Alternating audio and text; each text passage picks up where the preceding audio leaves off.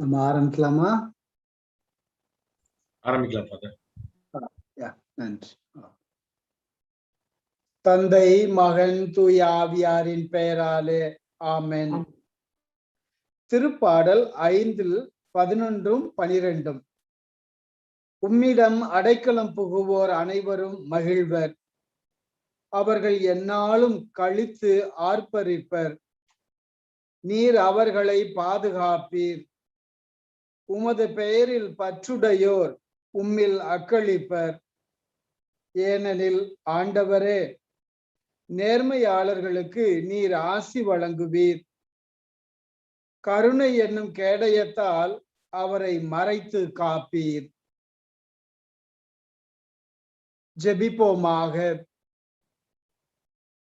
அன்பே உருவான இறைவா, எங்களுக்கு தந்தையும் தாயுமாக இருந்து இந்த அகில உலகத்தையும் நீதியினாலும் இரக்கத்தினாலும் உமது அன்பினாலும் ஆளுகை செய்து வருகிறீர். இயேசுவே, உம்முடைய தந்தையின் வழியாக இந்த அவனி முழுவதும் ஆசி அடைந்து உம்முடைய இறப்பினாலும் உயிர்ப்பினாலும் உம்முடைய பிரசன்னத்தினாலும் இந்த உலகம் ஆட்சி அடைகிறது. இயேசுவே, எங்களை ரட்சிப்பதற்காக வந்த தெய்வமே, ஒரே குடும்பமாக SMTC சமூகமாக உம்முடைய பாதத்துல மண்டியிட்டு கிடக்கிறோம். இந்த நாளுக்காக நன்றி சொல்லி நீர் எங்களுடைய தேசத்தை மீண்டும் ஆசீர்வதிக்க வேண்டும். இந்த தொற்றுதல் வியாதியிலிருந்து விடுதலை அடைய உம்முடைய பேரன்பை எங்கள் மீதும் எங்கள் தேசத்தின் மீதும் பொழிய வேண்டி SMTC சமூகமாக உம்முடைய பாதத்தில் நிற்கிறோம். எங்கள் அனைவரையும் ஆசீர்வதித்தருளும். நாங்கள் எடுக்கிற இந்த ஒரு சிறிய முயற்சி தொடர் இறை வார்த்தை வாசிப்பு பணியில கலந்து கொண்டு ஜெபிக்கிற வாசிக்கிற இறை வார்த்தையை உள்வாங்குகின்ற அத்தனை சகோதர சகோதரிகளையும் நிறைவாய் ஆசீர்வதித்தருளும். பரிசுத்த ஆவியானவரே, மக்களுடைய மனதிலே குடிகொண்டு எல்லாரையும் வழிநடத்துகிற தெய்வமே, உம்முடைய கருணை கண்களையும் ஆசிரையும் எங்கள் மீது எங்கள் தேசத்தின் மீதும் பொழிந்தருளும். இருக்கிற நிலைமை மாறி நீரே அரசராக மீண்டுமாக பொறுப்பெடுத்து நீதியின் பொருட்டும் இரக்கத்தின் பொருட்டும் உம்முடைய வலது கரத்தினால் ஆசி பெற்ற தேசமாக மாற்றி அருளும். உம்மை நோக்கி மன்றாடி இடுக்கணுற்ற வேளையில ஜெபிக்கிற அப்பா, தந்தாய், மாமரியே என்று கூப்பிடுகிற பிள்ளைகளுக்கு துணையாக இருந்தருளும். மருத்துவர்களையும் செவிலியர்களையும் நிறைவாய் ஆசீர்வதித்தருளும். தன்னார்வ மனநிலை கொண்டு உழைக்கிற அத்தனை சகோதர சகோதரிகளை ஆசீர்வதித்தருளும். நாங்கள் பாவிகள், உம்முடைய பார்வைக்கு நாங்கள் அருகதையற்றவர்கள். இருந்த போதிலும் நீர் எங்களுக்கு கொடுக்கிற தெய்வம், எங்களை ஆசீர்வதிக்கிற தகப்பன் என்ற ஒரு உரிமை சொத்து கருதி நாங்கள் உம்முடைய பாதத்தில் நிற்கிறோம். எங்களையும் எங்கள் தேசத்தையும் ஆசீர்வதித்தருளும். இந்திய தேசத்தின் ராக்கினியே எங்களுக்காக வேண்டிக் கொள்ளும். இந்திய தேசத்தின் ராக்கினியே எங்களுக்காக வேண்டிக் கொள்ளும். இந்திய தேசத்தின் ராக்கினியே எங்களுக்காக வேண்டிக் கொள்ளும். எல்லாம் வல்ல இறைவன் தந்தை, மகன், தூயாவி உங்களை நிறைவாய் ஆசீர்வதித்து காப்பாராக. ஆமென். இப்பொழுது நாம் தொடர்ந்து இறை வார்த்தை வாசிப்பு பணியிலே ஈடுபடுவோம்.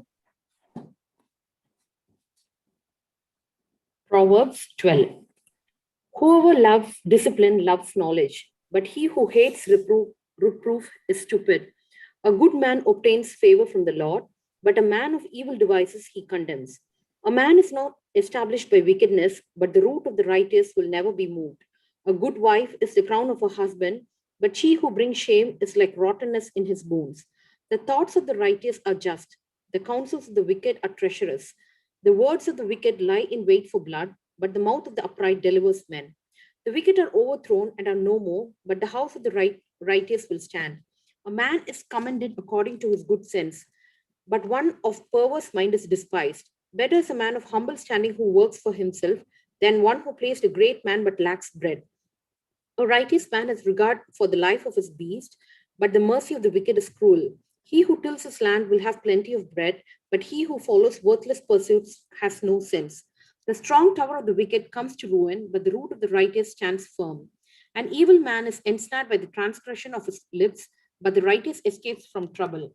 From the fruit of his words, a man is satisfied with good, and the work of a man's hand comes back to him. The way of a fool is right in his own eyes, but a wise man listens to advice.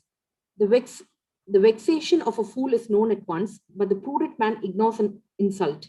He who speaks the truth gives honest evidence, but a false witness utters deceit.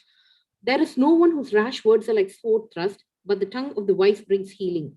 Truthful lips endure forever, but a lying tongue is but for a moment. Deceit is in the heart of those who devise evil, but those who plan good have joy. No ill befalls the righteous, but the wicked are filled with trouble. Lying lips are an abomination to the Lord, but those who act faithfully are his delight. A prudent man conceals his knowledge, but fools proclaim their folly. The hand of the diligent will rule, while the slothful will be put to forced labor. Anxiety in a man's heart weighs him down, but a good word makes him glad. A righteous man turns away from evil, but the way of the wicked leads them astray. A slothful man will not catch his prey, but the diligent man will get precious wealth. The path of righteousness is life, but the way of error leads to death. Chapter 13. A wise son hears his father's instruction, but a scoffer does not listen to rebuke. From the fruit of his mouth, a good man eats good, but the desire of the treacherous is for violence. He who guards his mouth preserves his life. He who opens wide his lips comes to ruin. The soul of the sluggard craves and gets nothing, while the soul of the diligent is richly supplied. A righteous man hates falsehood, but a wicked man acts shamefully and disgracefully. Righteousness guards him whose way is upright, but sin overthrows the wicked. One man pretends to be rich, yet has nothing. Another pretends to be poor, yet has great wealth. The ransom of a man's life is his wealth, but a poor man has no means of redemption. The light of the righteous rejoices, but the lamp of the wicked will be put out. By insolence, the heedless make strife, but with those who take advice is wisdom. Wealth hastily gotten will dwindle, but he who gathers little by little will increase it. Hope deferred makes the heart sick, but a desire fulfilled is a tree of life. He who despises the word brings destruction on himself, but he who respects a commandment will be rewarded. The teaching of the wise is a fountain of life, that one may avoid the snares of death. Good sense wins favor, but the way of the faithless is their ruin. In everything, a prudent man acts with knowledge, but a fool flaunts his folly. A bad messenger plunges me into trouble, but a faithful envoy brings healing. Poverty and disgrace come to him who ignores instruction, but he who heeds reproof is honored. A desire fulfilled is sweet to the soul, but to turn away from evil is an abomination to fools. He who walks with wise men becomes wise, but a companion of fools will suffer harm. Misfortune pursues sinners, but prosperity rewards the righteous. A good man leaves an inheritance to his children's children, but the sinner's wealth is laid up for the righteous. The fallow ground of the poor yields much food, but it is swept away through injustice. He who spares the rod hates his son, but he who loves him is diligent to discipline him. The righteous is enough to satisfy his appetite, but the belly of the wicked suffers want. Chapter 14. Wisdom builds a house, but folly with her own hands tears it down. He who walks in uprightness fears the Lord, but he who is devious in his ways despises him. The talk of a fool is a rod for his back, but the lips of the wise will preserve them. There are no oxen, there is no grain, but abundant crops come by the strength of the ox. A faithful witness does not lie, but a false witness breathes out lies. A scoffer seeks wisdom in vain, but knowledge is easy for a man of understanding. Leave the presence of a fool, for there you do not meet words of knowledge. The wisdom of a prudent man is to discern his way, but the folly of fools is deceiving. God scorns the wicked, but the upright enjoy his favor. The heart knows its own bitterness, and no stranger shares his joy. The house of the wicked will be destroyed, but the tent of the upright will flourish. There is a way which seems right to a man, but its end is the way to death. Even in laughter, the heart is sad, and the end of joy is grief. A perverse man will be filled with the fruit of his ways, and a good man with the fruit of his deeds. The simple believes everything, but the prudent looks where he is going. A wise man is cautious and turns away from evil, but a fool throws off restraint and is careless. A man of quick temper acts foolishly, but a man of discretion is patient. The simple acquire folly, but the prudent are crowned with knowledge. The evil bow down before the good, the wicked at the gates of the righteous. The poor is disliked even by his neighbor, but the rich has many friends. He who despises his neighbor is a sinner, but happy is he who is kind to the poor. Do they not err that devise evil? Those who devise good meet loyalty and faithfulness. In all toil there is profit, but mere talk tends only to want. The crown of the wise is their wisdom, but folly is the garland of fools. A truthful witness saves life, but one who utters lies is a betrayer.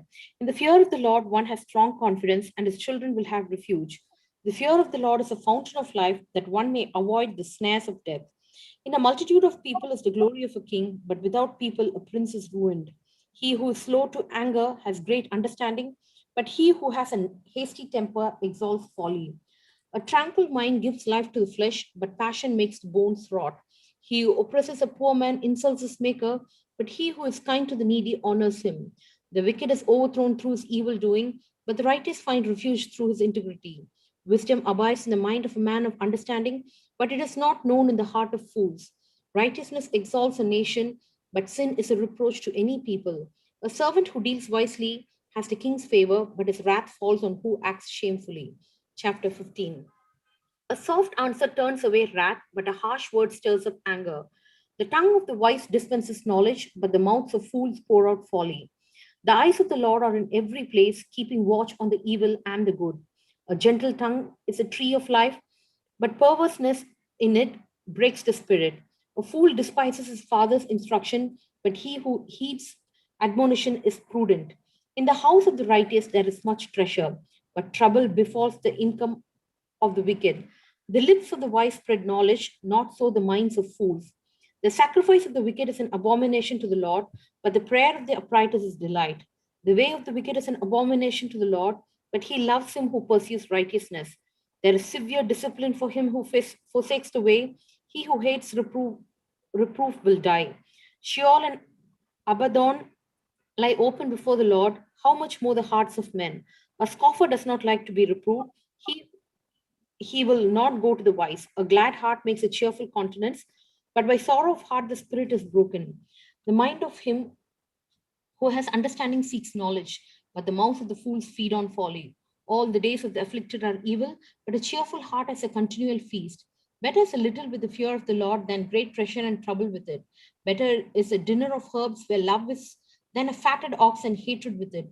A hot tempered man stirs up strife, but he who is slow to anger quiets contention.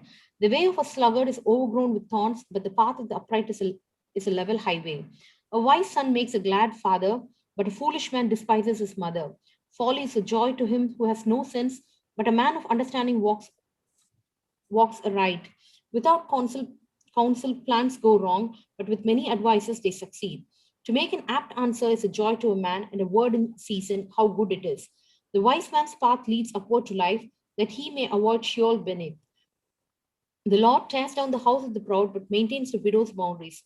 The thoughts of the wicked are an abomination to the Lord. The words of the pure are pleasing to him. He who is greedy for unjust gain makes trouble for his household, but he who hates bribes will live.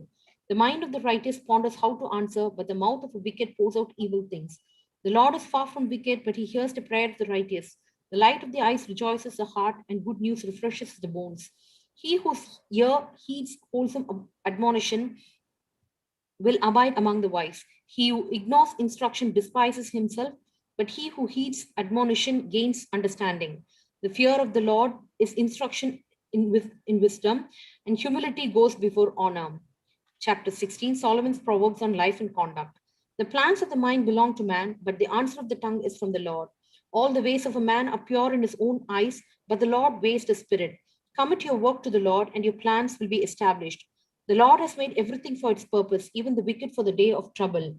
Everyone who is arrogant is an abomination to the Lord. Be assured he will not go unpunished. By loyalty and faithfulness, iniquity is atoned for, and by the fear of the Lord, a man avoids evil. When a man's ways please the Lord, he makes even his enemies to be at peace with him. Better is a little with righteousness than great revenues with injustice. A man's mind plans his way, but the Lord directs his steps. Inspired decisions are on the lips of a king. His mouth does not sin in judgment. A just balance and scales of the Lord's, all the weights in the bag are his work. It's an abomination to kings to do evil, for the throne is established by righteousness. Righteous lips are the delight of a king, and he loves him who speaks what is right. A king's wrath is a messenger of death, and a wise man will appease it. In the light of the king's face, there is life, and his favor is like the clouds that bring the spring rain. To get wisdom is better than gold. To get understanding is to be chosen rather than silver. The highway of the upright turns aside from evil. He who guards his way preserves his life. Pride goes before destruction and a haughty spirit before a fall. It is better to be of a lowly spirit with the poor than to divide the spoil with the crowd. He who gives heed to the word will prosper, and happy is he who trusts in the Lord. The wise of the heart is called a man of discernment, and pleasant speech increases persuasiveness. Wisdom is a fountain of life to him who has it, but folly is the chastisement of fools. The mind of the wise makes his speech judicious and adds persuasiveness to his lips. Pleasant words are like honeycomb, sweetness to the soul and health to the body. There is a way which seems right to a man, but its end is the way to death. A worker's appetite works for him, his mouth urges him on. A worthless man plots evil, and his speech is like a scorching fire. A perverse man spreads strife, and a whisperer separates close friends. A man of violence entices his neighbor and leads him in a way that is not good. He who winks his eyes plants perverse things. He who compresses his lips brings evil to pass. A hoary head is a crown of glory. It is gained in a righteous life. He who is slow to anger is better than the mighty, and he who rules his spirit than he who takes a city. The lot is cast into the lap, but the decision is wholly from the Lord. Proverbs chapter 17. Better to eat a dry crust of bread with peace of mind than to have a banquet in a house full of trouble. A shrewd servant will gain authority over a master's worthless son and receive a part of the inheritance. Gold and silver are tested by fire, and a person's heart is tested by the Lord. Evil people listen to evil ideas, and liars listen to lies. If you laugh at poor people, you insult the God who made them. You will be punished if you take pleasure in someone's misfortune. Old men are proud of their grandchildren, just as boys are proud of their fathers. Respected people do not tell lies, and fools have nothing worthwhile to say. Some people think a bribe works like magic. They believe it can do anything. If you want people to like you, forgive them when they wrong you. Remembering wrongs can break up a friendship. An intelligent person learns more from one rebuke than a fool learns from being beaten 100 times. Death will come like a cruel messenger to wicked people who are always stirring up trouble. It is better to meet a mother bare robbed of her cubs than to meet some fool busy with a stupid project. If you repay good with evil, you will never get evil out of your house. The start of an argument is like the first break in a dam. Stop it before it goes any further. Condemning the innocent or letting the wicked go, both are hateful to the Lord. It does a fool no good to spend money on an education because he has no common sense. Friends always show their love. What are brothers for if not to share trouble? Only a man with no sense would promise to be responsible for someone else's debts. To like sin is to like making trouble. If you brag all the time, you are asking for trouble. Anyone who thinks and speaks evil can expect to find nothing good, only disaster. There is nothing but sadness and sorrow for a father whose son does foolish things. Being cheerful keeps you healthy. It is slow death to be gloomy all the time. Corrupt judges accept secret bribes, and then justice is not done. An intelligent person aims at wise action, but a fool starts off in many directions. A foolish son brings grief to his father and bitter regrets to his mother. It is not right to make an innocent person pay a fine. Justice is perverted when good people are punished. Someone who is sure of himself does not talk all the time. People who stay calm have real insight. After all, even a fool may be thought wise and intelligent if he stays quiet and keeps his mouth shut. Chapter 18. People who do not get along with others are interested only in themselves. They will disagree with what everyone else knows is right. A fool does not care whether he understands a thing or not. All he wants to do is to show how clever he is. Sin and shame go together. Lose your honor and you will get scorn in its place. A person's words can be a source of wisdom, deep as the ocean, fresh as the flowing stream. It is not right to favor the guilty and prevent the innocent from receiving justice. When some fool starts an argument, he is asking for a beating. When a fool speaks, he is ruining himself. He gets caught in the trap of his own words. Gossip is so tasty. How we love to swallow it. A lazy person is as bad as someone who is destructive. The Lord is like a strong tower where the righteous can go and be safe. Rich people, however, imagine that their wealth protects them like high, strong walls around a city. No one is respected unless he is humble. Arrogant people are on the way to ruin. Listen before you answer. If you don't, you are being stupid and insulting. Your will to live can sustain you when you are sick, but if you lose it, your last hope is gone. Intelligent people are always eager and ready to learn. Do you want to meet an important person? Take him a gift and it will be easy. The first man to speak in court always seems right until his opponent begins to question him. If two powerful men are opposing each other in court, casting lots can settle the issue. Help your brother and he will protect you like a strong city wall. But if you quarrel with him, he will close his doors to you. You will have to live with the consequences of everything you say. What you say can preserve life or destroy it. So you must accept the consequences of your words. Find a wife and you find a good thing. It shows that the Lord is good to you. When the poor man speaks, he has to beg politely, but when the rich man answers, he is rude. Some friendships do not last, but some friends are more loyal than brothers. Chapter 19. It is better to be poor but honest than to be a lying fool. Enthusiasm without knowledge is not good. Impatience will get you into trouble. Some people ruin themselves by their own stupid actions and then blame the Lord. Rich people are always finding new friends, but the poor cannot keep the few they have. If you tell lies in court, you will be punished. There will be no escape. Everyone tries to gain the favor of the important people. Everyone claims the friendship of those who give out favors. Even the brothers of a poor man have no use for him. No wonder he has no friends. No matter how hard he tries, he cannot win any. Do yourself a favor and learn all you can. Then remember what you learn and you will prosper. No one who tells lies in court can escape punishment. He is doomed. Fools should not live in luxury, and slaves should not rule over noblemen.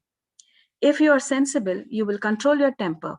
When someone wrongs you, it is a great virtue to ignore it. The king's anger is like the roar of a lion, but his favor is like welcome rain. A stupid son can bring his father to ruin. A nagging wife is like water going drip, drip, drip. A man can inherit a house and money from his parents, but only the Lord can give him a sensible wife. Be lazy if you want to, sleep on, but you will go hungry. Keep God's laws and you will live longer. If you ignore them, you will die. When you give to the poor, it is like lending to the Lord, and the Lord will pay you back. Discipline your children while they are young enough to learn. If you don't, you are helping them to destroy themselves. If someone has a hot temper, let him take the consequences. If you get him out of trouble once, you will have to do it again. If you listen to advice and are willing to learn, one day you will be wise. People may plan all kinds of things, but the Lord's will is going to be done. It is a disgrace to be greedy. Poor people are better off than liars. Obey the Lord, and you will live a long life, content and safe from harm. Some people are too lazy to put food in their own mouths. Arrogance should be punished so that people who don't know any better can learn a lesson. If you are wise, you will learn when you are corrected. Only a shameful, disgraceful person would ill treat his father or turn his mother away from his home. Son, when you stop learning, you will soon neglect what you already know. There is no justice where a witness is determined to hurt someone. Wicked people love the taste of evil. A conceited fool is sure to get a beating. Chapter 20. Drinking too much makes you loud and foolish. It is stupid to get drunk. Fear an angry king as you would a growling lion. Making him angry is suicide. Any fool can start arguments. The honorable thing is to stay out of them. A farmer who is too lazy to plow his fields at the right time will have nothing to harvest. A person's thoughts are like water in a deep well, but someone with insight can draw them out. Everyone talks about how loyal and faithful he is, but just try to find someone who really is. Children are fortunate if they have a father who is honest and does what is right. The king sits in judgment and knows evil when he sees it.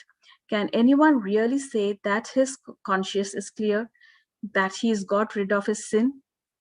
The Lord hates people who use dishonest weights and measures. Even a child shows that he is by what he does. You can tell if he is honest and good. The Lord has given us eyes to see with and ears to listen with. If you spend your time sleeping, you will be poor. Keep busy and you will have plenty to eat. The customer always complains that the price is too high, but then he goes off and brags about the bargain he got. If you know what you are talking about, you have something more valuable than gold or jewels. Anyone stupid enough to promise to be responsible for a stranger's debts out to have his own property and held to guarantee payment. What you get by dishonesty, you may enjoy like the finest food, but sooner or later it will be like a mouthful of sand. Get good advice and you will succeed. Don't go charging into battle without a plan. A gossip can never keep a secret. Stay away from people who talk too much. If you curse your parents, your life will end like a lamp that goes out in the dark. The more easily you get your wealth and less good it will do you. Don't take it on yourself to repay a wrong. Trust the Lord and he will make it right. The Lord hates people who use dishonest scales and weights. The Lord has determined a path. How then can anyone understand the direction his own life is taking? Think carefully before you promise an offering to God. You might regret it later. A wise king will find out who is doing wrong and will punish him without pity. The Lord gave us mind and conscience. We cannot hide from ourselves. A king will remain in power as long as his rule is honest, just, and fair. We admire the strength of youth and respect the gray hair of age. Sometimes it takes a painful experience to make us change our ways. Chapter 21. The Lord controls the mind of a king as easily as he directs the course of a stream. You may think that everything you do is right, but remember that the Lord judges your motives. Do what is right and fair, that pleases the Lord more than bringing him sacrifices. Wicked people are controlled by the conceit and arrogance, and this is sinful. Plan carefully, and you will have plenty. If you act too quickly, you will never have enough. The riches you get by dishonesty soon disappear, but not before they lead you into the jaws of death. The wicked are doomed by their own violence. They refuse to do what is right. Guilty people walk a crooked path, the innocent do what is right. Better to live on the roof than share the house with a nagging wife. Wicked people are always hungry for evil. They have no mercy on anyone. When someone who is conceited gets his punishment, even an unthinking person learns a lesson. One who is wise will learn from what he is taught. God, the righteous one, knows what goes on in the homes of the wicked, and he will bring the wicked down to ruin. If you refuse to listen to the cry of the poor, your own cry for help will not be heard. If someone is angry with you, a gift given secretly will calm him down. When justice is done, good people are happy, but evil people are brought to despair. Death is waiting for anyone who wanders away from good sense. Indulging in luxuries, wine, and rich food will never make you wealthy. The wicked bring on themselves the suffering they try to cause good people.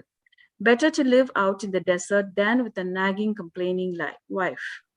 Wise people live in wealth and luxury, but stupid people spend their money as fast as they get it. Be kind and honest, and you will live a long life. Others will respect you and treat you fairly. A shrewd general can take a city defended by strong men and destroy the walls they relied on. If you want to stay out of trouble, be careful and what you say. Show me a conceited person, and I will show you someone who is arrogant, proud, and inconsiderate. A lazy man who refuses to work is only killing himself. All he does is think about what he would like to have. A righteous man, however, can give and give generously. The Lord hates it when wicked men offer him sacrifices, especially if they do it from evil motives. The testimony of a liar is not believed, but the word of someone who thinks matters through it's accepted. Righteous people are sure of themselves. The wicked have to pretend as best as they can. Human wisdom, brilliance, insight, they are of no help if the Lord is against you. You can get horses ready for battle, but it is the Lord who gives victory. Proverbs chapter. A good name is better than great wealth. Fame is preferable to gold or silver. Rich and poor have something in common. The Lord has made them all. The clever man foresees danger and hides, but the ignorant keep going and pays for it. The reward of humility and fear of the Lord is wealth, honor, and life. The path of the wicked is paved with thorns and traps. He who loves his life will keep his distance. Teach a child the way he should go, and he will not stray from it even when he is old. The rich man, Lord, is over the poor. The borrower is the moneylender's slave.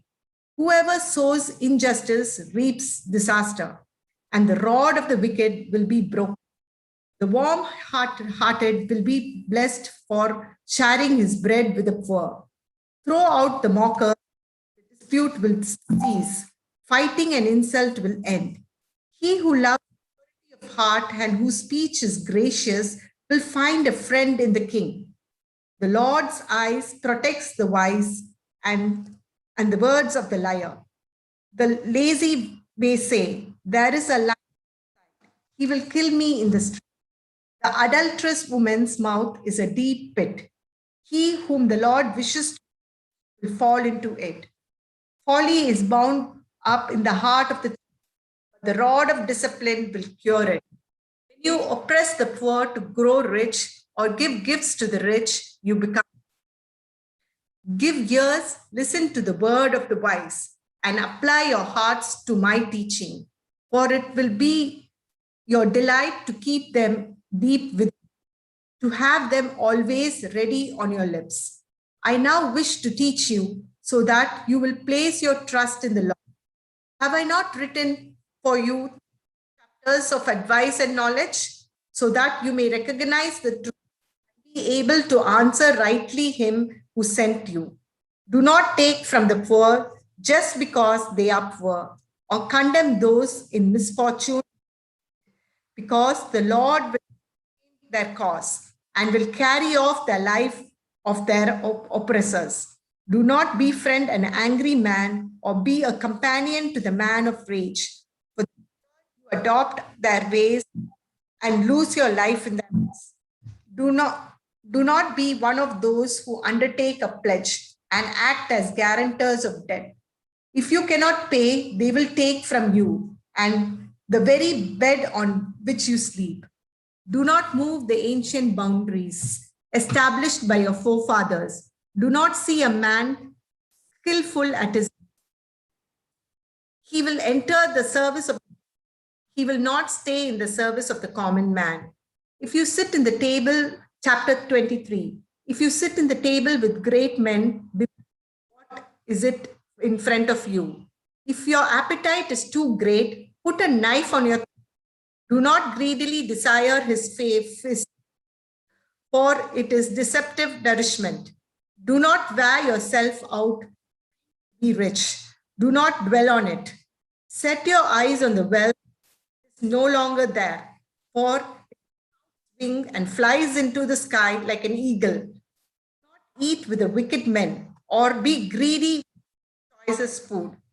All it appears for is for he plots in his heart. Eat and drink, he says, but he is not to be trusted. You will vomit it out as soon as it is eaten, and your words of praise waste it. Do not speak with a fool. He will not be able to appreciate your remarks.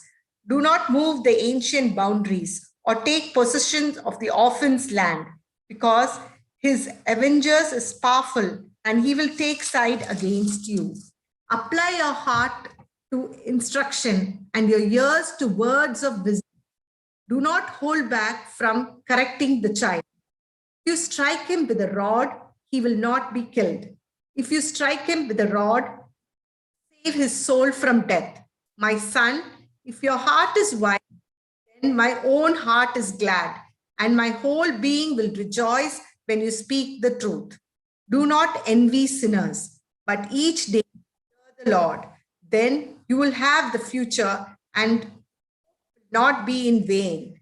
Listen, my son, and you will be wise, and you will guide your heart on its way. Do not be those who get drunk with wine or with stuff or themselves with meat. For the drunkard and the glutton themselves and drowses them in rage. Listen to your father who beget you. Do not despise your mother in her. Acquire and never sell it. Gain wisdom, discipline, and discernment. Happy the father of virtuous man. Who has a wise son will have the joy in him. May your father and mother rejoice, and may she who bore you be glad. My son, give me your heart. Your eyes may delight in my mind. You should know that the is a deep abyss, and the unknown woman a narrow well. Like a she will lie in wait, and she increases the sinners among men. For whom are the cries and laments? For whom are the complaints and sighs? For whom are the blows without reason? For whom are the clouded eyes? For those who abandon themselves to wine, who go in search of the well-blended wines, do not look at wine even though it is red, though it sparkles in your glass and goes down smoothly. In the end, it bites like a snake and stings like a viper. Your eyes will strange things, and you will end up speaking nonsense. You will be like a man asleep on the high seas, lying on top of the mast. They hit me, but I am not hurt. They beat me, but I feel nothing. When I will wake up, I will go in search of more wine. Chapter 24. Do not envy the wicked or desire their company, for the hearts dream only of violence, and their lips speak nothing but evil. Wisdom builds the house and is strengthened by the prudence. Its granaries are filled with knowledge, with all that is good, precious, and desirable. The wise man is more powerful than the strong, and the men of knowledge add to his strength. For he goes into battle with wise plan, and success depends on many advisors. Wisdom is beyond the reach of the fool. He does not open his mouth in the assembly. Whoever is intent on evil doing is called an unscrupulous mastermind. The fool dreams only of sin. The mockers deserve only contempt. If you lose heart when misfortune comes, miserable is your strength. Rescue those who are being carried away to die. Save those who are being dragged away to execution. If you say, we did not know this man, does not he who weighs the heart understand? He who watches over the soul is aware, and he will reward each one according to his deed. Eat honey, my child, because it is good.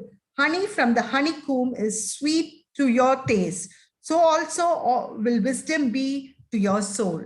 If you find it, you have a future, and you hope will not be in vain. Evildoers do not lie in wait against the house of the virtuous man. Do not plunder his house, because even though the virtuous man falls 7 times, he gets up again, but the wicked sinks in their adversities. Do not rejoice if your enemy falls, or let your hearts be glad if he stumbles. The Lord sees it and be displeased, and his anger turned away from him. Do not be increased by the wicked or envious of the ungodly, for there is no future for the evil, and the lamp of the wicked will be extinguished. Fear the Lord and the king. My son, make no deals with the agitators, or distress will befall them without warning. And who knows when will their ruin come? These also are saying of the wise. It is not good for judge to show partiality. People curse and nations hate him who says to the wicked man, you are just. But those who punish the evildoers can be happy. Blessing and happiness will be theirs. An honest answer is like a kiss on the lip, Complete your outdoor work and make everything ready in the field. Afterwards, you can think of building your house. Do not bear witness against your neighbor without cause, and do not deceive with your lips. Do not say, I will do to him as he did to me. I will repay him for what he did. I passed by the lazy man's field, by his vineyard, or the senseless man. Everywhere it will be full of weeds. Tassels covered the ground, and the stone's wall had fallen apart. Seeing all this, I reflected and drew a lesson from what I saw. A little sheep, a little drowsiness, a little folding of the arms to rest. And then poverty came upon you like a tramp, and misery like a beggar. Chapter 24. These are also Proverbs of Solomon, transcribed in the time of Hezekiah, king of Judea. The glory of God is the hiding thing, and the glory of the king in phantom them. As high as the sky, as deep as the earth, such is the unfathomable heart of the king. Remove the impurities from silver, and it will become a vessel in the hands of the silversmith. Remove the wicked from the king's presence, and he will affirm his power through justice. Do not boast before the king, or put yourself among the great. It would be better to be invited, come up here, than to be humiliated in the presence of the prince. Do not be too hasty in accusing your neighbor, for what could happen to you should he confront you. Defend your case against your neighbor, but do not reveal the secret of another, lest he overhears it and despises you, and your reputation be lost. An opponent's word is like a golden apple encased in silver, a golden ring, or an ornament of fine gold. Is the wise man rebuke to a responsive person? Like the coldness of snow in the times of harvest, is a trustworthy messenger to him who sends him. He revives the spirit to his master. Clouds and winds, but no rains. Such is the man who promises but does not fulfill. With little patience, you will persuade the judge. A soft tongue can break bones. If you find honey, eat only what you need, but not too much, lest you vomit it up. Go rally to your neighbor's house, lest he grows tired of you and hates you. A mace, a sword, a sharp arrow, such is the man who bears false witness against his neighbor. A decaying tooth, a lame foot, such is the trust put in the ungodly one on the day of trouble. Singing a song to a grievous person is like taking off your cloak in a frosty weather, or like pouring vinegar into the wound. If your enemy is hungry, give him something to eat. If thirsty, something to drink. Thus, you pile up red hot coal on his head, and the Lord will reward you. As the north wind brings the rain, so the gossiping tongue leaves an angry face. Better the corners of the barn to live in than the house shared with a whimful woman. Good news from the distant country is like cold water to a dry throat. Like a churning river or a polluted spring is the man who trembles before the evildoers. It is not good to eat too much honey, nor it is good to be greedy for honors. The man who cannot control his anger is like an open city whose walls are broken down.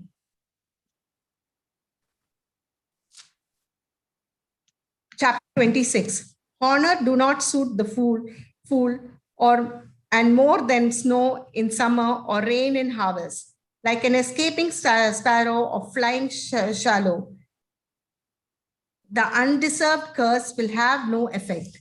A whip for the horse, a bridle for the donkey, and a stick for the back of the fools. Do not answer a fool in terms of his folly, lest you become like him. Answer the fool in terms of his folly, least he considered himself intelligent.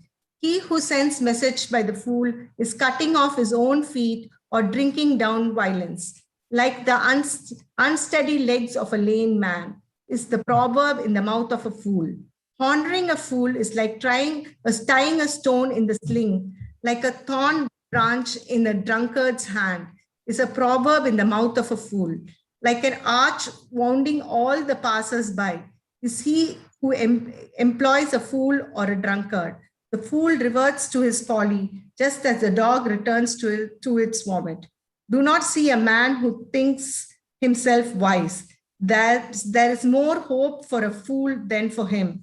There is a lion in the street, the lazy man says, a fierce lion roaming in the square. The door turns on its hinges, and the lazy man on his bed.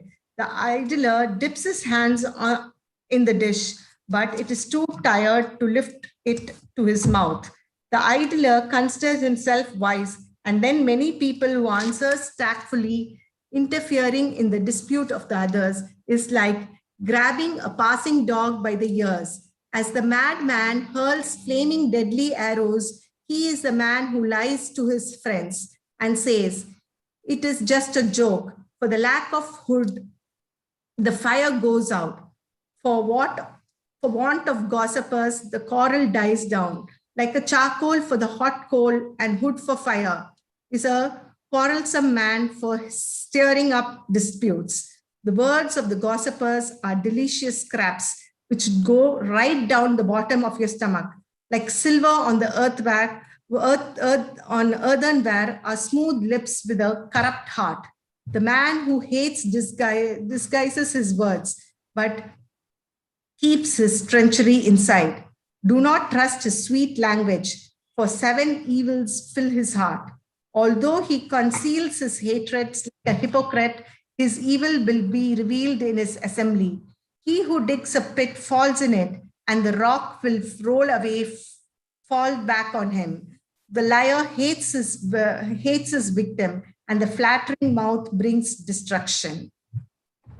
Proverbs 27. Do not boast about tomorrow, for you do not know what a day may bring. Let another praise you, and not your own mouth, a stranger, and not your own lips. A stone is heavy, and sand is weighty, but a fool's provocation is heavier than both. Wrath is cruel, and anger is overwhelming. But who is able to stand before jealousy? Better is open rebuke than hidden love. Well meant are the wounds a friend inflicts, but profuse are the kisses of an enemy. The sated appetite spurns honey, but a ravenous appetite, even the bitter, is sweet. Like a bird that strays from its nest is one who strays from home. Perfume and incense make the heart glad, but the soul is torn by trouble. Do not forsake your friend or the friend of your parent. Do not go to the house of your kindred in the day of your calamity. Better is a neighbor who is nearby than a kindred who are far away. Be wise, my child, and make my heart glad, so that I may answer whoever reproaches me. The clever see danger and hide, but the simple go on and suffer for it. Take the garment of who has given surety for a stranger. Seize the pledge given as surety for foreigners. Whoever blesses a neighbor with a loud voice, rising early in the morning, will be counted as cursing. A continual dripping on a rainy day and a contentious wife are alike. To restrain her is to restrain the wind, or to grasp oil in the right hand. Iron sharpens iron, and one person sharpens the wits of another. Anyone who tends a fig tree will eat its fruit, and anyone who takes care of the master will be honored. Just as water reflects the face, so one human heart reflects another. Sheol and Abdanon are never satisfied, and human eyes are never satisfied. The crucible is for silver, and the furnace is for gold. So a person is tested by being praised. Crush a fool in a mortar with a pestle, along with crushed grain, but the folly will not be driven out. Know well the condition of your flocks, and give attention to your herds. For riches do not last forever, nor a crown for all generations. When the grass is gone and new growth appears, the herbage of the mountains is gathered. The lambs will provide your clothing, and the goats the price of a field. There will be enough goat's milk for your food and for the food of your household, and nourishment for your servant girls. Chapter 28. The wicked flee when no one pursues, but the righteous are as bold as lion. When a land rebels, it has many rulers, but with an intelligent ruler, there is lasting order. A ruler who oppresses the poor is a beating rain that leaves no food. Those who forsake the law praise the wicked, but those who keep the law struggle against them. The evil do not understand justice, but those who seek the Lord understand it completely. Better to be poor and walk in integrity than to be crooked in one's ways, even though rich.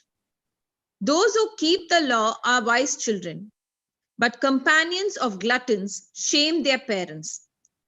One who arguments wealth by exorbitant interest gathers it for another who is kind to the poor. When one will not listen to the law, everyone's prayers are an abomination. Those who misled the upright into evil ways will fall into pits of their own making, but the blameless will have a goodly inheritance. The rich is wise in self-esteem, but an intelligent poor person sees through the pose. When the righteous triumph, there is great glory, but when the wicked prevail, people go into hiding. No one who conceals transgressions will prosper, but one who confesses and forsakes them will obtain mercy. Happy is the one who is never without fear, but one who is hard-hearted will fall into calamity. Like a roaring lion or a charging bear is a wicked ruler over a poor people. A ruler who lacks understanding is a cruel oppressor, but one who hates unjust gain will enjoy a long life. If someone is burdened with the blood of another, let that killer be a fugitive until death. Let no one offer assistance. One who walks in integrity will be safe. But whoever follows the crooked ways will fall into the pit. Anyone who tills the land will have plenty of bread, but one who follows worthless pursuits will have plenty of poverty. The faithful will abound with blessings, but one who is in hurry to be rich will not go unpunished. To show partiality is not good, yet for a piece of bread a person may do wrong. The miser is in a hurry to get rich and does not know that the loss is sure to come. Whoever rebukes a person will afterward find more favor than one who flatters with the tongue. Anyone who robs father or mother and says, "That is no crime," is a partner to a thug. The greedy person stirs up strife, but whoever trusts in the Lord will be enriched. Those who trust in their own wits are fools, but those who walk in wisdom come through safely. Whoever gives to the poor will lack nothing, but one who turns a blind eye will get many a curse. When the wicked prevail, people go into hiding, but when they perish, the righteousness increase. 29 chapter. One who is often reproved yet remains stubborn will suddenly be broken beyond healing. When the righteous are in authority, the people rejoice, but when the wicked rule, the people groan. A child who loves wisdom makes a parent glad, but to keep company with the prostitutes is to squander one's substance.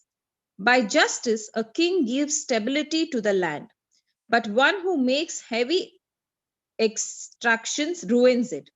Whoever falters a neighbor is spreading a net for the neighbor's feet.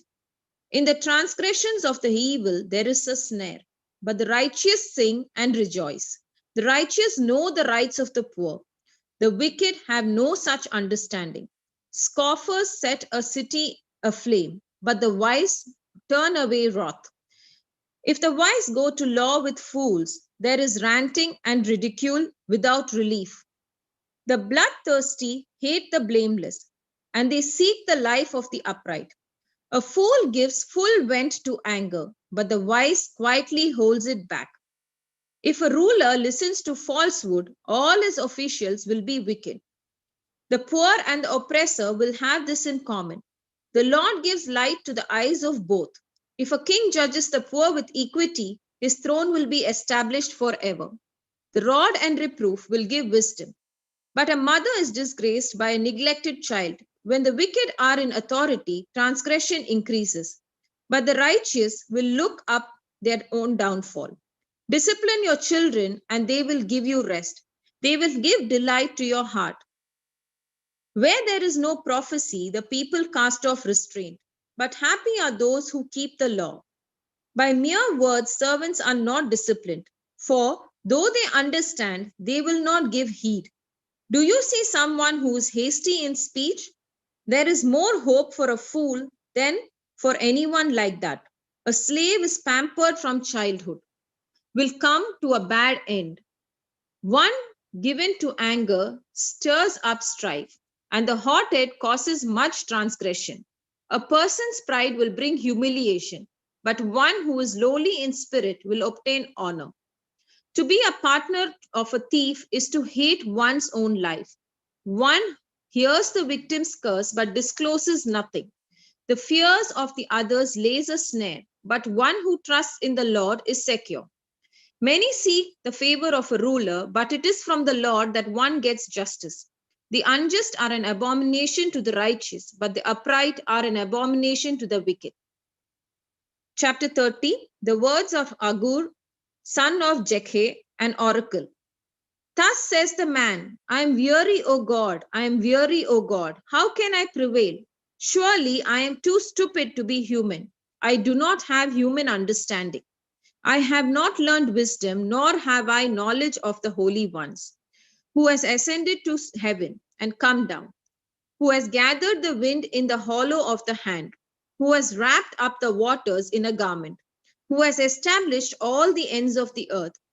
What is the person's name, and what is the name of the person's child? Surely you know. Every word of God proves true. He is a shield to those who take refuge in him. Do not add to his words, or else he will rebuke you, and you will be found a liar. 2 things I ask of you. Do not deny them to me before I die. Remove far from me falsehood and lying. Give me neither poverty nor riches. Feed me with food that I need, or I shall be full and deny you, and say, who is the Lord? Or I shall be poor and steal and profane the name of my God. Do not slander a servant to a master, or the servant will curse you, and you will be held guilty. There are those who curse their fathers and do not bless their mothers. There are those who are pure in their own eyes, yet are not cleansed of their filthiness. There are those who, how lofty are their eyes, how high are the eyelids lifted. There are those whose teeth are swords, whose teeth are knives, to devour the poor from off the earth, the needy from among mortals. The leech has 2 daughters. Give, give, they cry. 3 things are never satisfied. 4 never say enough. Sheol, the barren womb, the earth ever thirsty for water, and the fire that never says enough. The eye that mocks a father and scorns to obey a mother will be pecked out by ravens of the valley and eaten by the vultures. 3 things are too wonderful for me. 4 I do not understand. The way of an eagle in the sky, the way of a snake on a rock, the way of a ship on a high sea, and the way of a man with a girl. This is the way of an adulteress. She eats and wipes her mouth and says, I have done no wrong. Under 3 things the earth trembles. Under 4 it cannot bear up. A slave when he becomes king, and a fool when glutted with food. An unloved woman when she gets a husband. A maid when she succeeds her mistress. 4 things on earth are small, yet they are exceedingly wise. The ants are a people without strength, yet they provide their food in the summer. The badgers are people without power, yet they make their homes in the rocks. The locusts have no king, yet all of them march in rank. The lizard can be grasped in the hand, yet it is found in kings' palaces. 3 things are stately in their stride. 4 are stately in their gait. The lion, which is the mightiest among wild animals, and does not turn back before any. The strutting rooster, the he-goat, and a king striding before his people. If you have been foolish exalting yourself, or if you have been devising evil, put your hand on your mouth. For a pressing milk produces curds, and the pressing the nose produces blood. So pressing anger produces strife.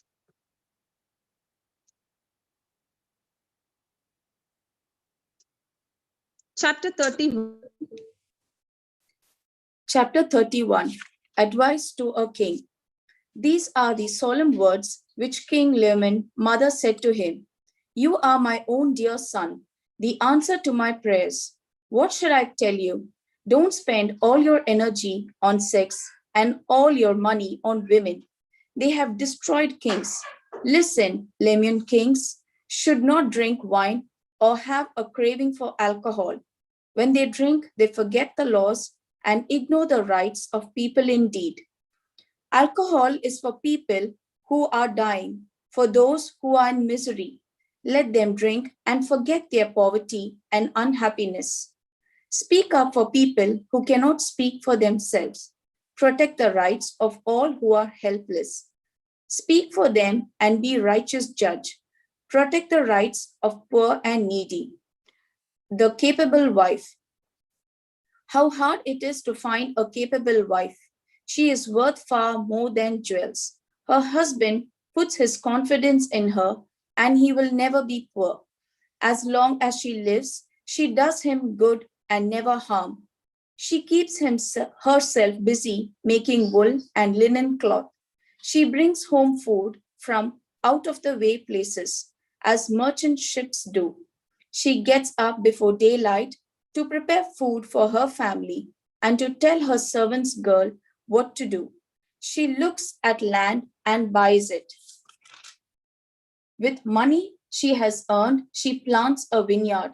She is a hard worker, strong and industrious. She knows the value of everything she makes and works late into the night.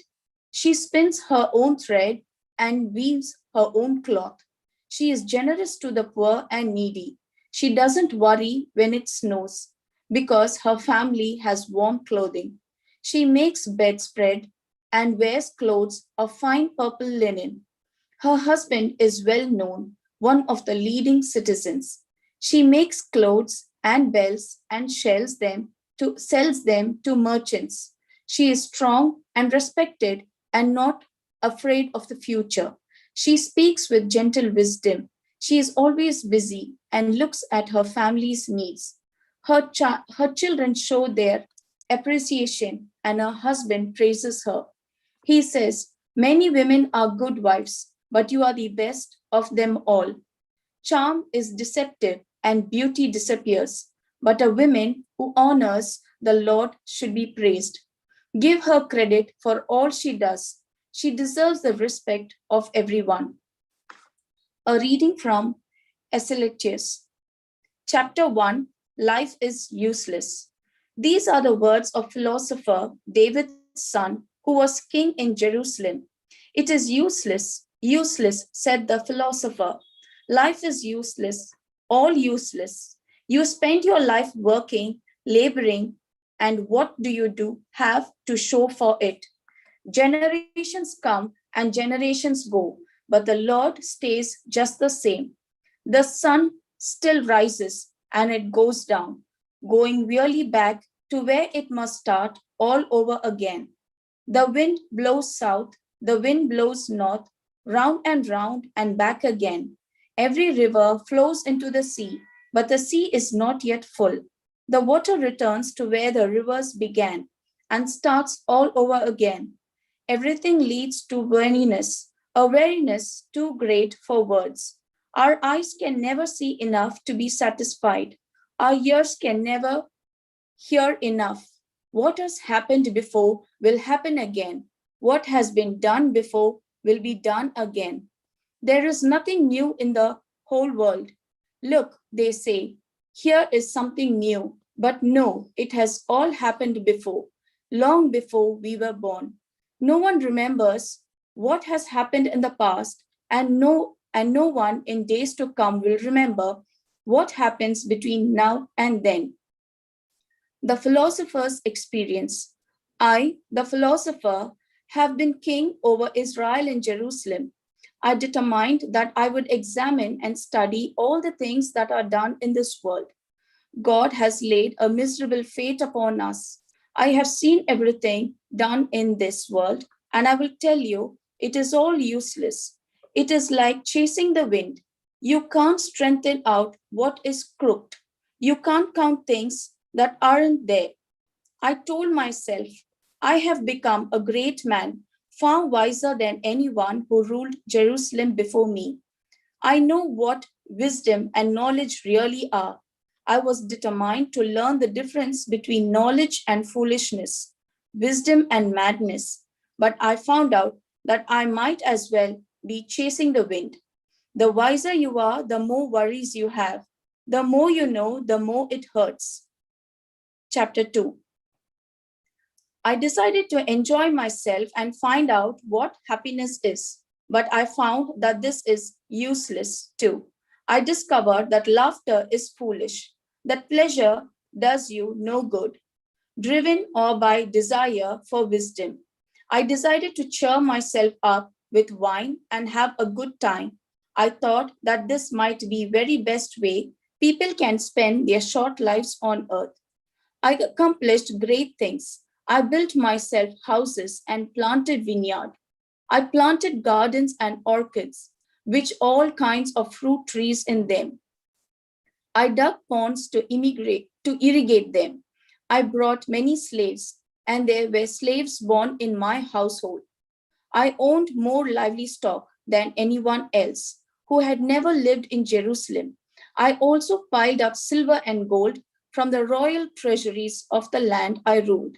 Men and women sang to entertain me, and I had all the women a man could want. Yes, I was greater than anyone else who had ever lived in Jerusalem, and my wisdom never failed me. Anything I wanted, I got. I did not deny myself any pleasure. I was proud of everything I had worked for, and all this was my reward. Then I thought about all that I had done and how hard I had worked doing it. And I realized that it didn't mean a thing. It was like chasing the wind, of no use at all. After all, a king can only do what previous kings have done. So I started thinking about what it meant to be wise or reckless or foolish. Oh, I know, the wisdom is better than foolishness, just as light is better than darkness. Wise men can see where they are going, and fools cannot. But I also know that the same fate is waiting for us all. I thought to myself, I will suffer the same fate as fools. So what have I gained from being so wise? Nothing, I answered, not a thing. No one remembers wise men, and no one remembers fools. In days to come, we will all be forgotten. We must all die wise and foolish alike. So life came to mean nothing to me, because everything in it has brought me nothing but trouble. It had all been useless. I had been chasing the wind. Nothing that I had worked for and earned meant a thing to me, because I knew what I would have to leave it to my successors. And he might be wise or he might be a foolish. Who knows? Yet he will own everything I have worked for, everything my wisdom has earned for me in this world, in all uselessness. So I came to regret that I had worked so hard. You work for something with all your wisdom, knowledge, and skill, and then you have to leave it all to someone who hasn't had to work for it. It is useless and it isn't right. You work and worry your way through life, and what do you have to show for it? As long as you live, everything you do brings nothing but worry and heartache. Even at night, your mind can't rest. It is all useless. The best thing a man can do is eat and drink and enjoy what he has earned. And yet, I realize that even this comes from God. How else could you have anything to eat or enjoy yourself at all?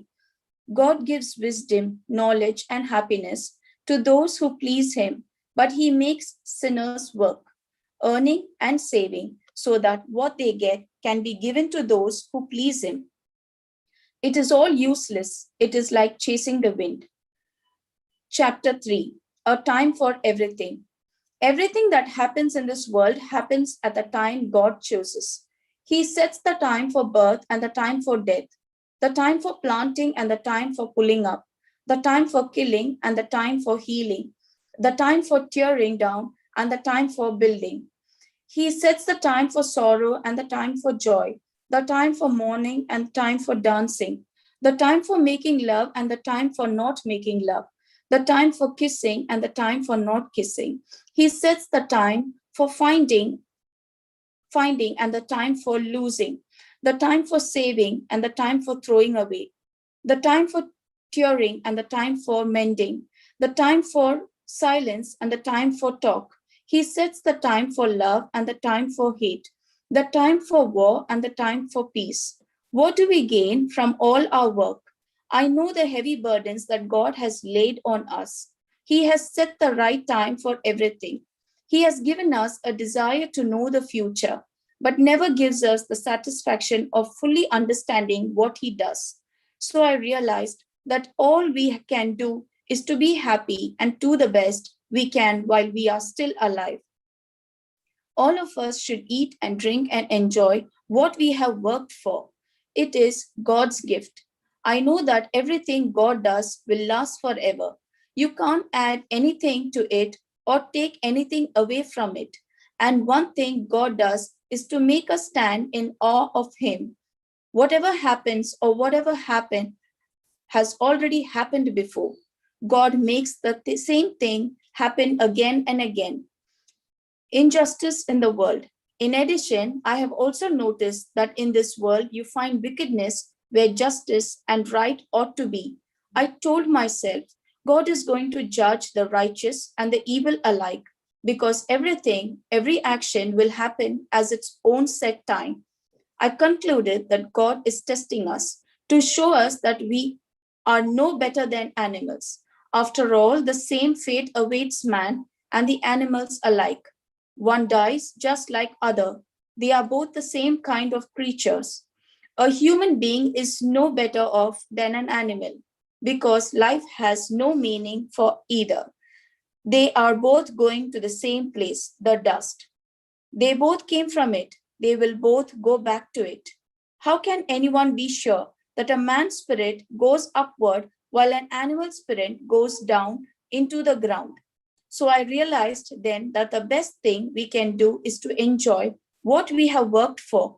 There is nothing else we can do. There is no way for us to know what will happen after we die. Chapter 4. Then I looked again at all the injustice that goes on in this world. The oppressed were weeping, and no one would help them. No one would help them because their oppressors had power on their side.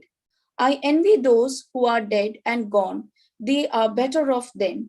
Those who are still alive, but better off then. Either are those who have never been born, who have never been in injustice that goes on in this world. I have also learned why people work so hard to succeed. It is because they envy their neighbors. but it is useless. It is like chasing the wind. They say that a man would be a fool to fold his hands and let himself starve to death. Perhaps so, but it is better to have only a little with peace of mind than to be busy all the time with both hands trying to catch the wind. I have noticed something else in life that is useless. Here is a man who lives alone. He has no son, no brother, yet he is always working, never satisfied with the wealth he has, for whom he is working so hard and denying himself any pleasure. This is useless too, and a miserable way to live. Two are better off than one because together they can work more effectively. If one of them falls down, the other can help him up. But if someone is alone and falls, it's just too bad because there is no one to help him. If it is cold, two can sleep together and stay warm. But how can you keep warm by yourself? Two men can resist an attack that would defeat one man alone. A rope made of 3 cords is hard to break. A man may rise from poverty to become a king of his country or go from prison to the throne. But if in his old age he is too foolish to take advice, he is not as well off as a young man who is poor but intelligent. I thought about all the people who live in the world, and I realized that somewhere among them there is a young man who will take the king's place. There may be no limit to the number of people a king rules. When he is gone, no one will be grateful for what he has done. It is useless. It is like chasing the wind. Chapter 5. Don't make rash promises. Be careful about going to the temple. It is better to go there to learn than to offer sacrifice, as foolish people do. People who don't know right from wrong think before you speak and don't make any rash promises to God. He is in heaven and you are on earth. So don't say any more than you have to. The more you worry, the more likely you are to have bad dreams. And the more you talk, the more likely you are to say something foolish. So when you make a promise to God, keep it as quickly as possible. He has no use for the fools. Do what you promise to do. Better not to promise at all than to make a promise and not keep it. Don't let your own words lead you into sin, so that you will have to tell God's priest that you didn't mean it. Why make God angry with you? Why let him destroy what you have worked for? No matter how much you dream, how much useless work you do, or how much you talk, you must still stand in awe of God. Life is useless.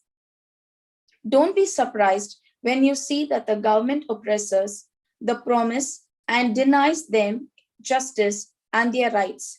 Every official is protected by the one over him, and both are protected by still higher officials. Even a king depends on the harvest. If you love money, you will never be satisfied. If you long to be rich, you will never get all you want. It is useless. The richer you are, the more mouths you must feed, and you gain in knowledge that you are rich. A working man may or may not have enough to eat, but at least he can get a good night's sleep. A rich man, however, has so much, but he stays awake worrying. Here is a terrible thing that I have seen in this world. People save up their money for the time when they may need it, and then lose it all in some unlucky deal and end up nothing left on to pass on to their children. We leave this world just as we entered it, with nothing. In spite of all our work, there is nothing we can take with us. It isn't right. We go just as we came. We labor trying to catch the wind, and what do we get? We have to live our lives in darkness and grief, worried, angry, and sick. This is what I have found out. The best thing anyone can do is to eat and drink and enjoy what he has worked for during the short life that God has given him. This is man's fate. If God gives a man wealth and property and lets him enjoy them, he should be grateful and enjoy what he had worked for. It is a gift from God. Since God has allowed him to be happy, he will not worry too much about how short life is. Chapter 6. I have noticed that in this world, a serious injustice is done. God will give someone wealth, honor, and property. Yes, everything he wants, but then will not let him enjoy it. Some strangers will enjoy it instead. It is useless and it will all wrong. A man may have 100 children and live a long time, but no matter how long he lives, if he does not get his share of happiness, and does not receive a decent burial, then I say that a baby born dead is better off. It does that baby no good to be born. It disappears into darkness where it is forgotten. It never sees the light of the day or knows what life is, but at least it has found rest, more so than the man who never enjoys life. Though he may live 200 years, after all, both of them are going to the same place. A man does all his work just to get something to eat, but he never has enough. How is a wise man better off than a fool? What God does is to do a poor man to know how to face life. It is useless. It is like chasing the wind. It is better to be satisfied with what you have than to be always wanting something else. Everything that happens has already determined long ago, and we all know that a man cannot argue with someone who is stronger than he. The longer you argue, the more useless it is, and you are no better off. How can anyone know what is best for a man in this short, useless life of his, a life that passes like a shadow? How can anyone know what will happen in the world after he dies?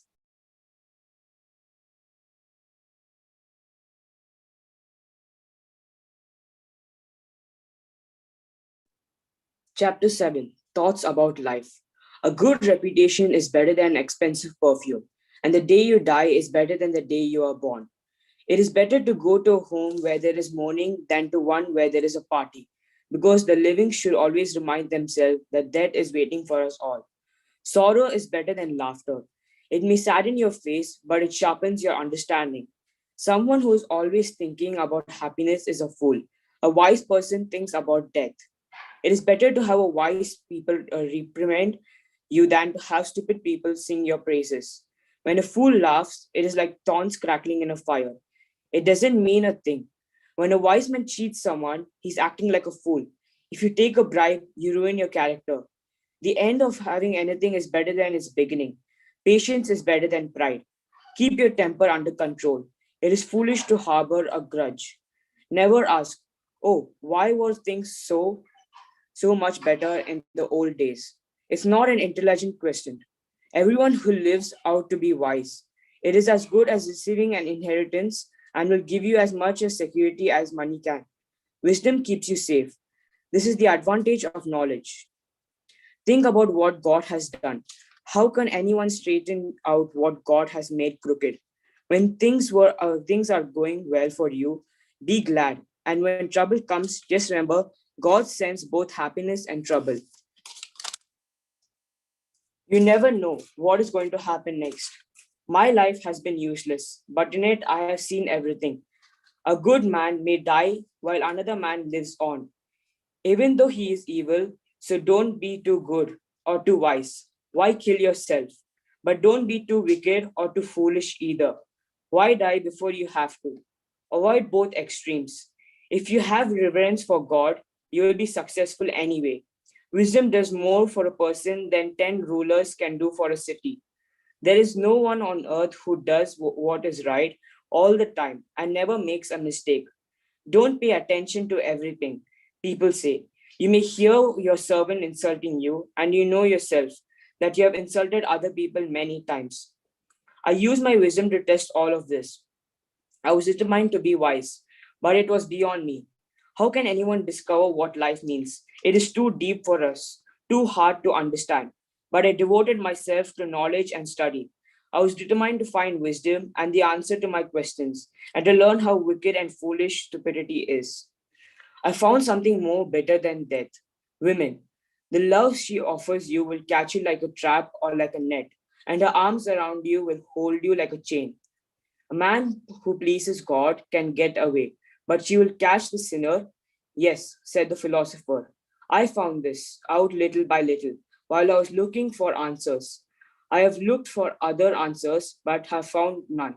I found one man in 1,000 that I could respect, but not one woman. This is all that I have learned. God made us plain and simple, but we have made ourselves very complicated.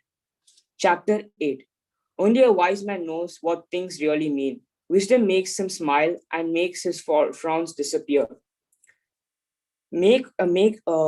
His presence doesn't stay in such dangerous place. The king acts with authority, and no one can challenge what he does. As long as you obey his commands, you are safe, and a wise man knows how and when to do it. There is a right time and a right way to do everything, but we know so little. None of us know anything what is going on, what's going to happen, and there is no one to tell us. No one can keep himself from dying or put off the day of his death. That is a battle we cannot escape. We cannot cheat our way out. The wicked and the righteous. I saw all this when I thought about the things that are done in this world. A world where some men have power and yes, others have to suffer under them.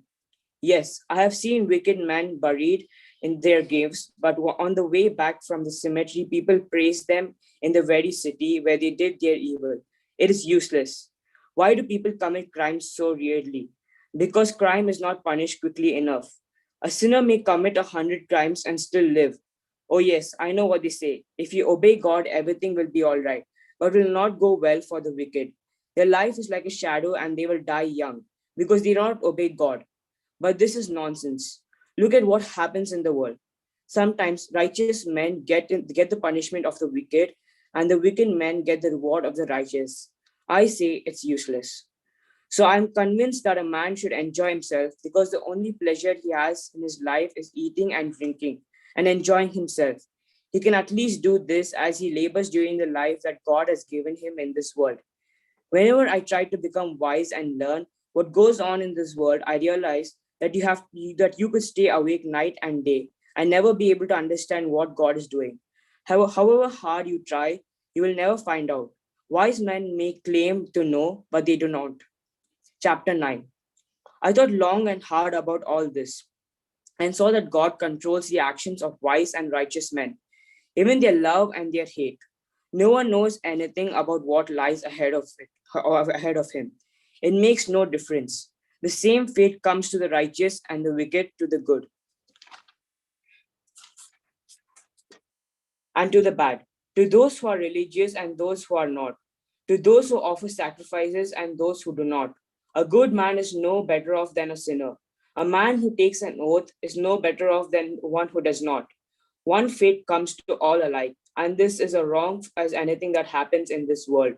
As long as people live, their minds are full of evil and madness, and suddenly die. But anyone who is alive in the world of the living has some hope.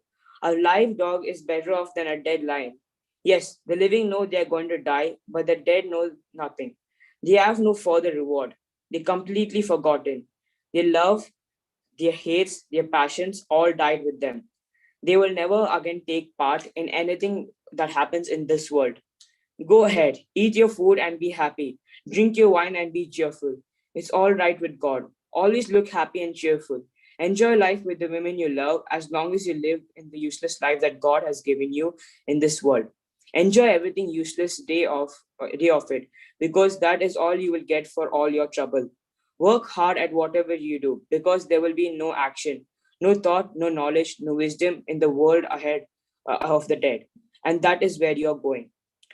Here I realized another thing, that in this world, fast runners do not always win the race, and the brave do not always win the battle. Wise men do not always earn a living, intelligent men do not always get rich, and a capable man do not always rise to high positions. Bad luck happens to everyone. You never know when your time is coming. Like birds suddenly caught in a trap, like fish caught in a net. We are trapped at some evil moment when we least expect it. Thoughts on wisdom and foolishness. There is something else I saw. a good example of how wisdom is regarded in this world. There was a little town without many people in it. A powerful king attacked it. He surrounded it and prepared to break through the walls. A man lived there who was poor, but so clever that he could have stayed the town, but no one thought about him. I've always said that wisdom is better than strength, but no one thinks of a poor man as wise or pays any attention to what he says. It is better to listen to the quiet words of a wise man than to the shouts of a ruler at a council of fools. Wisdom does more good than weapons, but one sinner can undo a lot of good. Chapter 10. Dead flies can make a whole bottle of perfume stink, and a little stupidity can cancel out the greatest wisdom. It is natural for a wise man to do the right thing and for a fool to do the wrong thing. His stupidity will be evident even to strangers he meets along the way. He lets everyone know that he is a fool. If your ruler becomes angry with you, do not hand in your resignation. Serious wrongs may be pardoned if you keep calm. Here is an injustice I have seen in the world, an injustice caused by rulers. Stupid people are given positions of authority while rich men are ignored. I have seen slaves on horseback while noblemen go on foot like slaves. If you dig a pit, you will fall in it. If you break through a wall, a snake bites you. If you work in a stone quarry, you get hurt by stones. If you split wood and get hurt doing it, if your axe is blunt and you do not sharpen it, you have to work harder to use it. It is more sensible to plan ahead. Knowing how to charm a snake is of no use if you let the snake bite first. What a wise man says brings him honor, but a fool is destroyed by his own words. He starts out with silly talk and ends up with pure madness. A fool talks on and on. No one knows what is going to happen next, and no one can tell us what will happen after we die. Only someone too stupid to find his way home would wear himself out with work.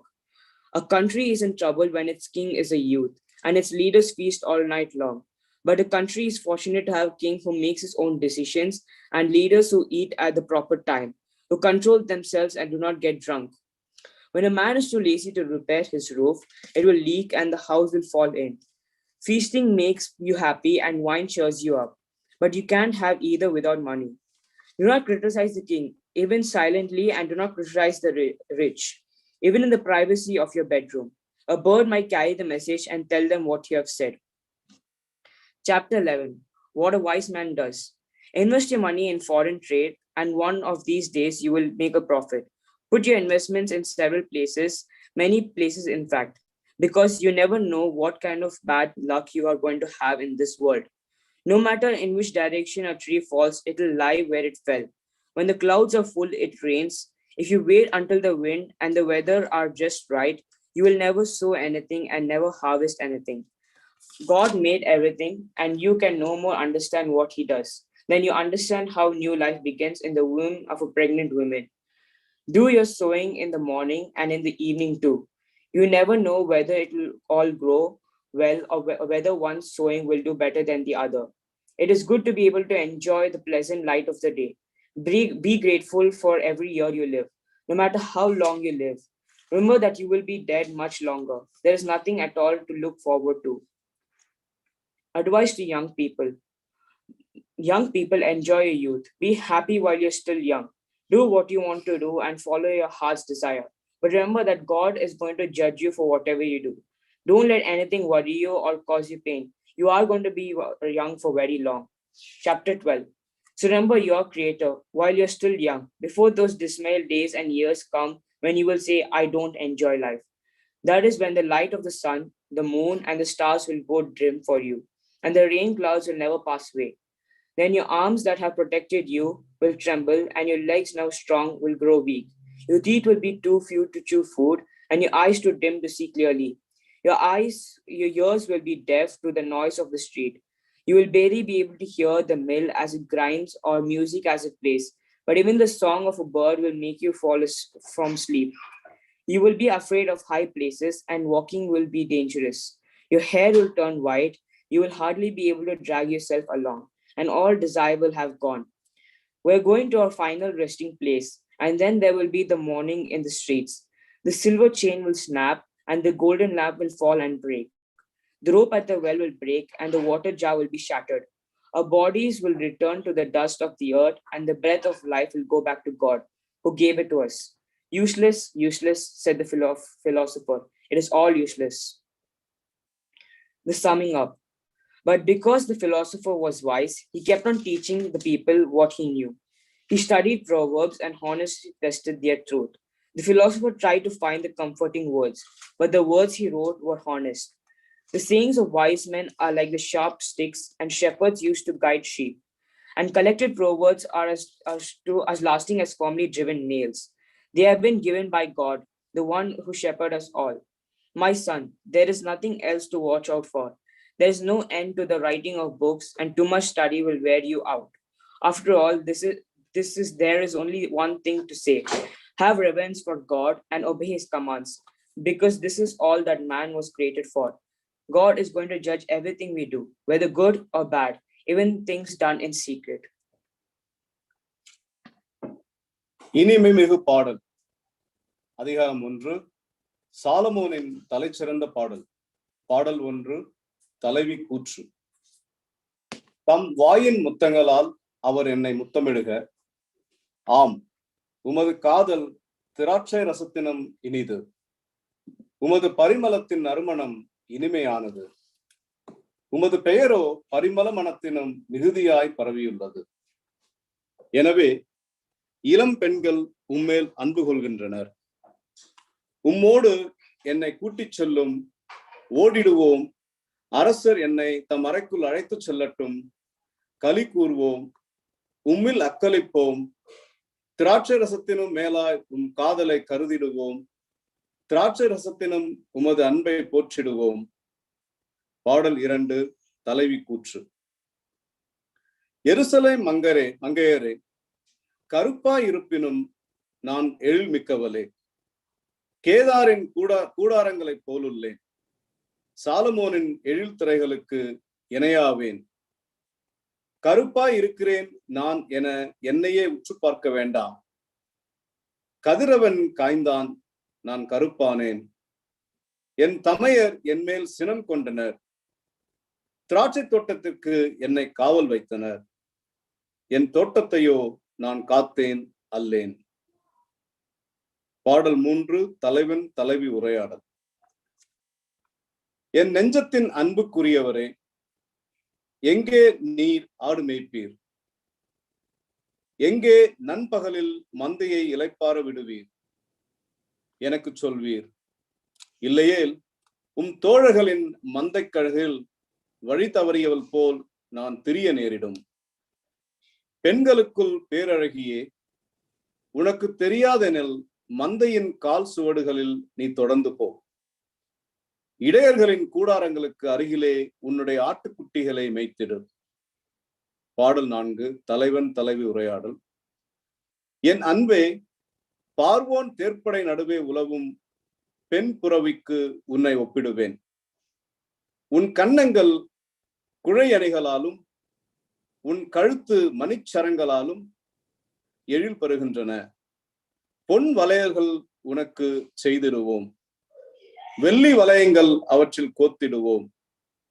என் அரசர் தம் மஞ்சத்தில் இருக்கையிலே என் நரந்தம் நறுமணம் பரப்புகின்றது. என் காதலர் வெள்ளை போல முடிப்பென என் மார்பகத்தில் தங்கிடுவர். என் காதலர் எனக்கு மறுதோன்றி மலர்கொத்து எங்கேதி தோட்டங்களில் உள்ள மறுதோன்றி. பாடல் 5, தலைவன் தலைவி உரையாடல். என்னே உன் அழகு, என் அன்பே, என்னே உன் அழகு. உன் கண்கள் வெண்புறாக்கள். என்னே உன் அழகு, உம் அழகு என் காதலரே. எத்துணை கவர்ச்சி. ஆம், நமது படுக்கை பைந்தளிர். நம் வீட்டின் விட்டங்கள் கேதுரு மரங்கள். நம்முடைய மச்சுகள் தேவதாரு கிளைகள். பாடல் 6, தலைவன் தலைவி உரையாடல். சாரோன் சமவெளியில் உள்ள காட்டு மலர் நான். பள்ளத்தாக்குகளில் காணும் லீலி மலர். முட்புதர் நடுவில் இருக்கும் லீலி மலர் போல் மங்கையருள் இருக்கிறாள் என் அன்புடையாள்.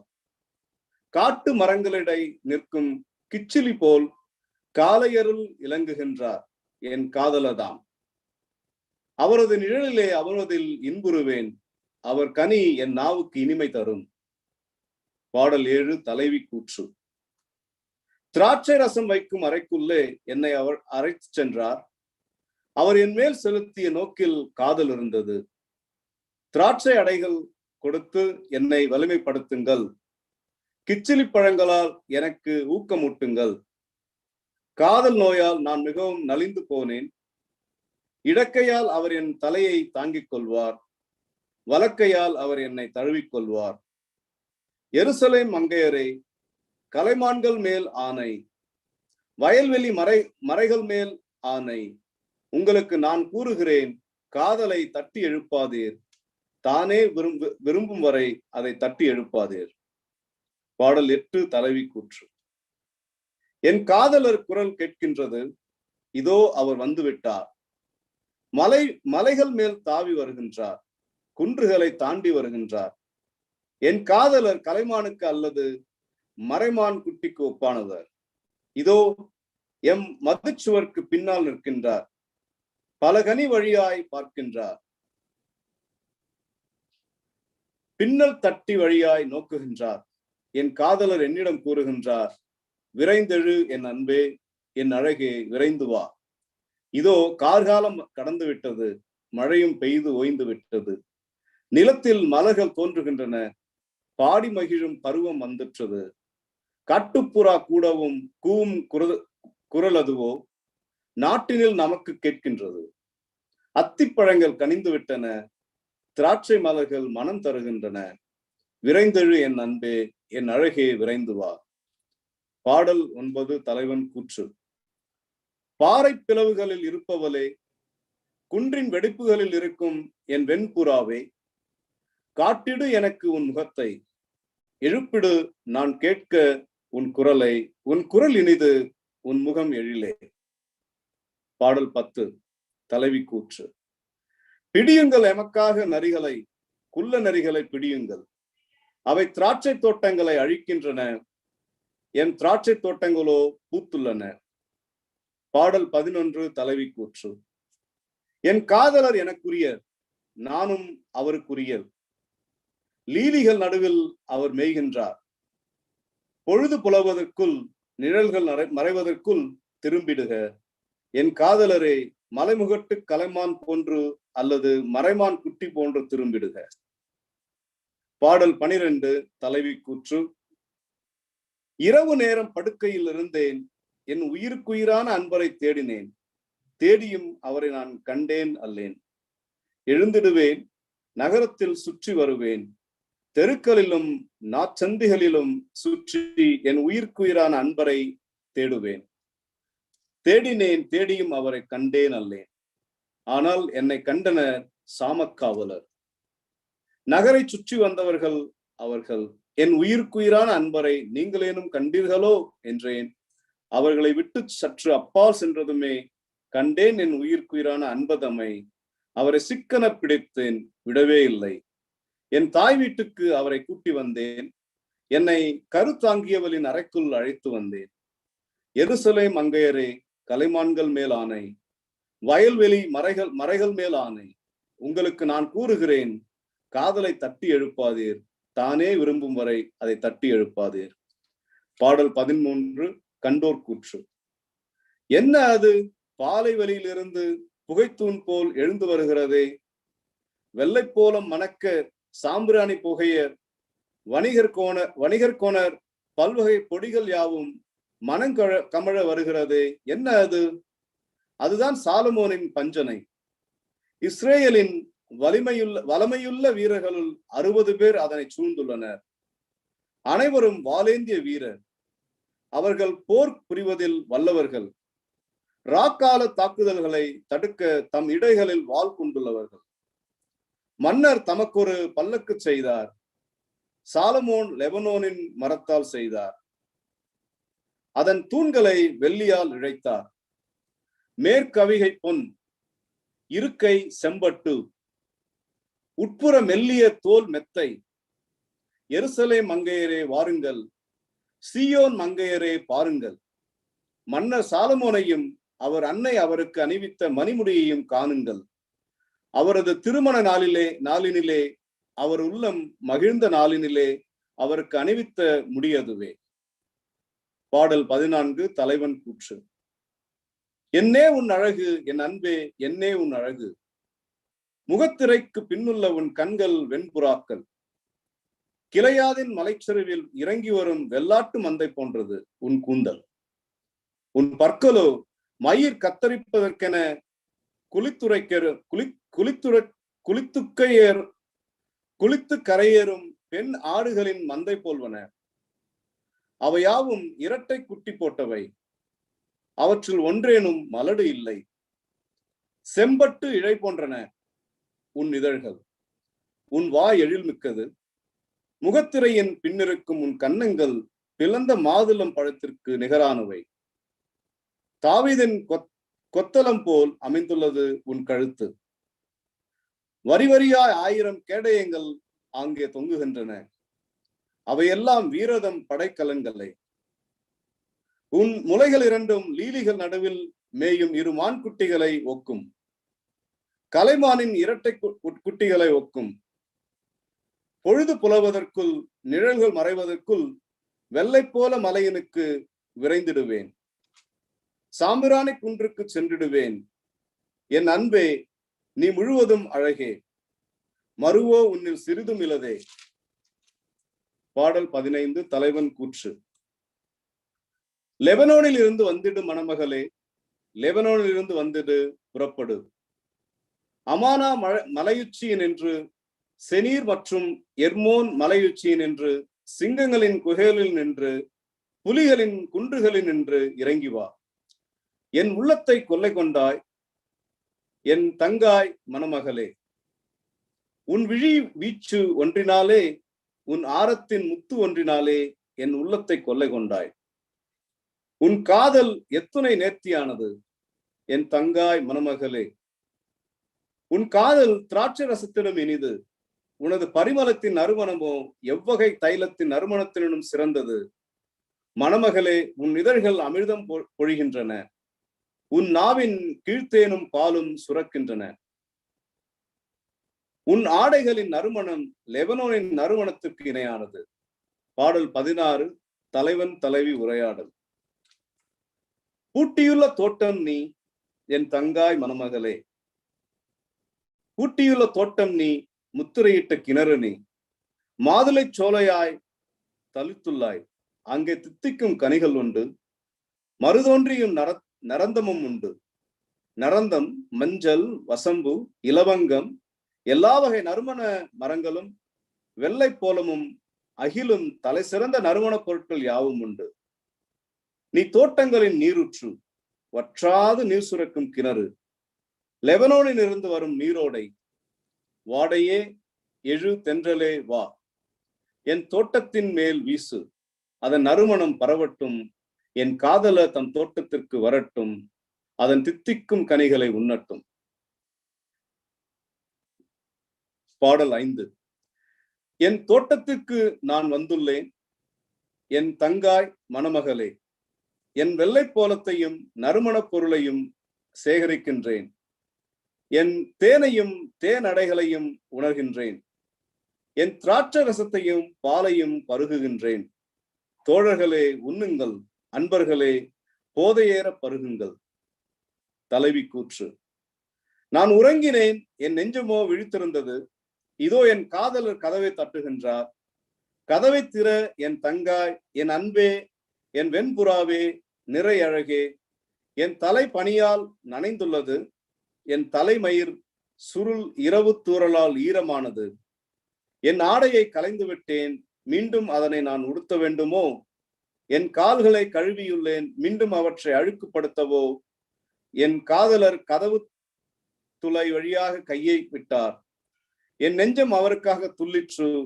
எழுந்தேன் நான் காதலருக்கு கதவு திறக்க. என் கையில் வெள்ளை போலம் வடிந்தது, என் விரல்களில் வெள்ளை போலம் சிந்திற்று. தாழ்பால் பிடிகளில் சிதறிற்று. கதவை திறந்தேன் நான் என் காதலருக்கு. அந்தோ என் காதலர் காணவில்லை, போய்விட்டார். என் நெஞ்சம் அவர் குரலை தொடர்ந்து போனது. அவரை தேடினேன், அவரை கண்டேன் அல்லேன். அவரை அழைத்தேன், பதிலே இல்லை. ஆனால் என்னை கண்டனர் சாமக்காவலர். நகரை சுற்றி வந்தவர்கள் அவர்கள். அவர்கள் என்னை அடித்தனர், காயப்படுத்தினர். என் மேலாடையை பறித்துக் கொண்டனர். கோட்டை சுவரின் காவலர்கள் அவர்கள். எருசலேம் மங்கையரே, ஆணையிட்டு சொல்கிறேன், என் காதலரை காண்பீர்களாயின் அவரிடம் என்ன சொல்வீர்கள்? காதல் நோயுற்றேன் நான் என சொல்லுங்கள். பெண்களுக்குள் பேரழகியே, மற்ற காதலரினும் உன் காதலர் எவ்வகையில் சிறந்தவர்? இவ்வாறு எங்களிடம் ஆணையிட்டு கூறுகின்றாயே. மற்ற காதலரினும் உன் காதலர் எவ்வகையில் சிறந்தவர்? என் காதலர் ஒளிமிகு சிவந்த மேனியர், பல்லாயிரம் பேர்களினும் தனித்து தோன்றுவார். அவரது தலை பசும்பொன், தலைமுடி சுருள் சுருளாய் உள்ளது, காகம்போல் கருமை மிக்கது. அவர் கண்கள் வெண்புறாக்கள் போன்றவை, பாலில் குளித்து நீரோடைகளின் அருகில் கரையோரங்களில் தங்கும் வெண்புறாக்கள் அவை. அவர் கன்னங்கள் நறுமண நாற்றங்கால்கள் போல்வன. நறுமணம் ஆங்கே கமழ்கின்றது. அவருடைய இதழ்கள் லீலி மலர்கள், அவற்றினின்று வெள்ளை போலம் சொட்டு சொட்டாய் வடிகின்றது. அவருடைய கைகள் உருண்ட பொன் தண்டுகள், அவற்றில் மாணிக்க கற்கள் பதிந்துள்ளன. அவரது வயிறு யானை தந்தத்தின் வேலைப்பாடு, அதில் நீலமணிகள் பொதியப்பட்டுள்ளன. அவருடைய கால்கள் பளிங்கு தூண்கள், தங்க தளத்திலே அவை பொருந்தியுள்ளன. அவரது தோற்றம் லெபனோனுக்கு இணையானது, கேதுரு மரங்கள் போல் தலை சிறந்தது. அவரது வாய் இணையற்ற இனிமை, அவர் முழுமையும் பேருவகையே. எருசலேம் மங்கையரே, இவரே என் காதலர், இவரே என் நண்பர். பாடல் 6. பெண்களுக்குள் பேரழகியே, உன் காதலர் எங்கே போனார்? உன் காதலர் எப்பக்கம் திரும்பினார்? உன்னோடு நாங்களும் அவரை தேடுவோம். என் காதலர் தம் தோட்டத்திற்கு நறுமண நாற்றங்கால்களுக்கும் போனார். தோட்டங்களில் மேய்க்கவும் லீலி மலர்களை கொய்யவும் சென்றுள்ளார். நான் என் காதலருக்கு உரியவர், என் காதலர் எனக்கு உரியர். லீலிகள் நடுவில் அவர் மேய்க்கின்றார். என் அன்பே, நீ திரட்சாவை போல் அழகுள்ளவள், எருசலேமை போல் எழில் நிறைந்தவள். போர் அணியால் வியப்பார்வம் ஊட்டுகின்றாய். என்னிடமிருந்து உன் கண்களை திருப்பிக்கொள், அவை என்னை மயக்குகின்றன. கிளையாதிலிருந்து இறங்கி வரும் வெள்ளாட்டு மந்தை போன்றது உன் கூந்தல். உன் பற்களோ குளித்து கரையேறும் பெண் ஆடுகளின் மந்தை போல்வன. அவை யாவும் இரட்டை குட்டி போட்டவை, அவற்றுள் ஒன்றேனும் மலடு இல்லை. முகத்திரையின் பின்னிருக்கும் உன் கன்னங்கள் பிளந்த மாதுளம் பழத்திற்கு நிகரானவை. அரசியர் 60 பேர், வைப்பாட்டியர் 80 பேர், இளம் பெண்கள் எண்ணிறந்தவர் என் வெண்புறா. அழகின் வடிவம் அவள் ஒருத்தியே, அவள் தாய்க்கும் அவள் ஒருத்தியே. அவளை பெற்றவளுக்கு அவள் அருமையானவள். மங்கையர் அவளை கண்டனர், வாழ்த்தினர். அரசியரும் வைப்பாட்டியரும் அவளை புகழ்ந்தனர். யாருவள்? வைகரை போல் தோற்றம், திங்களைப் போல் அழகு, ஞாயிறு போல் ஒலி, போர் அணி போல் வியப்பார்வம். யாருவள்? வாதுமை சோலைக்குள் சென்றேன், பள்ளத்தாக்கில் துளிர்த்தவற்றை பார்க்க போனேன். திராட்சை பூத்து விட்டதா என்றும் மாதுளைகள் மலர்ந்தனவா என்றும் காணச் சென்றேன். என்னவென்றே எனக்கு தெரியவில்லை, மகிழ்ச்சியில் மயங்கினேன். இளவரசனுடன் தேரில் செல்வது போல் நான் உணர்ந்தேன். திரும்பி வா, திரும்பி வா சூலாமியலே, திரும்பி வா, திரும்பி வா, நாங்கள் உன்னை பார்க்க வேண்டும். 2 பாசறைகள் நடுவில் ஆடுபவனை போல் சூலாமியலை நீங்கள் ஏன் நோக்க வேண்டும்? பாடல் 7. அரசின் மகளே, அரசில மகளே, காலணி அணிந்த உன் மெல்லடிகள் எத்துணை அழகு. உன் தொடைகளின் வளைவுகள் அணிகலனுக்கு இணை. கைதேர்ந்த கலைஞனின் வேலைப்பாடு. உன் கொப்புழல் வட்ட வடிவ கலம், அதில் மது கலவைக்கு குறைவே இல்லை. உன் வயிறு கோதுமை மணியின் குவியல், லீலிகள் அதை வேலியுற்றுள்ளன. உன் முலைகள் இரண்டும் இரு மான் குட்டிகள் போன்றவை, கலைமானின் இரட்டை குட்டிகள் போன்றவை. உன் கழுத்து தந்தத்தாலான கொத்தளம் போன்றது. உன் கண்கள் எஸ்போனின் குளங்கள் போன்றவை, பத்ரபீம் வாயிலருகே உள்ள குளங்கள் போன்றவை. உன் மூக்கு லெபனோனின் கோபுரத்திற்கு இணை, தமஸ்கு நகர் நோக்கியுள்ள கோபுரத்திற்கு இணை. உன் தலை கர்மேல் மலை போல் நிமிர்ந்துள்ளது, உன் கூந்தல் செம்பட்டு போன்றது. அதன் சுருள்கள் அரசனும் சிறைப்படுவான். அன்பே, இன்பத்தின் மகளே, நீ எத்துணை அழகு, எத்துணை கவர்ச்சி. இந்த உன் வளர்த்தி பேரிச்சைக்கும் நிகராகும். உன் முலைகள் இரண்டும் அதன் குலைகளாகும். ஆம், பேரிச்சையின் மேல் நான் ஏறுவேன், அதன் பழக்குலைகளை பற்றிடுவேன் என்றேன். உன் முலைகள் திராட்சை குலைகள் போல ஆகுக, உன் மூச்சு கிச்சிலி போல் மனம் கமழ்க. இதழ்களுக்கும் பற்களுக்கும் மேலே மென்மையுடன் இறங்கும் இனிமை மிகு திராட்சை ரசம் போன்றவை உன் முத்தங்கள். நான் என் காதலருக்குரியவள், அவன் நாட்டம் என் மேலே. என் காதலரே, வாரும் வயல்வெளிக்கு போவோம், மருதொன்றிகள் நடுவில் இரவை கழிப்போம். வைகரையில் திராட்சை தோட்டத்திற்கு போவோம். திராட்சை கொடிகள் துளித்தனவா, அதில் இருக்கும் மொட்டுகள் விரிந்தனவா, மாதுளை மரங்கள் மலர்ந்தனவா என்று பார்ப்போம். அங்கே உம்மேல் என் காதலை பொழிவேன், காதற்கனிகளின் மனம் கமழ்கின்றது. இனியது அனைத்தும் நம் கதவருகில் உள்ளது. புதிதாய் பறித்தனவும் பல நாள் காத்தனவுமான பழங்களை என் காதலரே உமக்கென்றே நான் சேர்த்து வைத்தேன். பாடல் 24 தலைவி கூற்று.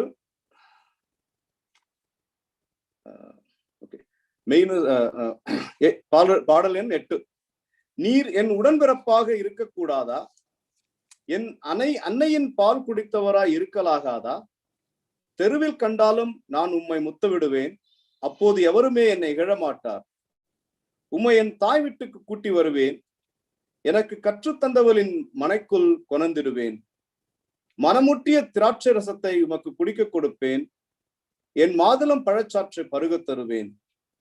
இடக்கையால் அவர் என் தலையை தாங்கிக் கொள்வார், வலக்கையால் அவர் என்னை தழுவிக் கொள்வார். எருசலேம் மங்கையரே, ஆணையிட்டு கேட்கின்றேன், காதலை ஏன் தட்டி எழுப்புகின்றீர்? தானே விரும்பும் வரை அதை ஏன் தட்டி எழுப்புகின்றேன்? யார் இவள்? பாலை வெளியினின்று எழுந்து வருபவள், தன் காதலர் மேல் சாய்ந்து கொண்டு வருபவள். யார் இவள்? கிச்சிலி மரத்தடியில் நான் உம்மை எழுப்பினேன், அங்கேதான் உம் தாய் பேறுகால வேதனையுற்றாள். அங்கேதான் உம்மை பெற்றவள் பேறுகால வேதனையுற்றாள்.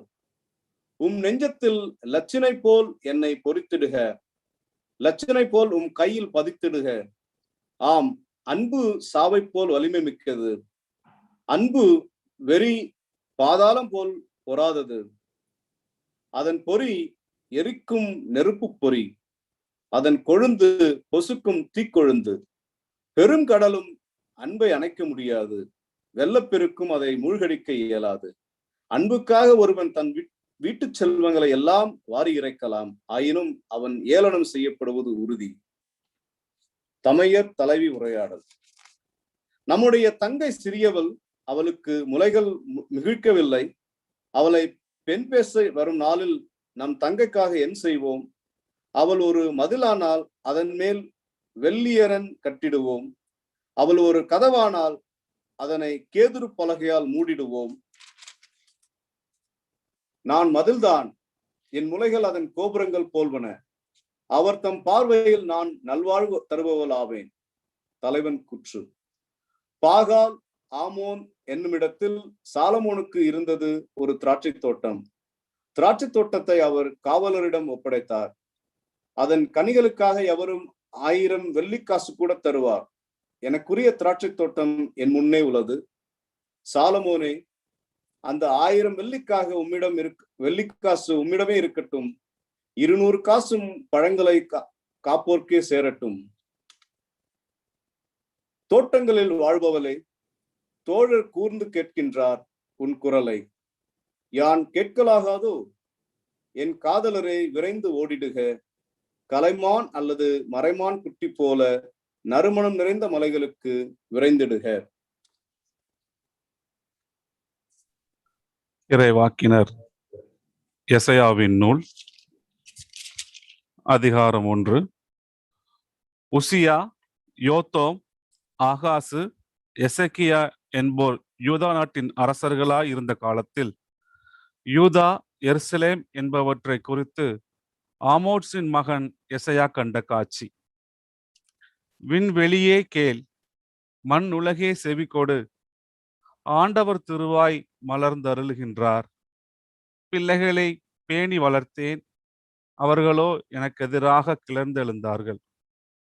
காளை தன் உடைமையாளனை அறிந்து கொள்கின்றது, கழுதை தன் தலைவன் தனக்கு தீனி போடும் இடத்தை தெரிந்து கொள்கின்றது.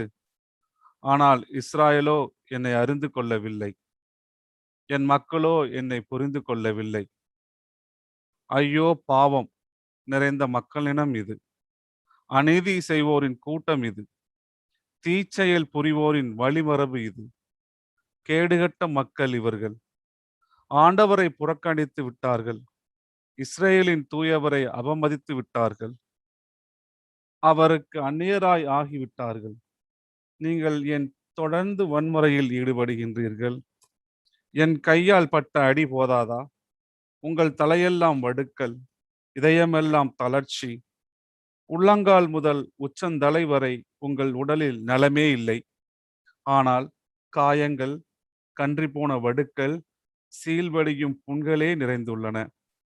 அங்கே சீல் பிதக்கப்படவில்லை, கட்டு போடப்படவில்லை, எண்ணெய் பூசி புண் ஆற்றப்படவும் இல்லை. உங்கள் நாடு பாழடைந்து கிடக்கிறது, உங்கள் நகரங்கள் நெருப்புக்கு இரையாயின. வேற்று நாட்டினர் உங்கள் கண்ணெதிரே உங்கள் நாட்டை விளங்குகிறார்கள். வேற்று நாட்டினால் வீழ்த்தப்பட்ட உங்கள் நாடு பாழடைந்து கிடக்கிறது. மகள் சியோன் திராட்சை தோட்டத்து குடில் போன்றும் வெள்ளரி தோட்டத்து குடிசை போன்றும் முற்றுகையிடப்பட்ட நகரம் போன்றும் கைவிடப்பட்டாள். படைகளின் ஆண்டவர் நம்மில் சிலரையேனும் எஞ்சிருக்க செய்யாவிடில் சோதோமை போல் நாம் ஆகியிருப்போம், கொமோராவுக்கு ஒத்தவர்களாயிருப்போம். எருசலேமே, உன்னை ஆள்கிறவர்களும் உன் மக்களும் சோதோம் கொமோராவை போன்றவராயிருக்கின்றனர். நம் ஆண்டவரின் அறிவுரையை கேளுங்கள், அவர் தம் கட்டளைக்கு செவிசாயுங்கள். எண்ணற்ற உங்கள் பலிகள் எனக்கு எதற்கு என்கிறார் ஆண்டவர். ஆட்டுக்கிடாய்களின் எரிபலிகளும் கொழுத்த விலங்குகளின் கொழுப்பும் எனக்கு போதுமென்றாகிவிட்டன. காளைகள், ஆட்டுக்குட்டிகள், வெள்ளாட்டு கிடாய்கள் இவற்றின் இரத்தத்திலும் எனக்கு நாட்டமில்லை. நீங்கள் என்னை வழிபட என் திருமுன் வரும்போது இவற்றையெல்லாம் கொண்டு வந்து என் கோவில் முற்றத்தை மிதிக்க வேண்டும் என்று கேட்டது யார்? இனி காணிக்கைகளை வீணாக கொண்டாட வேண்டாம். நீங்கள் காட்டும் தூபம் எனக்கு அருவருப்பை தருகின்றது. நீங்கள் ஒழுங்கீனமாக கொண்டாடும் அமாவாசை, ஓய்வு நாள், வழிபாட்டு கூட்டங்களை நான் சகிக்க மாட்டேன். உங்கள் அமாவாசை, திருவிழா கூட்டங்களையும் என் உள்ளம் வெறுக்கின்றது. அவை என் மேல் விழுந்த சுமையாயின, அவற்றை சுமந்து சோர்ந்து போனேன்.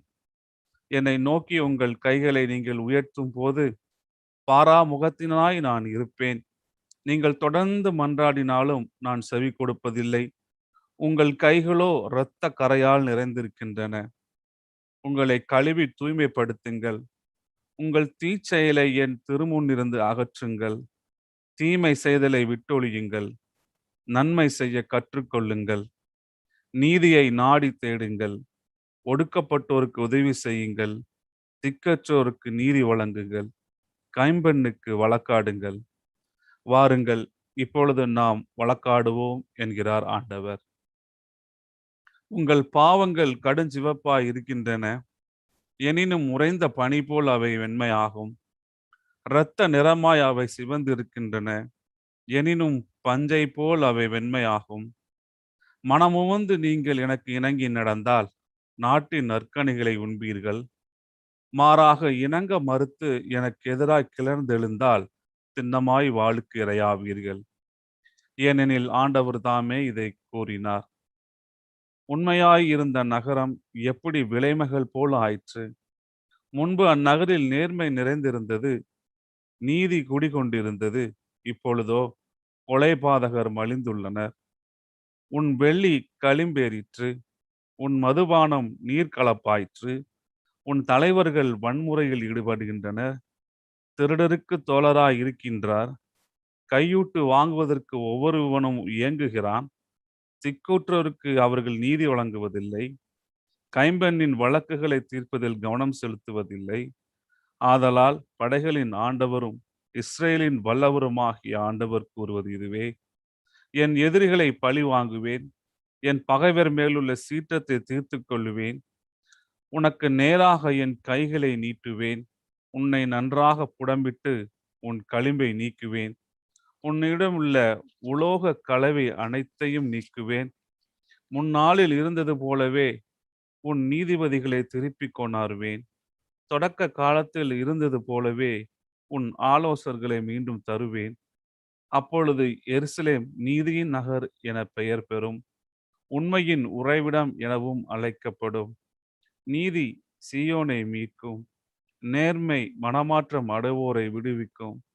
ஆனால் வன்முறையாளரும் பாவிகளும் ஒருங்கே அழிந்தொழிவர். ஆண்டவரை புறக்கணித்தவர்கள் அனைவரும் இல்லாதொழிவர். நீங்கள் நாடி வழிபட்ட தேவதாரு மரங்களை முன்னிட்டு மானக்கேடு அடைவீர்கள். நீங்கள் தெரிந்து கொண்ட சோலைகளை முன்னிட்டு நாணுவீர்கள். ஏனெனில் நீங்கள் இலையுதிர்ந்த தேவதாரு மரத்தைப் போல ஆவீர்கள். நீருன்றி வாடி போகும் சோலையைப் போலவும் இருப்பீர்கள். வலிமை மிக்கவன் சணற்கோலம் போலாவான். அவனுடைய கை வேலைப்பாடும் தீப்பொறியாகும். அவை இரண்டும் ஒருங்கே எரிந்து போகும். நெருப்பு தணலை அணைப்பார் எவரும் இரார். அதிகாரம் 2. முடிவில்லா அமைதி. யூதாவையும் எருசலேமையும் குறித்து ஆமோத்சின் மகன் எசையா கண்ட காட்சி. இறுதி நாட்களில் ஆண்டவரின் கோவில் அமைந்துள்ள மலை எல்லா மலைகளுக்கும் உயர்ந்ததாய் நிலைநிறுத்தப்படும். எல்லா குன்றுகளுக்குள்ளும் மேலாய் உயர்த்தப்படும். மக்களினங்கள் அதை நோக்கி சாரசாரையாய் வருவார்கள். வேற்றினத்தார் பலர் அங்கு வந்து சேர்ந்து, புறப்படுங்கள், ஆண்டவரின் மலைக்கு செல்வோம், யாக்கோப்பின் கடவுளின் கோவிலுக்கு போவோம். அவர் தம் வழிகளை நமக்கு கற்பிப்பார், நாமும் அவர் நெறிகளில் நடப்போம் என்பார்கள். ஏனெனில் சியோனிலிருந்தே திருச்சட்டம் வெளிவரும், எருசலேமிலிருந்தே ஆண்டவரின் திருவாக்கு புறப்படும். அவர் வேற்றினத்தாரிடையே உள்ள வழக்குகளை தீர்த்து வைப்பார். பல இன மக்களும் தீர்ப்பளிப்பார். அவர்கள் தங்கள் வாள்களை கலப்பை கொழுக்களாகவும் தங்கள் ஈட்டிகளை கருக்கரிவாளாகவும் அடித்துக் கொள்வார்கள். ஓர் இனத்திற்கு எதிராக மற்றொரு இனம் வாள் எடுக்காது. அவர்கள் இனி ஒருபோதும் போர் பயிற்சி பெறமாட்டார்கள். செருக்குற்றோரின் அழிவு. யாக்கோபின் குடும்பத்தாரே, வாருங்கள், நாம் ஆண்டவரின் ஒளியில் நடப்போம். யாக்கோப்பின் குடும்பத்தாராகிய உம்முடைய மக்களை நீர் கைவிட்டு விட்டீர். ஏனெனில் கீழே நாட்டு போதனை அவர்களிடையே மிகுந்துள்ளது. பெலிஸ்தியரை போல் அவர்கள் நிமித்தம் பார்க்கின்றார்கள். வேற்று நாட்டுடனும் கூட்டு சேர்கின்றார்கள். அவர்கள் நாடு வெள்ளி பொன்னால் நிறைந்துள்ளது. அவர்கள் கருவூலத்திற்கு அளவே இல்லை. அவர்கள் நாடு குதிரைகளால் நிறைந்துள்ளது. அவர்கள் தேர்ப்படைகள் எண்ணிக்கையில் அடங்கா. அவர்கள் நாட்டில் சிலைகள் மலிந்துள்ளன. தங்கள் கை வேலைப்பாட்டினால் செய்தவற்றை வணங்குகின்றனர். தங்கள் விரல்கள் உருவாக்கியவற்றின் முன் பணிகின்றனர். இவற்றால் மானிடர் தாழ்நிலை அடைவர், மக்கள் சிறுமை அடைவார்கள். ஆண்டவரே, அவர்களுக்கு மன்னிப்பு அருளாதீர். கற்பாறைக்குள் நுழைந்து கொள்ளுங்கள், மண்ணில் பதுங்கி மறைந்து கொள்ளுங்கள். ஆண்டவரின் அச்சம் தரும் திருமுன்னின்றும் அவரது உயர் மாட்சியினின்றும் அகலுங்கள். செருக்குமிகு பார்வையுடையோர் தாழ்த்தப்படுவர், ஆணவ மிக்கோர் அவமானமடைவர். ஆண்டவர் ஒருவரே அந்நாளில் மாட்சியுறுவார். படைகளின் ஆண்டவருக்குரிய நாள் ஒன்று இருக்கின்றது. அன்று இருமாப்பும் செருக்கும் உடைய அனைவரும் தாழ்வுறுவர். உயர்த்தப்பட்டவை உயர்ந்து நிற்பவை அனைத்தும் நலிவடையும். அன்று லெபனோனில் ஓங்கி வளர்ந்த கேதுரு மரங்கள் யாவும் அழிக்கப்படும். பாசானில் உள்ள அனைத்து கருவாலி மரங்களும் அழிக்கப்படும். வானளாவிய மலைகள், உயர்ந்த குன்றுகள் அனைத்தும் தரைமட்டமாக்கப்படும். உயர்ந்து நிற்கும் கோபுரங்கள் யாவும் தகர்த்தெறியப்படும். வலிமை மிக்க மதிர் சுவர்கள் அனைத்தும் தவிடு பொடியாக்கப்படும். தர்சீசின் மரக்கலங்கள் யாவும் அழகிய வேலைப்பாடுகள் அனைத்தும் அமிழ்தப்படும். மனிதர்களின் ஆணவம் அடக்கப்படும். அவர் தம் செருக்கு அகற்றப்படும்.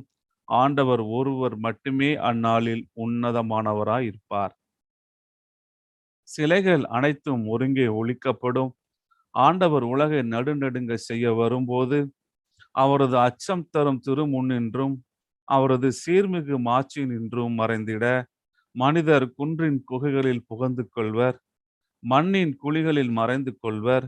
அந்நாட்களில் மக்களிடத்தார் தாம் வழிபடுவதற்கு உருவாக்கிய வெள்ளி சிலைகளையும் பொற்பதுமைகளையும் அகல் எலிகளுக்கும் வௌவால்களுக்கும் எரிந்து விடுவார்கள். ஆண்டவர் உலகை நடுநடுங்க செய்ய வரும்போது அவரது அச்சம் தரும் திருமுன் என்றும் அவரது சீர்மிகு மாட்சியின் என்றும் மறைந்திட அவர்கள் பாறைகளில் வெடிப்புகளில் பதுங்கிக் கொள்வர், குன்றுகளின் பிளவுகளில் ஒளிந்து கொள்வர். நிலையற்ற மனிதர் மேல் நம்பிக்கை வைக்காதீர், அவர்களின் உயர் நிலையற்றது. ஒரு பொருட்டாக கருதப்படுவதற்கு அவர்களின் தகுதி என்ன? அதிகாரம் 3. எருசலேமில் குழப்பம்.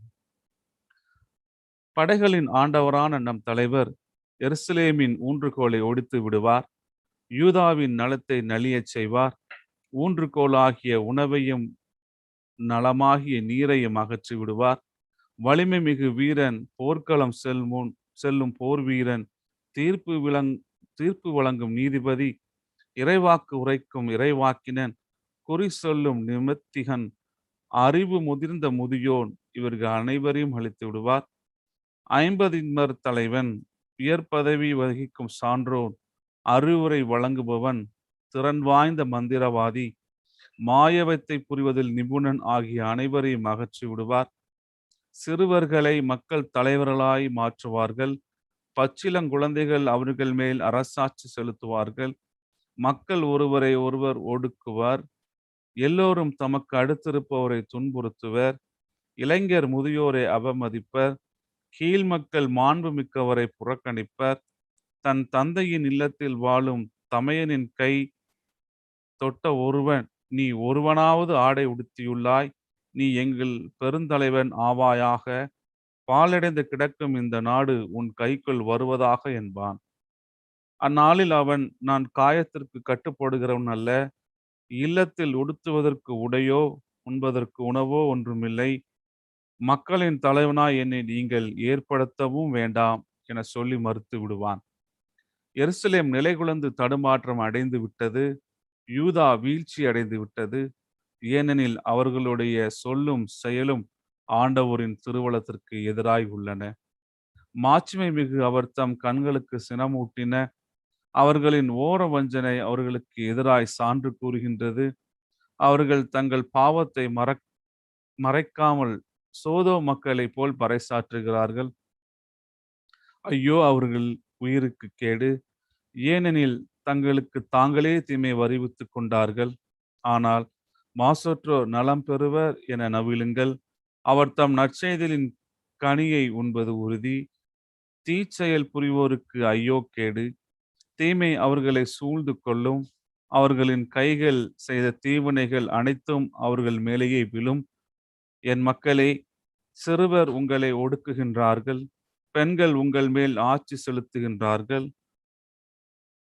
என் மக்களே, உங்கள் தலைவர்கள் உங்களை தவறாக வழி நடத்துகின்றார்கள். உங்களை ஆள்பவர்கள் நீங்கள் நடக்க வேண்டிய நெறிமுறைகளை குழப்புகின்றார்கள். ஆண்டவர் வழக்காடுவதற்கு ஆயத்தமாகிறார், மக்களினங்களுக்கு தீர்ப்பு வழங்க எழுந்து நிற்கிறார். தம் மக்களின் முதியோரையும் தலைவர்களையும் தம் நீதி தீர்ப்பு முன் நிறுத்துகிறார். இந்த திராட்சை தோட்டத்தை தின்றளித்தவர்கள் நீங்கள், எளியவர்களை கொள்ளையிட்டு பொருட்கள் உங்கள் இல்லங்களில் நிறைந்துள்ளன. என் மக்களை நீங்கள் நசுக்குவதன் பொருள் என்ன? எளியோரின் முகத்தை உருக்குலைப்பதன் பொருள் என்ன? என்கிறார் என் தலைவராகிய படைகளின் ஆண்டவர். எருசலேம் பெண்களுக்கு எச்சரிக்கை. மேலும் ஆண்டவர் கூறியது இதுவே: சீயோன் மகளிர் செருக்கு கொண்டுள்ளார்கள், தங்கள் கழுத்தை வளைக்காது நிமிர்ந்து நடக்கிறார்கள், தம் கண்களால் காந்த கணை தொடுக்கிறார்கள், தங்கள் கால்களில் உள்ள சிலம்பு ஒலிக்கும்படி ஒய்யார நடை நடந்து உலாவி திரிகிறார்கள். ஆதலால் ஆண்டவர் சீயோன் மகளிரின் உச்சந்தலையில் புண்ணை வருவிப்பார், வழுக்கை தலையர்களாய் அவர்களை ஆக்குவார். ஆண்டவர் அவர்களின் மானத்தை குலைப்பார். அந்நாட்களில் அவர்களுடைய அணிகலன்களாகிய கால் சிலம்புகள், சுட்டிகள், பிறை வடிவமான அணிகலன்கள், ஆரங்கள், கழுத்து பொற்சங்கிலிகள், கழுத்து தூண்டுகள், கை வளையல்கள், தலை அணிகலன்கள், கூந்தல் கட்டும் பட்டு நாடாக்கள், அரைக்கச்சைகள், நறுமண சிமிழ்கள், காதணிகள், மோதிரங்கள், முக்கணிகள், வேலைப்பாடுள்ள அழகிய ஆடைகள், மேலாடைகள், போர்வைகள், கைப்பைகள், கண்ணாடிகள், மெல்லிய சட்டைகள், குல்லாக்கள், முக்காடுகள் ஆகியவற்றை ஆண்டவர் களைந்து விடுவார். நறுமணத்திற்கு பதிலாக அவர்கள் மேல் துர்நாற்றம் வீசும். கச்சைக்கு பதிலாக கயிற்றை கற்றிக் கொள்வார்கள். வாரி முடித்த கூந்தலுக்கு பதிலாக அவர்கள் வழுக்கை தலை கொண்டிருப்பார்கள். ஆடம்பர உடைகளுக்கு பதிலாக அவர்கள் சாக்குடை உடுத்துவார்கள். அழகிய உடல் கொண்ட அவர்கள் மானக்கேடு அடைவார்கள். உங்கள் ஆண்கள் வாளுக்கு இரையாவார்கள். வலிமை மிக்க உங்கள் வீரர்கள் போரில் மடிவார்கள். சீயோன் வாயில்கள் புலம்பி அழும். அவள் எல்லாம் இழந்தவளாய் தரையில் காட்டுவார். அதிகாரம் 4. அந்நாளில் ஒரு ஆடவனை 7 பெண்கள் பிடித்து கொண்டு, நாங்கள் எங்கள் சொந்த உணவை உண்டு வாழ்வோம், எங்கள் சொந்த ஆடைகளை உடுத்திக் கொள்வோம், உமது பெயரை மட்டும் எங்களுக்கு வழங்கி எங்கள் இழிவை நீக்குவீராக என்பார்கள். எருசலேமின் மறுவாழ்வு. அந்நாளில் ஆண்டவரால் துளிக்கும் தளிர் அழகும் மேன்மையும் வாய்ந்ததாயிருக்கும். நாட்டில் விளையும் நற்கனி வகைகள் இஸ்ரேலில் தப்பி பிழைத்தவர்களின் பெருமையும் மேன்மையுமாய் அமையும். அந்நாளில் சியோனில் எஞ்சியிருப்போரும் எருசலேமில் தப்பி வாழ்வோரும் புனிதர் என பெயர் பெறுவர். உயிர் பிழைப்பதற்கென்று எருசலேமில் பெயர் எழுதப்பட்டோரும் புனிதர் எனப்படுவர். என் தலைவர் சீயோன் மகளின் தீட்டை கழுவி தூய்மைப்படுத்துவார். நீதியின்படி தீர்ப்பிடும் அவரது தன்மையாலும் நெருப்பு தணலை ஒத்த அவரது ஆற்றலாலும் எருசலேமின் இரத்த கரைகளை கழுவி அதனை தூய்மைப்படுத்துவார். சீயோன் மலையின் முழு பரப்பின் மேலும் அங்கே கூடி வரும் சபை கூட்டங்கள் மேலும் மேகத்தை ஆண்டவரின் பகலில் தோற்றுவிப்பார். புகை படலத்தையும் கொழுந்து விட்டெறியும் நெருப்பின் ஒளி சுடரையும் இரவில் ஏற்படுத்துவார். ஏனெனில் அனைத்து மாட்சிக்கு மேல் ஒரு விதான மண்டபம் இருக்கும். அது பகல் வெப்பத்து நின்று காக்கும் நிழலாகவும் புயல் காற்றுக்கும் மலைக்கும் ஒதுங்கும் புகலிடமாகவும் அரணாகவும் அமையும். அதிகாரம் 5.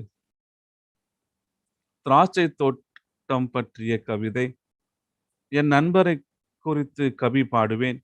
என் அன்பரின் திராட்சை தோட்டத்தை பற்றி காதல் பாட்டொன்று பாடுவேன். செழுமை மிக்கதோர் குன்றின் மேல் என் நண்பருக்கு திராட்சை தோட்டம் ஒன்று இருந்தது.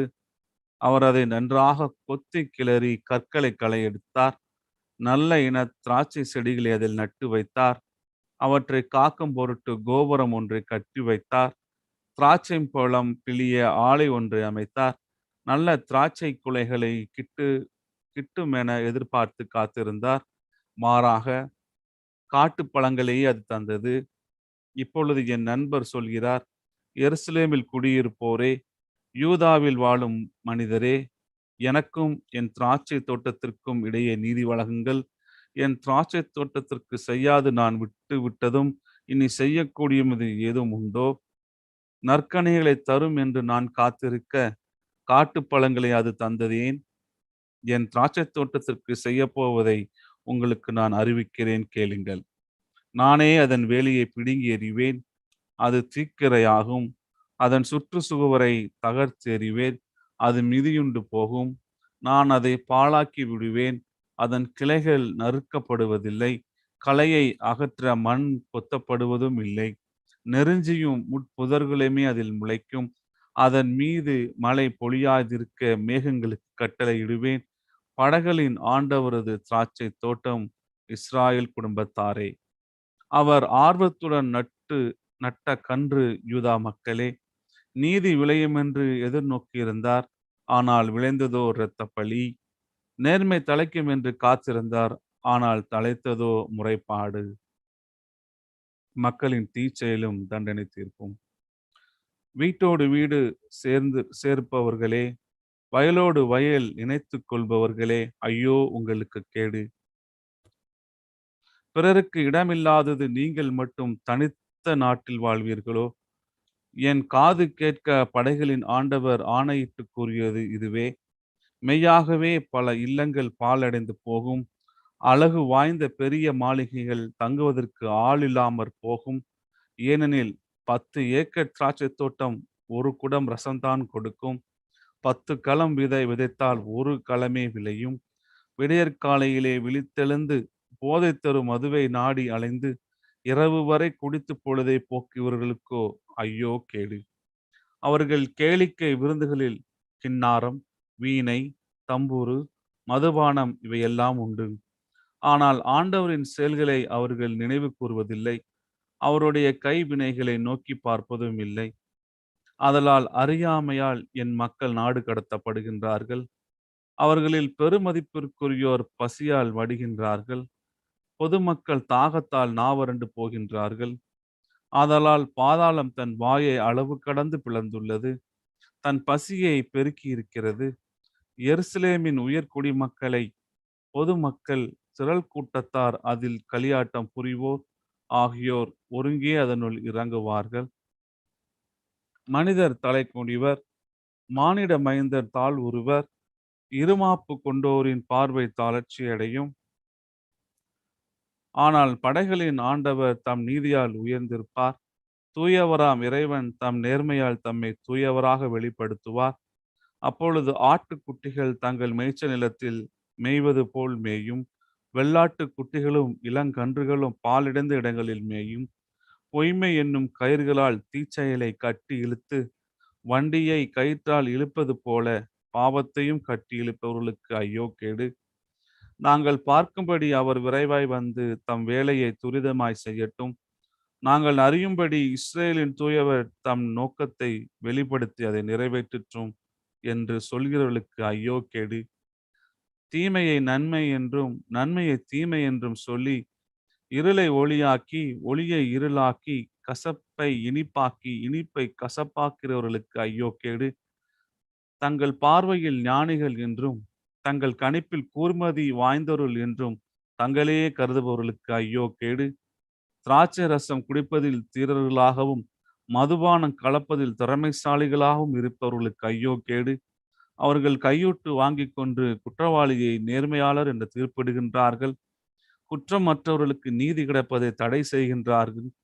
அதனால் நெருப்பு தணல் வைக்கோலை எரித்து சாம்பலாக்குவது போல, காய்ந்த புல் தீக்கரையாக்கி தீந்து போவது போல அவர்கள் ஆணிவேர் அழுகி போகும். அவர்கள் வழிமரபு துரும்பு போல் பறந்து போகும். ஏனெனில் அவர்கள் படைகளின் ஆண்டவரது திருச்சட்டத்தை புறக்கணித்தார்கள். இஸ்ரேலின் தூயவரது வாக்கை வெறுத்து தள்ளினார்கள். ஆதலால் ஆண்டவரின் சினத்தி அவருடைய மக்களுக்கு எதிராக கிளர்ந்தெழுந்தது. அவர்களுக்கு எதிராக அவர் தம் கையை நீட்டி அவர்களை நொறுக்கினார். மலைகள் நடுநடுங்கின. அவர்களுடைய சடலங்கள் நடுத்தருவில் நாதியற்று குப்பை போல் கிடந்தன. இவையெல்லாம் நடந்தும் அவரது சீற்றம் தணியவில்லை. நீட்டிய சினக்கை இன்னும் அடங்கவில்லை. அவர் தொலையிலுள்ள பிற இனத்துக்கு ஒரு அடையாள கொடியை காட்டியுள்ளார். மண்ணுலகின் எல்லைகளில் இருந்த சிலுக்கை ஒளியால் அதனை அழைத்துள்ளார். அந்த இனம் வெகு விரைவாய் வந்து கொண்டிருக்கின்றது. அவர்களில் ஒருவனும் களைப்படையவில்லை, இடறி விழவும் இல்லை, தூங்கவில்லை, உறங்கவும் இல்லை.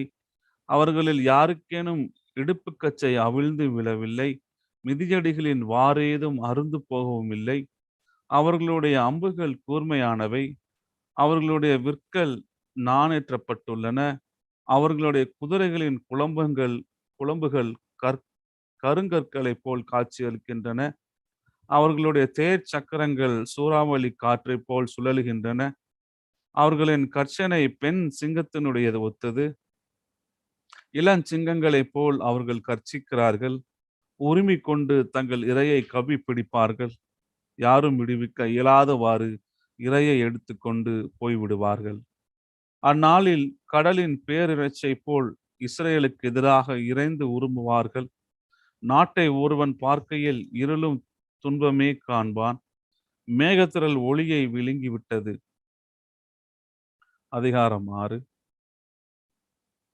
எசையாவின் அழைப்பு. உசியா அரசர் மறைந்த ஆண்டில் மிகவும் உயரமானதோர் அரியணையில் ஆண்டவர் அமர்ந்திருப்பதை நான் கண்டேன். அவரது தொங்கலாடை கோவிலை நிரப்பி நின்றது. அவருக்கு மேல் செராபீன்கள் சூழ்ந்து நின்றனர்.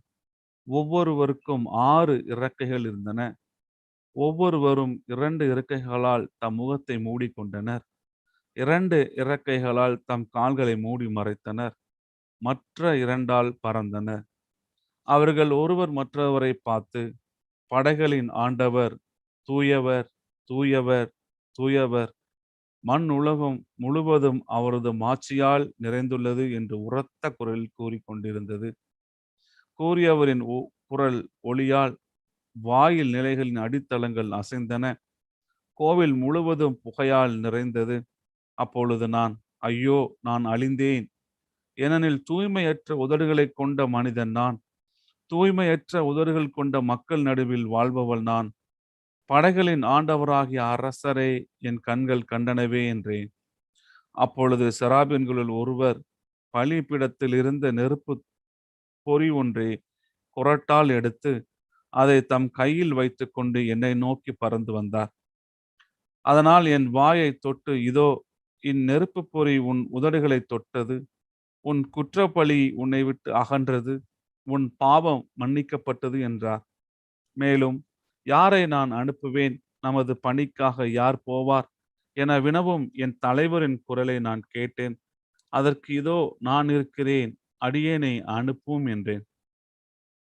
அப்பொழுது அவர், நீ இந்த மக்களை அணுகி, நீங்கள் உங்கள் காதால் தொடர்ந்து கேட்டும் கருத்தில் கொள்ளாதீர்கள், உங்கள் கண்களால் பார்த்து கொண்டே இருந்தும் உணராதிருங்கள் என்று சொல். அவர்கள் கண்ணால் காணாமலும், காதால் கேளாமலும், உள்ளத்தால் உணராமலும், மனமாறி குணமாகாமலும் இருக்கும்படி இந்த மக்களின் இதயத்தை கொழுப்படையச் செய், காதுகளை மந்தமாக்கச் செய், கண்களை மூடச் செய் என்றார். அதற்கு நான், என் தலைவரே, எத்துணை காலத்திற்கு இது இவ்வாறு இருக்கும் என்று வினவினேன். அதற்கு அவர், நகரங்கள் அழிந்து குடியிருப்போர் இல்லாதவனவாகும். வீடுகளில் வாழ்வதற்கு மனிதர் இரார். நாடு முற்றிலும் பால் நிலமாகும். ஆண்டவர் மனிதர்களை தொலைநாட்டிற்கு துரத்தி விடுவார். நாட்டில் குடியிருப்பாரின்றி வெற்றிடங்கள் பல தோன்றும். அது வரைக்குமே இவ்வாறு இருக்கும். 10ல் 1 பங்கு மட்டும் நாட்டில் எஞ்சியிருந்தாலும் அதுவும் அழிக்கப்படும். தேவதாரு அல்லது கருவாளி மரம் வெட்டி வீழ்த்தப்பட்ட பின் அடிமரம் எஞ்சியிருப்பது போல் அது இருக்கும். அந்த அடிமரம்தான் தூய வித்தாகும் என்றார். அதிகாரம் 7. ஆகாசுக்கு ஆண்டவரின் செய்தி. உசியாவின் பேரனும் யோதாமின் மகனுமான ஆகாசு யூதா நாட்டை ஆட்சி செய்த நாட்களில் ரசின் என்னும் சிறிய நாட்டு அரசனும் ரமாலியாவின் மகன் பெக்கா எனும் இஸ்ரேல் நாட்டு அரசனும் எருசலேமுக்கு எதிராக போர் தொடுத்து அதை வீழ்த்த முயன்றனர். அவர்களால் அது இயலாமல் போயிற்று. சிரியா எப்ராயிமையோடு கூட்டணி அமைத்து கொண்டது என்னும் செய்தி தாவீதின் குடும்பத்தாருக்கு அறிவிக்கப்பட்டது. உடனே பெருங்காற்றினால் காட்டு மரங்கள் அலை அதிர்வு கொள்வது போல ஆகாசின் உள்ளமும் அவர் நாட்டு மக்களின் உள்ளங்களும் அலைக்கழிக்கப்பட்டன. அப்பொழுது ஆண்டவர் எசையாவை நோக்கி, நீ உன் மகன் சயார் யாசீபை உன்னுடன் அழைத்து சென்று ஆகாசை சந்திப்பாயாக. வண்ணான் வயலுக்கு செல்லும் வழியில் மேற்புலத்திற்கு போகும் கால்வாயின் மறுமுனையில் நீ ஆகாசை காண்பாய். அவனுக்கு இதை சொல், நீ அமைதியாயிரு, அஞ்சாதிருந்து நடப்பனவற்றை உற்றுப்பார். ரட்சின் சிறிய நாட்டினர் ரமாலியாவின் மகன் ஆகியோரின் கடும் சினத்தை கண்டு மனங்கலங்காதே. அவர்கள் புகைந்து கொண்டிருக்கும் 2 கொல்லிக்கட்டையிலிருந்து வரும் புகை போன்றவர்கள். சிரியா எப்ராயிமோடு ரமாலியாவின் மகனோடும் உனக்கெதிராய் சதித்திட்டம் தீட்டி யூதாவுக்கு எதிராய் நாம் படையெடுத்து சென்று அதை நடுநடுங்கச் செய்வோம். அதற்கு எதிராய் போரிட்டு அதை பிடித்து தயேல் என்பவனின் மகனை அதற்கு அரசனாக்குவோம் என்று தங்களுக்குள் பேசிக் கொள்கிறார்கள். அதனால் ஆண்டவர் இவ்வாறு உரைக்கிறார், அவர்களது திட்டம் நிலைத்து நிற்காது. அது ஒருபோதும் நிறைவேறாது. ஏனெனில் சிரியாவின் தலைநகர் தமஸ்கு, தமஸ்கு நகரின் தலைவன் ரட்சின், இன்னும் 65 ஆண்டுகளில் எப்ராயிம் ஒரு மக்களினம் என்னும் தகுதியை இழக்கும் வண்ணம் தவிடு பொடியாக்கப்படும். எப்ராயிமின் தலைநகர் சமாரியா, சமாரியா நகரின் தலைவன் ரமாலியாவின் மகன், உங்கள் நம்பிக்கையில் நிலைத்திராவிடில் நீங்களும் நிலைநிறுத்த மாட்டீர்கள். இமானுவேலின் அடையாளம். ஆண்டவர் ஆகாசுக்கு மீண்டும் தம் திருவாக்கி அருள் சொல்லியது, உம் கடவுளாகிய ஆண்டவர் உமக்கு ஒரு அடையாளத்தை அருளுமாறு கேளும். அது கீழே பாதாளத்திலோ மேலே வானிலத்திலோ தோன்றுமாறு கேட்டுக்கொள்ளும் என்றார். அதற்கு ஆகாசு, நான் கேட்க மாட்டேன், ஆண்டவரை சோதிக்க மாட்டேன் என்றார். அதற்கு எசையா, தாவீதின் குடும்பத்தாரே, நான் சொல்வதை கேளுங்கள். மனிதரின் பொறுமையை சோதித்து மனம் சலிப்படைய செய்தது போதாதா? என் கடவுளின் பொறுமையை கூட சோதிக்க பார்க்கிறீர்களோ? ஆதலால் ஆண்டவர் தாமே உங்களுக்கு ஒரு அடையாளத்தை அருள்வார். இதோ, கருவுற்றிருக்கும் அந்த இளம்பெண் ஒரு ஆண் மகவை பெற்றெடுப்பார். அக்குழந்தைக்கு அவர் இமானுவேல் என்று பெயரிடுவார். தீமையை தவிர்த்து நன்மையை நாடி தேர்ந்து கொள்வதற்கு அறியும் போது அவன் வெண்ணையும் தேனையும் உண்பான். அந்த குழந்தை தீமையை தவிர்த்து நன்மையை நாடி தேர்ந்து கொள்வதற்கு முன் உம்மை நடுநடுங்க செய்யும் அரசர்கள் இருவரின் நாடுகளும் பாலை நிலமாக்கப்படும்.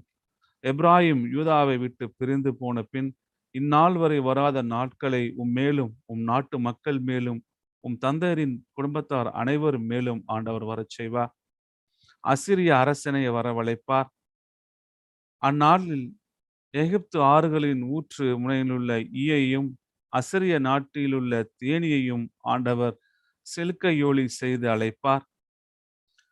உடனே அவை அனைத்தும் கூட்டமாய் வந்து செங்குத்து மலை, பள்ளத்தாக்குகள், கற்பாறை குகைகள், முட்புதர், மேய்ச்சல் நிலங்கள் அனைத்தின் மேலும் வந்து இறங்கும். அந்நாளில் ஆண்டவர் பேராற்றின் மறு பக்கத்தில் இருந்து அசிரிய அரசன் என்ற சவர கத்தியை வாடகைக்கு எடுப்பார்.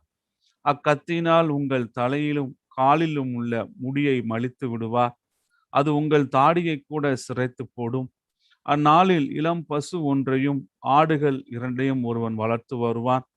அவை மிகுதியாய் பால் தருவதனால் அவன் வெண்ணெய் உண்பான். நாட்டில் எஞ்சிருக்கும் ஒவ்வொருவரும் வெண்ணெயையும் தேனையும் சாப்பிடுவர். அந்நாளில் 1000 வெள்ளிக்காசு விலை மதிப்புள்ள 1000 திராட்சை செடிகள் வளர்ந்த நிலம் முழுவதிலும் நெருஞ்சி முள்ளும் முட்புதரும் முளைந்திருக்கும். நாடெங்கும் நெருஞ்சி முள்ளும் முட்புதரும் நிலைந்திருப்பதால் வில்லோடும் அம்போடுமே மனிதர்கள் வருவார்கள். மண் வெட்டியால் பண்படுத்தப்பட்டு வந்த மலைகளில் நெருஞ்சி முள்ளும் முட்பதுருமே இருப்பதால் அதற்கு அஞ்சி எவருமே அங்கே வரார். அவை மாடுகள் ஓட்டி விடப்படும் மேட்டு நிலமாகும், ஆடுகள் நடமாடும் காடாகும். எசையா அதிகாரம் 8. எசையாவின் மகன். அதன்பின் ஆண்டவர் என்னை நோக்கி, நீர் அகன்றதோர் வரைப்பலகை எடுத்து அதில் மனிதர் எழுதுவது போல சாதாரண எழுத்துக்களில் மகீர் சலால் ஹஸ்பாஸை குறித்து எழுது. உரியா என்ற குருவும் எபிரேக்கியாவின் மகன் செக்கரியாவும் எனக்கு உண்மையுள்ள சாட்சிகளாய் இருக்கட்டும் என்றார். நான் இறைவாக்கினர்களுடன் கூடிய பொழுது அவள் கருவுற்று ஓர் ஆண் மகவை பெற்றெடுத்தாள். அப்பொழுது ஆண்டவர் என்னை நோக்கி, அவனுக்கு மகீர் சலால் அஸ்பாசி என்று பெயரிடு. ஏனெனில் இச்சிறுவன் அப்பா அம்மா என்று அழைக்க அறியும் முன்பே தமஸ்கின் செல்வங்களும் சமாரியாவில் உள்ள கொள்ளை பொருட்களும் அசிரிய அரசனால் வாரிக்கொண்டு போகப்படும் என்றார். அசிரியரின் முற்றுகையை முன்னறிவித்தல். மேலும் ஆண்டவர் என்னோடு உரையாடி, அமைதியாய் ஓடுகின்ற சிலேவா சிற்றாற்றின் நீரை வேண்டாம் என்று இந்த மக்கள் மறுத்து விட்டார்கள். ரெச்சீனையும் இரமலியாவின் மகனையும் கண்டு அச்சத்தால் துவண்டு வீழ்கிறார்கள். அதனால் ஆண்டவர் ஆற்றலுடன் பெருக்கெடுத்தோடும் பேராற்றை போன்ற அசிரிய அரசனையும் அவன் மேன்மையான படைகள் அனைத்தையும் அவர்களுக்கு எதிராக அணி திரண்டு வர செய்வார். கால்வாய்கள் அனைத்தையும் அதன் வெள்ளம் நிரப்பும். எல்லா கரைகள் மேலும் அது புரண்டு பாயும். எங்கும் வெள்ளக்காடாய் காற்றாட்டாய் ஓடும். யூத நாட்டுக்குள் புகுந்து அதன் கழுத்தை எட்டும். இம்மானுவேலே, அதன் கிளைகள் உன் நாட்டின் பரப்பை எல்லாம் நிரப்பி நிற்கும். மக்கள் இனங்களே, ஒருங்கிணையுங்கள், ஆயினும் நொறுக்கப்படுவீர்கள். தொலை நாட்டிலுள்ள அனைத்து மக்களே, செவி கொடுங்கள். போருக்கென இடையை கட்டிக் கொள்ளுங்கள், ஆயினும் கலக்கமுறுவீர்கள். போர்க்கோலம் கொள்ளுங்கள், ஆயினும் முறியடிக்கப்படுவீர்கள். ஒன்று கூடி சதி திட்டம் தீட்டுங்கள், அதுவும் விழலுக்கு இறைத்த நீராகும். கூடி பேசி முடிவெடுங்கள், அதுவும் பயனற்று போகும். ஏனெனில் கடவுள் எங்களோடு இருக்கிறார். எசையாவுக்கு எச்சரிக்கை. நமது வலிமையுள்ள கையை என்மேல் வைத்து ஆண்டவர் எனக்கு எச்சரிக்கை விடுத்தார். இந்த மக்களின் வழிகளை நான் பின்பற்றாதிருக்க எனக்கு கட்டளை பிறப்பித்தார். இந்த மக்கள் சதித்திட்டம் என்று அழைப்பதையெல்லாம் நீங்கள் சதித்திட்டம் என்று சொல்லாதீர்கள். அவர்கள் எதற்கு அஞ்சி நடுங்குகிறார்களோ அதற்கு நீங்கள் அஞ்ச வேண்டாம். நடுங்கி நிலை குலையவும் வேண்டாம். படைகளின் ஆண்டவர் ஒருவரே தூயவர் என போற்றுங்கள். அவருக்கே அஞ்சுங்கள். அவர் திருமுன்னே நடுங்குங்கள். அவரை தூயகமாய் இருப்பார். இஸ்ரேலின் இரு குடும்பத்தாருக்கு இடருக்கல்லாகவும் தடுக்கி விழ செய்யும் கற்பறையாகவும் இருப்பார். எருசலேமில் குடியிருப்போருக்கு பொறியும் கண்ணியுமாய் இருப்பார். அவர்களில் பலர் தடுமாற்றம் அடைவர், இடறி வீழ்ந்து நொறுக்கப்படுவர், கண்ணியில் சிக்குண்டு பிடிபடுவர். குறி கேட்பது பற்றி எச்சரிக்கை. இந்த சான்றுரையை பாதுகாப்பாய் கட்டிவை. என் சீடரடி இந்த இறை கூற்றை முத்திரையிட்டு வை. யாக்கோபு குடும்பத்தாருக்கு தன் முகத்தை ஆண்டவர் மறைத்துள்ளார். ஆண்டவருக்காக நான் காத்திருப்பேன். அவர் மேல் என் நம்பிக்கையை நிலைநிற்க செய்வேன். படைகளின் ஆண்டவர் சீயோன் மலையில் குடிகொண்டிருக்கிறார். நானும் அவர் எனக்களித்த குழந்தைகளும் இஸ்ரேலில் அவருக்கு அடையாளங்களாகவும் அறிகுறிகளாகவும் இருக்கிறோம். மாயவித்தக்காரரையும் முணுமுணுத்து மந்திரங்களை ஓதி குறி சொல்வோரையும் அணுகி குறி கேளுங்கள் என்று அவர்கள் உங்களிடம் சொல்வார்கள். மக்கள் தம் குல தெய்வத்தை நாடி குறி கேளாதிருப்பார்களோ? உயிருள்ளோருக்காக செத்தவர்களை விசாரிப்பதல்லவா முறைமை என்பார்கள். இறை கூற்றையும் சான்றுரையும் நாடி தேடுங்கள் என்று அவர்கள் சொல்லாதனால் அவர்களுக்கு விடிவு காலம் வராது என்பது உறுதி. பெருந்துன்பத்தோடும் பசி கொடுமையோடும் அவர்கள் நாட்டை கடந்து செல்வார்கள். பசியால் வாடி வதங்கும் போது வெறி கொண்டு தங்கள் அரசனையும் தெய்வத்தையும் வசை மொழியால் சபிப்பார்கள். முகத்தை உயர்த்தி அண்ணாந்து பார்ப்பார்கள். தலையை தாழ்த்தி தரையை உற்று நோக்குவார்கள். எங்கு நோக்கிடும் காரிருள், கடுந்துயர், மனவேதனைகளே புலப்படும். காரிருள் அவர்களை ஆட்கொள்ளும். எசையா அதிகாரம் 9. ஆனால் துயரமுற்றிருந்த நாட்டினருக்கு மன சோர்வு தோன்றாது. முற்காலத்தில் செபுலோன் நாட்டையும் நப்தலி நாட்டையும் ஆண்டவர் அவமதிப்புக்கு உட்படுத்தினார். பிற்காலத்திலோ பெருங்கடல் வழிப்பகுதி, யோர்தானுக்கு அப்பாலுள்ள நிலப்பரப்பு, பிற இனத்தார் வாழும் கலிலேயா நாடு ஆகிய பகுதிகளுக்கு மேன்மை வர செய்வார். வரவிருக்கும் அரசர் காரில் நடந்து வந்த மக்கள் பேரொளியை கண்டார்கள். சாவின் நிழல் சூழ்ந்துள்ள நாட்டில் குடியிருப்போர் மேல் சுடர் ஒளி உதித்துள்ளது. ஆண்டவரே, அந்த இனத்தாரை பல்கி பெருக செய்தீர். அவர்கள் மகிழ்ச்சியை மிகுதுபடுத்தினீர். அறுவடை நாளில் மகிழ்ச்சியுறுவது போல் உம் திருமுன் அவர்கள் அகமகிழ்கிறார்கள். கொள்ளை பொருளை பங்கிடும் போது அக்களிப்பது போல் களி கூறுகிறார்கள். மிதியா நாட்டுக்கு செய்தது போல அவர்களுக்கு சுமையாக இருந்த நுகத்தை நீர் உடைத்தெறிந்தீர். அவர்கள் தோளை புண்ணாக்கிய தடியை தகர்த்து போட்டீர். அவர்களை ஒடுக்குவோரின் செங்கோலை ஒடித்தெறிந்தீர். அமளியுற்ற போர்க்களத்தில் போர் வீரன் அணிந்திருந்த காலணிகளும் இரத்தம் கரைபடிந்த ஆடைகள் அனைத்தையும் நெருப்புக்கு இரையாக எரிக்கப்படும்.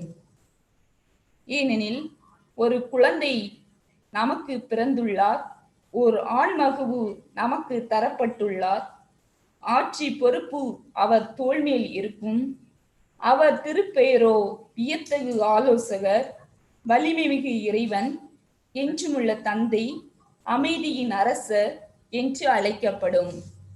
அவரது ஆட்சியின் உயர்வுக்கும் அமைதி நிலவும் அவரது அரசின் வளர்ச்சிக்கும் முடிவு இராது. தாவீதின் அரியணையில் அமர்ந்து தாவீதின் அரசை நிலைநாட்டுவார். இன்று முதல் என்றென்றும் நீதியோடும் நேர்மையோடும் ஆட்சி புரிந்து அதை நிலை பெயராது உறுதிப்படுத்துவார். படைகளின் ஆண்டவரது பேரார்வம் இதை செய்து நிறைவேற்றும். யாக்கோபுக்கு எதிராக ஒரு வார்த்தையை ஆண்டவர் அனுப்பியுள்ளார்.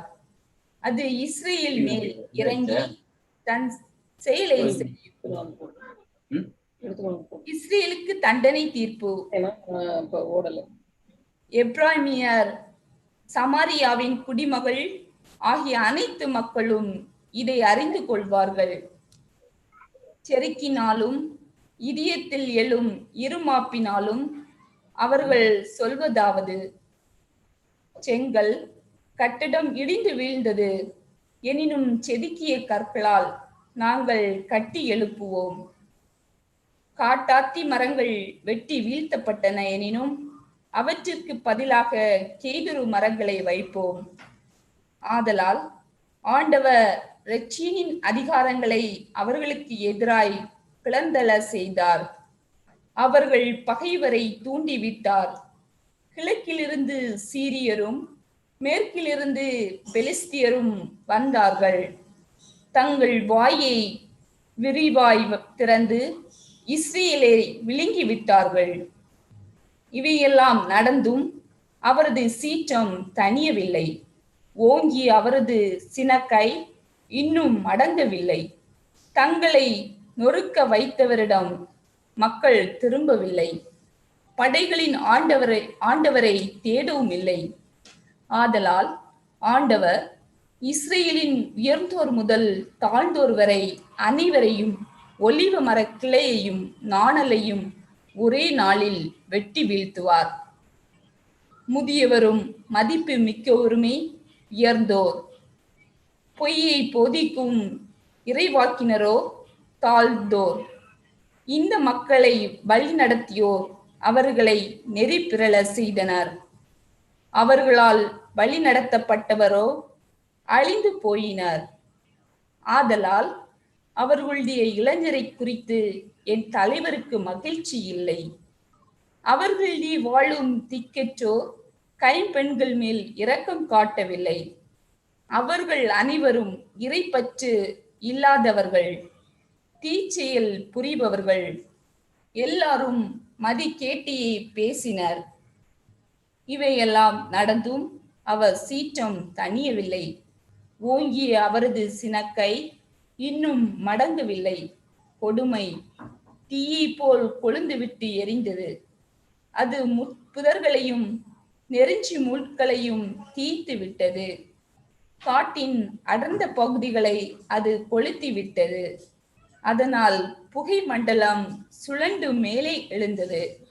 படைகளின் ஆண்டவரது சினத்தால் நாடு நெருப்புக்கு இரையானது. மக்கள் நெருப்புக்கு விறகி போல் ஆனார்கள். ஒருவரும் தம் அடுத்திருப்பாரை விட்டு வைக்கவில்லை. அவர்கள் வலப்புறம் காண்பனவற்றை பிடுங்கி தின்றும் பசி அடங்கவில்லை. இடப்புறம் இருப்பனவற்றை எடுத்து விழுங்கியும் மனம் நிறைவடையவில்லை.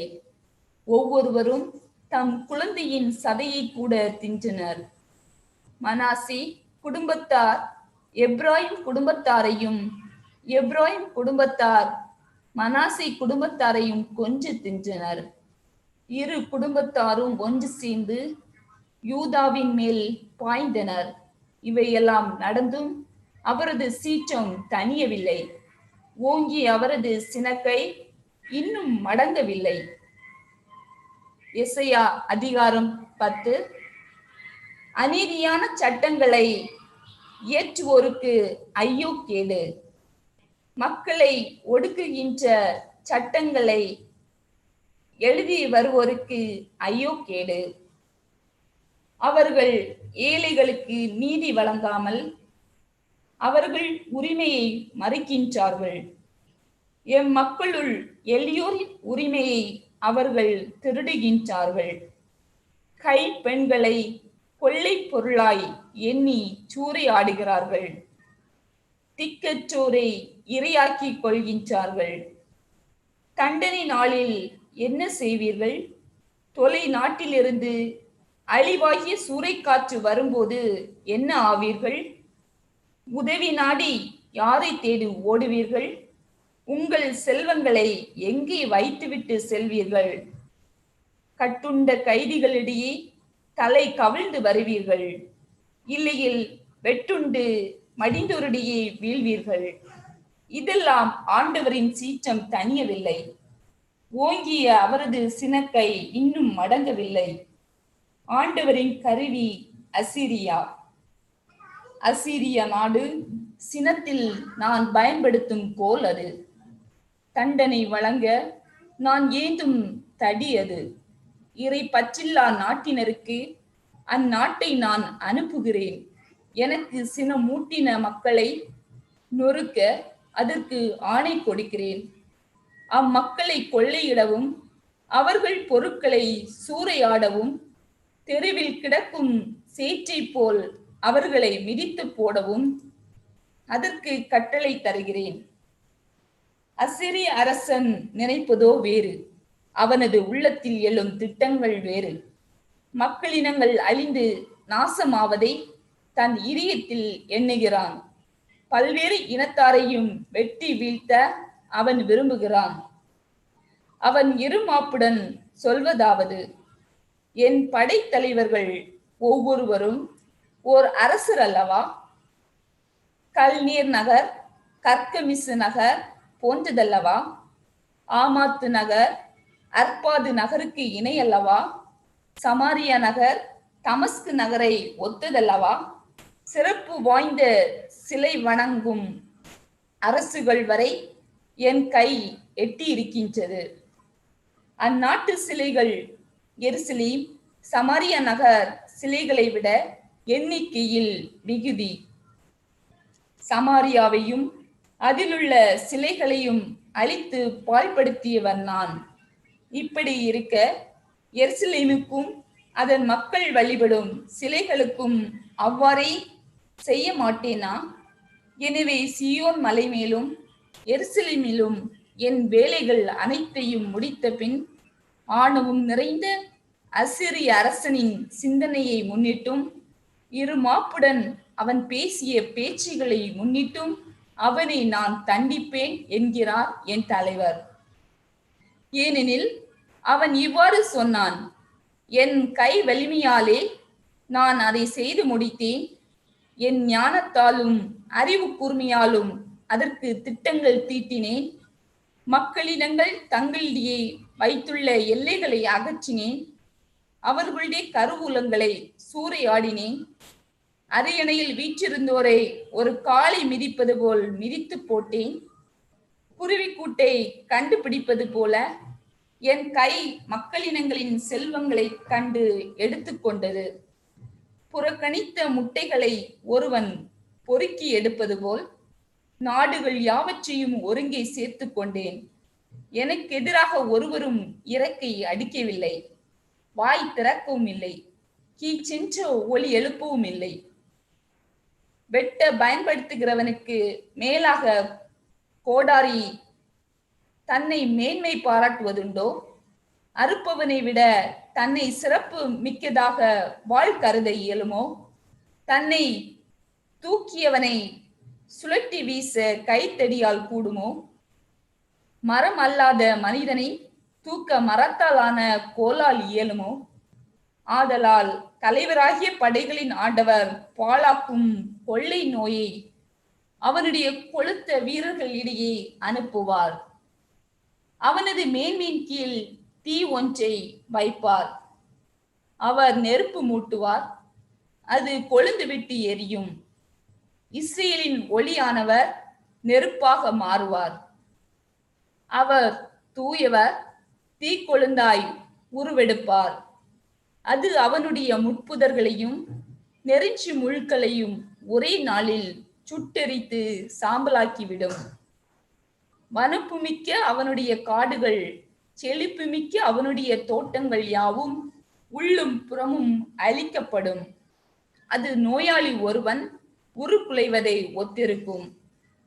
அவனது காட்டில் மிக சில மரங்களே எஞ்சியிருக்கும். ஒரு சிறுவன் கூட அவற்றை எண்ணி எழுதிவிடலாம். எஞ்சியோரின் மீட்பு. அந்நாளில் இஸ்ரேல் குடும்பத்தாருள் எஞ்சி இருப்போரும் யாக்கோபின் மக்களில் தப்பி பிழைத்தோரும் தங்களை அடித்து நொறுக்கிய நாட்டை இனி சார்ந்திருக்க மாட்டார்கள்.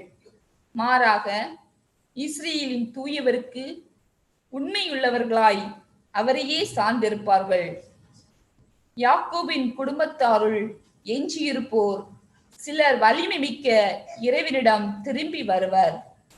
இஸ்ரேலே, இப்பொழுது உன் மக்கள் கடற்கரை மணலை போல் இருப்பினும் அவர்களுள் எஞ்சியிருப்போரே திரும்பி வருவர். அழிவு நெருங்கி வந்தாயிற்று, அழிவி வருவது தீர்ப்பாயிற்று. பொங்கி வரும் இறை நீதி இதனால் வெளிப்படும். ஏனெனில் என் தலைவராகிய படைகளின் ஆண்டவர் தாம் ஆணையிட்டபடியே நாடு முழுவதிலும் அழிவை கொண்டு வருவார். அசிரியாவுக்கும் ஆண்டவரின் தண்டனை தீர்ப்பு. என் தலைவராகிய படைகளின் ஆண்டவர் கூறுவது இதுவே: சீயோனில் வாழ்கின்ற என் மக்களே, எகிப்தியர் முன்பு செய்தது போல் அசிரியரின் தடியால் உங்களை அடிக்கும் போது, கோலை உங்களுக்கு எதிராய் ஓங்கும் போதும் நீங்கள் அஞ்சாதிருங்கள்.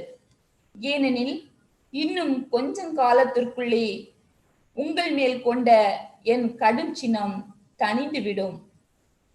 அப்பொழுது அசிரியர்களை அழிக்குமாறு அது திசை திருப்பும். ஒரே பாறை அருகில் முன்பு மிதியானியரை அடித்து வீழ்த்தியது போல் படைகளின் ஆண்டவர் அவர்களுக்கு எதிராக ஒரு சாட்டை எடுப்பார்.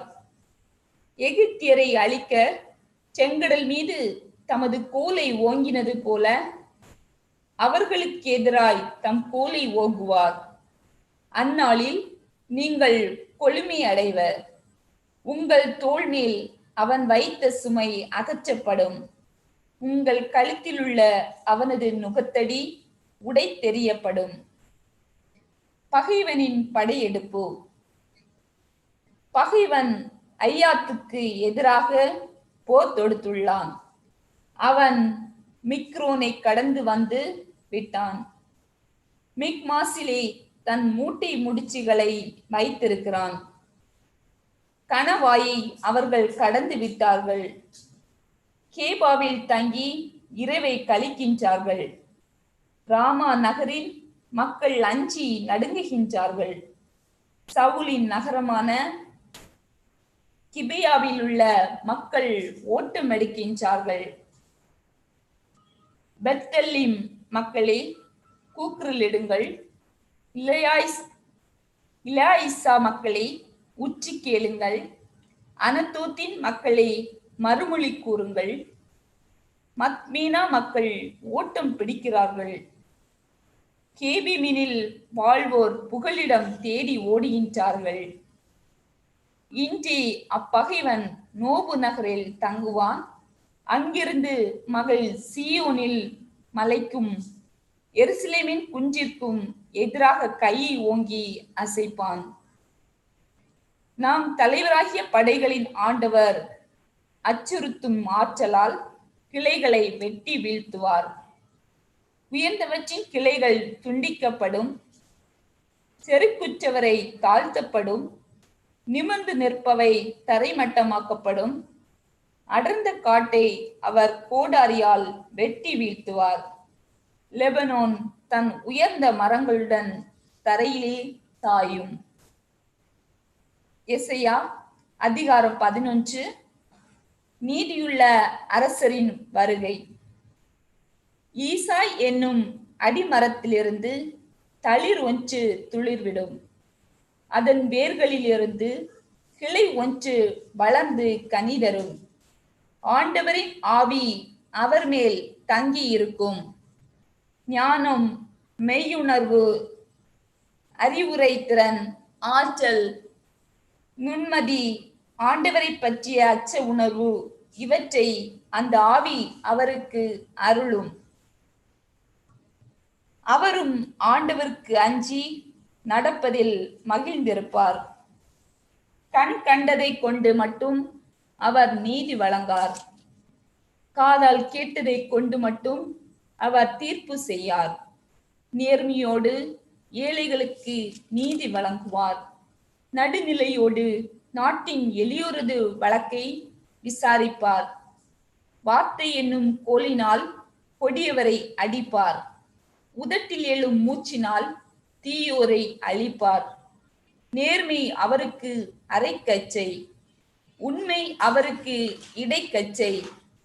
அந்நாளில் ஓநாய் செம்மறியாட்டு குட்டியோடு தங்கி இருக்கும். அக்குட்டியோடு சிறுத்தை புலி படுத்துக் கொள்ளும்.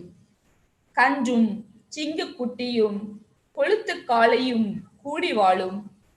பச்சிளம் குழந்தை அவற்றை நடத்தி செல்லும். பசுவும் கரடியும் ஒன்றாய் மேயும். அவற்றின் குட்டிகள் சேர்ந்து படுத்து கிடக்கும். சிங்கம் மாட்டை போல் வைக்கோல் தின்னும். பால் குடிக்கும் குழந்தை விரியன் பாம்பின் வளைவில் விளையாடும். பால்குடி மறந்த பிள்ளை கட்டு விரியன் வலையினுள் தன் கையை விடும். என் திருமலை முழுவதிலும் தீமை செய்வோர் எவருமில்லை. கேடு விளைவிப்பார் யாருமில்லை. ஏனெனில் கடல் தண்ணீரால் நிறைந்திருக்கிறது போல் மண்ணுலகம் ஆண்டவராம் என்னை பற்றிய அறிவால் நிறைந்திருக்கும். நாடு கடத்தப்பட்டோ திரும்பி வரல். அந்நாளில் மக்கள் இனங்களுக்கு சின்னமாய் விளங்கும். ஈசாயின் வேரை பிற இனத்தார் தேடி வருவார்கள். அவர் இளைப்பாறும் இடம் மாட்சி நிறைந்ததாக இருக்கும். அந்நாளில் என் தலைவர் மீண்டும் தன் கையை நீட்டி அசிரியா, எகிப்து, பத்ரோசு, பாரசீகம், எத்தியோப்பியா, ஏலாம், சினார், ஆமாத்து முதலிய நாடுகளிலும் கடல் தீவுகளிலும் வாழும் தம் மக்களுள் எஞ்சியிருப்போரை தம் நாட்டிற்கு திரும்ப கொணர்வார். பிற இனத்தாருக்கென ஒரு கொடியை ஏற்றி வைப்பார். இஸ்ரேலில் நாடு கடத்தப்பட்டோரை ஒன்று திரட்டுவார். யூதியாவில் சிதறுண்டு போனவர்களை உலகின் நாற்புறத்திலிருந்தும் கூட்டி சேர்ப்பார். எப்ராமியரின் பொறாமை அவர்களை விட்டு நீங்கும். யூதாவை பகைத்தோர் வெட்டி வீழ்த்தப்படுவர். எப்ராமியர் யூதா மேல் பொறாமை கொள்வதில்லை. யூதாவும் எப்ராமியரை பகைப்பதில்லை. அவர்கள் இருவரும் சேர்ந்து மேற்கிலுள்ள பெலிஸ்தியரின் தோள் மேல் பாய்வார்கள். கீழ்த்திசை நாட்டினரை கொள்ளி அடிப்பார்கள். யோதோமையும் மோவாபையும் கைப்பற்றிக் கொள்வார்கள். அம்மோன் மக்கள் அவர்களுக்கு அடிபணிவார்கள். எகிப்தின் கடல் முகத்தை ஆண்டவர் முற்றிலும் வற்ற செய்வார். பேராற்றின் மேல் கையசைத்து அனல் காற்று வீட்ட செய்வார். கால் நனையாமல் மக்கள் கடந்து வரும்படி அந்த ஆற்றை 7 கால்வாய்களாக பிரிப்பார். இஸ்ரேல் எகிப்து நாட்டிலிருந்து வந்த நாளில் பெருவழி தோன்றியது போல ஆண்டவரின் மக்களுள் எஞ்சியோர் வருவதற்கு அசிரியாவிலிருந்து பெருவழி ஒன்று தோன்றும். எசாயா அதிகாரம் 12. நன்றிப்பா. அந்நாளில் நீ இவ்வாறு சொல்வாய், ஆண்டவரே, நான் உனக்கு நன்றி சொல்வேன். நீர் என் மேல் சினம் அடைந்திருந்தீர், இப்பொழுதோ உம் சினம் தளிந்து விட்டது. நீர் எனக்கு ஆறுதலும் அளித்துள்ளீர். இறைவன் என் மீட்பர், அவர் மேல் நம்பிக்கை வைக்கின்றேன். நான் அஞ்ச மாட்டேன். ஆண்டவரே என் ஆற்றல், அவரையே பாடுவேன். என் மீட்பும் அவரே. மீட்பெறும் ஊற்றுகளிலிருந்து நீங்கள் அகமகிழ்வோடு தண்ணீர் முகழ்ந்து கொள்வீர்கள். அந்நாளில் நீங்கள் சொல்வதாவது, ஆண்டவருக்கு நன்றி செலுத்துங்கள், அவர் திருப்பெயரை போற்றுங்கள். மக்களிடையே அவர் செயல்களை அறிவியுங்கள்.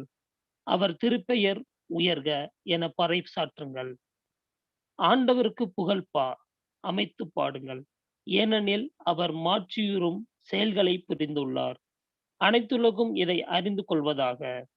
சியோனில் குடியிருப்போரே, ஆர்ப்பரித்து அக்களியுங்கள். இஸ்ரேலின் தூயவர் உங்களிடையே சிறந்து விளங்குகின்றார். எசாயா அதிகாரம் 13. பாபிலோனுக்கு எதிரான தண்டனை தீர்ப்பு.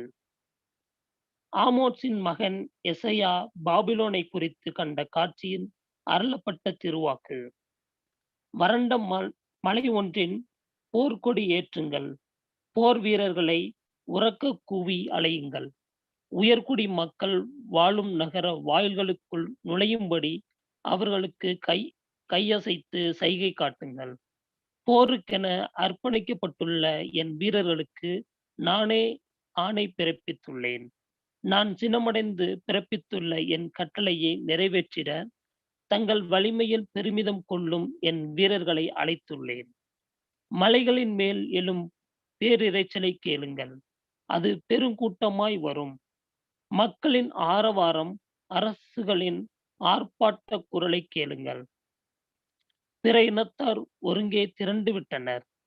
தொலைநாட்டிலிருந்து தொடுவானத்து எல்லைகளிலிருந்தும் அவர்கள் வருகின்றார்கள். ஆண்டவர் தம் கடும் சினத்தின் போர்க்கணங்களோடு உலகம் முழுவதையும் அழிக்க வருகின்றார். அழுது புலம்புங்கள், ஆண்டவரின் நாள் அண்மையில் உள்ளது. எல்லாம் வல்லவரிடமிருந்து அழிவு வடிவில் அது வருகின்றது. ஆதலால் கைகள் யாவும் தளர்ந்துவிடும். மானிட நெஞ்சம் அனைத்தும் உருகி நிற்கும். அவர்கள் திகிலடைவார்கள். துன்பத் துயரங்கள் அவர்களை கவ்விக்கொள்ளும். பேறுகால பெண்களைப் போல வேதனை அடைந்தவர்கள் ஒருவர் மற்றவரை பார்த்து திகைத்து நிற்பர். கோபத்தியால் அவர்கள் முகம் கனன்று கொண்டிருக்கும். இதோ ஆண்டவரின் நாள் வருகின்றது. கொடுமையும் கோபமும் கடும் சீற்றமும் நிறைந்த நாள் அது. மண்ணுலகை பால்நிலமாக்கும் நாள் அது. அதிலிருந்து பாவிகளை முற்றிலும் அடித்துவிடும் நாள் அது. வானத்தின் விண்மீன்களும் ராசி கூட்டங்களும் ஒளி வீச மாட்டார். தோன்றும் போதே கதிரவன் இரண்டு போவான். வெண்ணிலாவும் தன்னொழிவை தந்து விடாது. உலகை அதன் செயல்களுக்காகவும் தீயோரை அவர் தம் கொடுஞ்செயல்களுக்காகவும் நான் தண்டிப்பேன். ஆணவக்காரின் அகந்தையை அழிப்பேன். அச்சுறுத்துவோரின் இருமாப்பை அடக்குவேன். மானிடரை பசும் பொன்னை விடவும் மனிதர்களை ஓபனர் தங்கத்தை விடவும் அரிதாக்குவேன். ஆதலால் வானத்தை நடுங்க செய்வேன். மண்ணுலகம் தன் இருப்பிடத்திலிருந்து ஆட்டம் கொடுக்கும். படைகளின் ஆண்டவரது கோபத்தால் அவரது கடும் சினத்தின் நாளில் இது நடக்கும். துரத்தப்பட்ட புள்ளிமான் போலவும் ஒன்று சேர்ப்பாரின்றி சிதறுண்ட ஆடுகளைப் போலவும் எல்லாரும் தம் மக்களிடையே திரும்பி செல்வர். எல்லாரும் தம் சொந்த நாட்டை தப்பி ஓடுவர். அகப்பட்ட ஒவ்வொருவரும் பிடிப்பட்ட ஒவ்வொருவரும் வாளால் மடிவர். அவர்கள் பச்சிளம் குழந்தைகள் அவர்கள் கண்ணெதிரையே மோதி அடிக்கப்படுவர். அவர்கள் வீடுகள் கொள்ளையடிக்கப்படும். அவர்கள் துணைவியர் மானபங்கப்படுத்தப்படுவர். இதோ அவர்களுக்கு எதிராக நான் மேதியரை கிளந்தெழச் செய்கின்றேன். அவர்கள் வெள்ளியை பெரிதாக எண்ணாதவர்கள், பொன்னை அடைவதற்கு ஆவல் கொள்ளாதவர்கள். அவர்கள் வில் வீரர் இளைஞரை மோதி அடிப்பார்கள். பச்சிளங்குழந்தைகளுக்கு அவர்கள் கருணை காட்ட மாட்டார்கள். சிறுவர்களுக்கு அவர்கள் கண்களில் இரக்கம் இராது. அரசுகளின் சிறப்பு மிகு கல்தேயரின் மேன்மையை பெருமையான பாபிலோன் கடவுள் அளித்த சோதம் கொமோராவை போல ஆகிவிடும். இனி எவரும் அதில் ஒருபோதும் குடியிருக்க மாட்டார். அதுவும் தலைமுறை தலைமுறையாக குடியேற்று இருக்கும். அரேபியர் அங்கே கூடாரம் அமைக்க மாட்டார். ஆயர்கள் தம் மந்தையை அங்கே இளைப்பாற விடுவதில்லை. ஆனால் காட்டு விலங்குகள் அங்கே படுத்து கிடக்கும். ஊளையிடும் குள்ள நரிகள் அவர்கள் வீடுகளை நிரம்பும். தீக்கோழிகளே அங்கே தங்கியிருக்கும். வெள்ளாட்டு கிடாய்கள் அங்கே துள்ளி திரியும். அவர்கள் கோட்டைகளில் ஓநாய் அலறும். அரண்மனைகளின் குள்ள நரிகள் ஊளையிடும். அதற்குரிய நேரம் நெருங்கிவிட்டது. அதற்குரிய நாள்கள் அண்மையில் உள்ளன. எசையா அதிகாரம் 14. அடிமைத்தனத்தில் நின்று திரும்புங்கள். ஆண்டவர் யாக்கோப்பின் மீது இரக்கம் காட்டி இஸ்ரேலை மீண்டும் தேர்ந்து கொள்வார். அவர்களை அவர்களுடைய நாட்டின் அமைதியுடன் வாழ செய்வார். வேற்று நாட்டவரும் அவர்களை நாடி வந்து யாக்கோப்பின் குடும்பத்தாரோடு சேர்ந்து கொள்வார்கள். மக்களினங்கள் அவர்களை அழைத்து வந்து அவர்களது சொந்த இடத்திற்கு அவர்களை இட்டுச் செல்வார்கள். அவ்வேற்று நாட்டோரை ஆண்டவரின் நாட்டில் இஸ்ரேல் குடும்பத்தார் அடிமைகளாகவும் அடிமை பெண்களாகவும் உரிமையாக்கிக் கொள்வர். தங்களை அடிமையாக்குபவர்களை அடிமையாக்குவார்கள். அவர்களை ஒடுக்கியவர்களை மேல் ஆட்சி செலுத்துவார்கள். பாபிலோனிய அரசின் மீது வசைப்பாடல். ஆண்டவர் உன்மேல் சுமத்திய துயரையும் இடரையும் கடுமையான அடிமை வாழ்வையும் அகற்றி அமைதி வாழ்வை உனக்கு தரும் நாளில் பாபிலோன் மன்னனுக்கு எதிராக இந்த ஏளன பாடலை எடுத்து கூறு. ஒடுக்கியவன் ஒளிந்தானே, அவன் ஆணவமும் ஓய்ந்ததே. தீயோரின் கோலையும் ஆட்சியாளரின் செங்கோலையும் ஆண்டவர் முறித்து போட்டார். அவர்கள் கோபத்தால் வெகுண்டு அடிமேல் அடியாக மக்களினங்களை அடித்து நொறுக்கினார்கள். பிற நாட்டினரை தொடர்ந்து கொடுமைப்படுத்தி கடுமையாய் ஆண்டார்கள். மண்ணுலகம் முழுவதும் இளைப்பாரி அமைதியில் மூழ்கி இருக்கின்றது. மகிழ்ச்சியால் ஆர்ப்பரித்து ஆரவாரம் செய்கின்றது. தேவதாரு மரங்களுக்கு லெபனோனின் கேதுரு மரங்களும் உன் வீழ்ச்சியால் களிப்படைகின்றன. நீ வீழ்ந்து கிடக்கும் இந்நேரம் முதல் எம்மை வெட்டி வீழ்த்த எமக்கெதிராக எழுபவர் எவரும் இல்லை என பாடுகின்றனர். நீ வரும்போது உன்னை எதிர்கொள்ள கீமுள்ள பாதாளம் மகிழ்ச்சியால் பரபரக்கின்றது. உலகின் இறந்த தலைவர்கள் அனைவரும் உன்னை வரவேற்குமாறு அவர்களை எழுப்புகிறது. வேற்றினத்தாரின் அரசர்கள் அனைவரையும் அவர் தம் அரியணையனை விட்டு எழச் செய்கிறது. அவர்கள் அனைவரும் உன்னை நோக்கி, நீயும் எங்களைப் போல வலுவிழந்து போனாயே, எங்களின் கதியையும் நீயும் அடைந்தாயே. உன் இருமாப்பு உன் வீணைகளின் இசையொலிக்கு பாதாளம் வரை தாழ்த்தப்பட்டன. புழுக்கள் உனக்கு படுக்கையாகும். பூச்சிகள் உன் போர்வையாகும். வைகரி புதல்வனாகிய விடிவெள்ளியே, வானத்திலிருந்து நீ வீழ்ந்தாயே. மக்கள் இனங்கள் வலிமை குன்றச் செய்தேனே, வெட்டுப்பட்ட தரையில் விழுந்தாயே. நான் விண்ணுலகிற்கு ஏறி செல்வேன். இறைவனுடைய விண்மீன்களுக்கு மேலாக உயரத்தில் என் அரியணையை ஏற்படுத்துவேன். வடபுறத்து எல்லை பகுதியில் உள்ள பேரவை மலைகள் மேல் வீற்றிருப்பேன். மேகத்திரள் மேல் ஏறி உன்னதருக்கு ஒப்பாவேன் என்று உன் உள்ளத்தில் உரைத்தாயே. ஆனால் நீ பாதாளம் வரை தாழ்த்தப்பட்டாய், படுகொலியில் அடிமட்டத்திற்குள் தள்ளப்பட்டாயே.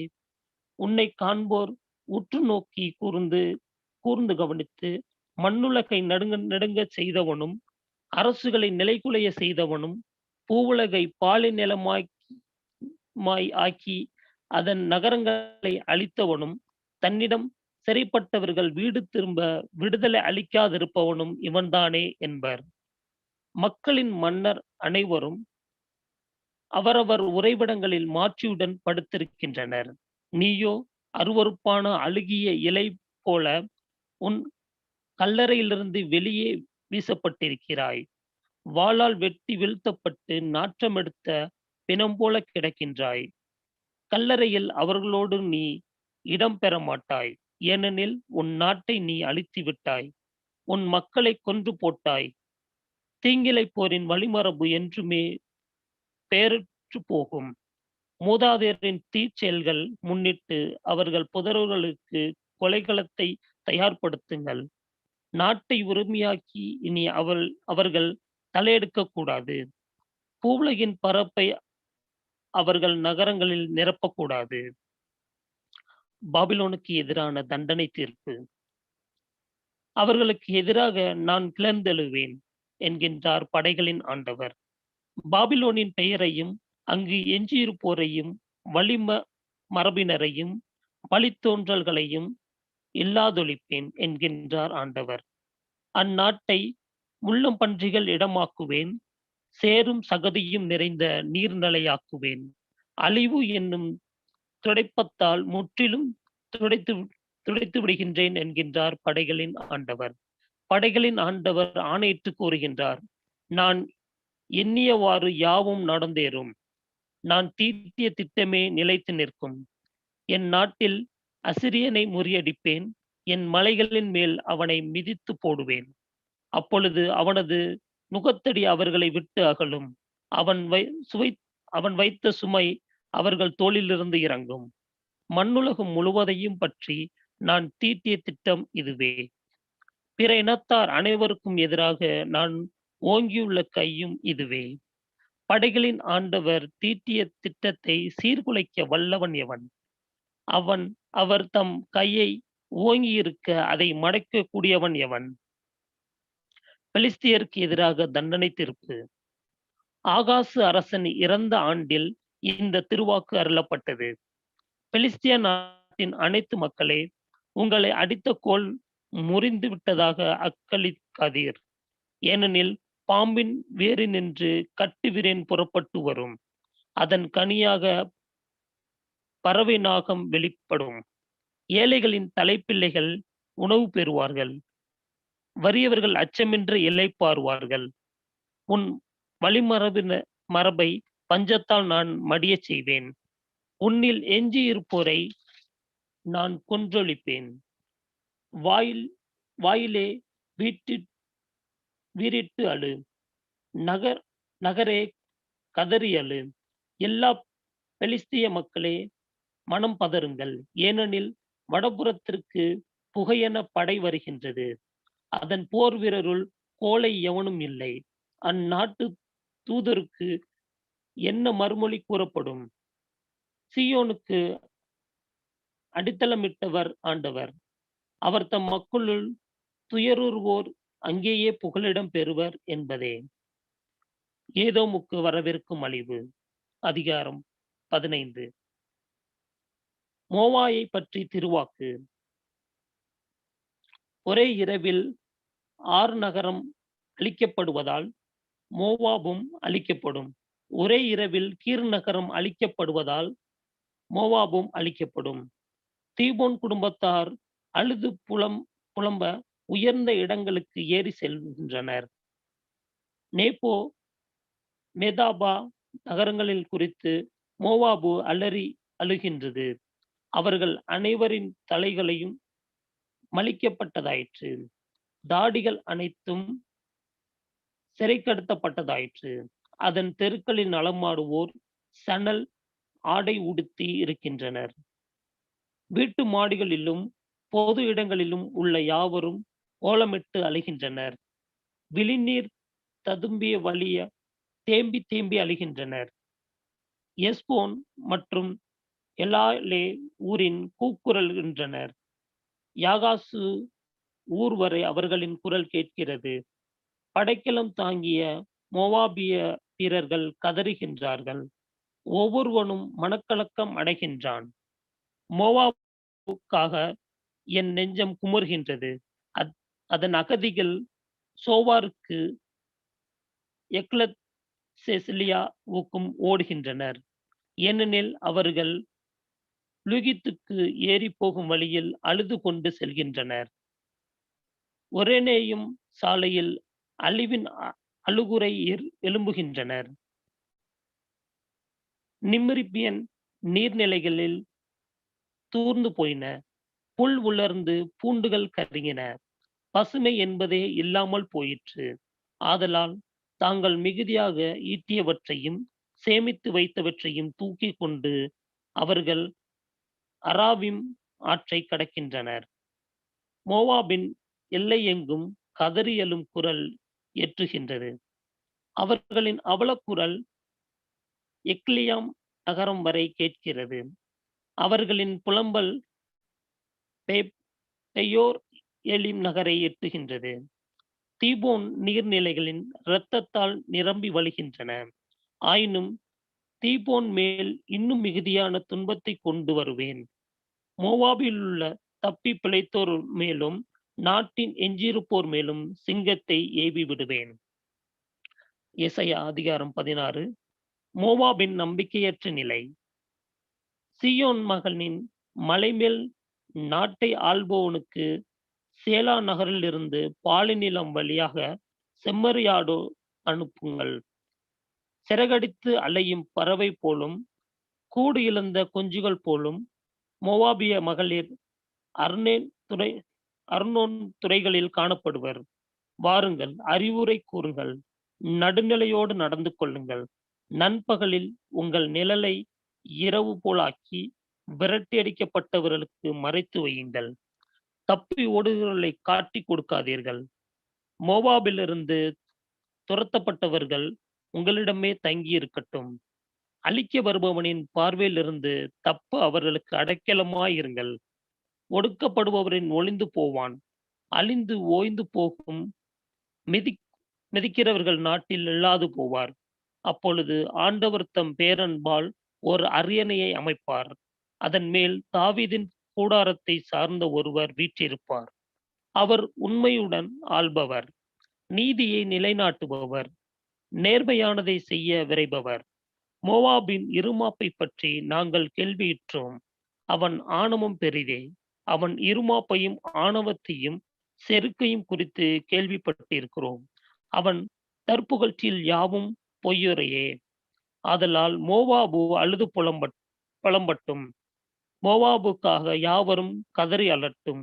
கீர் அரசத்தின் திராட்சை ஆடையை நனைத்து நெஞ்சம் தளர்ந்து விம்மியுங்கள். எஸ்போனியன் வயல்வெளிகளில் நிலங்கள் வாடுகின்றன.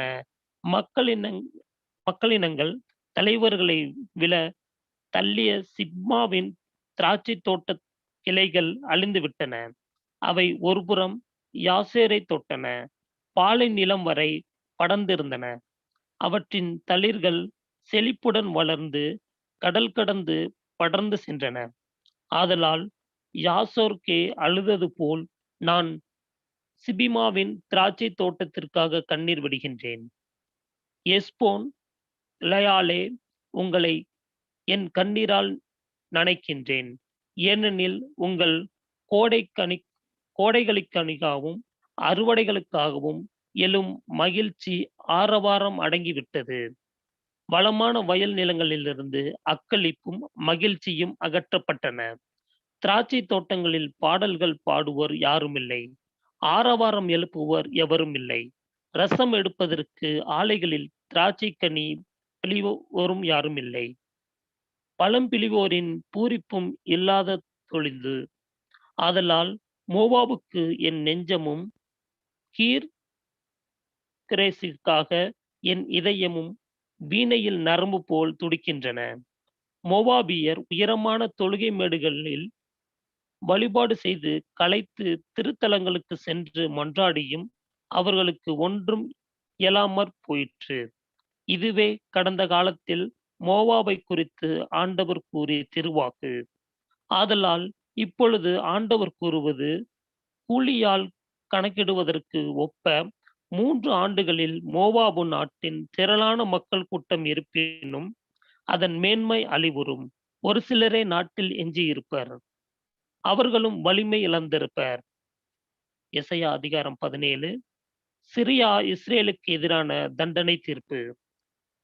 தமஸ்கு நகரை பற்றி திருவாக்கு. நகர் என்னும் பெயரை தமஸ்கு இழந்துவிடும்.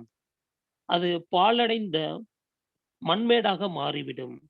அதன் அருகில் உள்ள நகரங்கள் பாழடைந்து ஆடு மாடுகள் திரியும் இடமாகும். அவை அங்கேயே படுத்து கிடக்கும். அவற்றை அச்சுறுத்தும் எவருமே இரார். எப்ராயிம் நாட்டின் அரண் தரைமட்டமாகும். தமஸ்கின் அரசு இல்லாதொழியும். இஸ்ரேல் மக்களின் மேன்மைக்கு நேர்ந்தது சிரியாவில் எஞ்சியிருப்போரின் நிலைமையாகும் என்கின்றார் படைகளின் ஆண்டவர். அந்நாளில் யாக்கோப்பின் மேன்மை தாழ்வடையும், அவனது கொழுத்த உடல் மெலிந்து போகும்.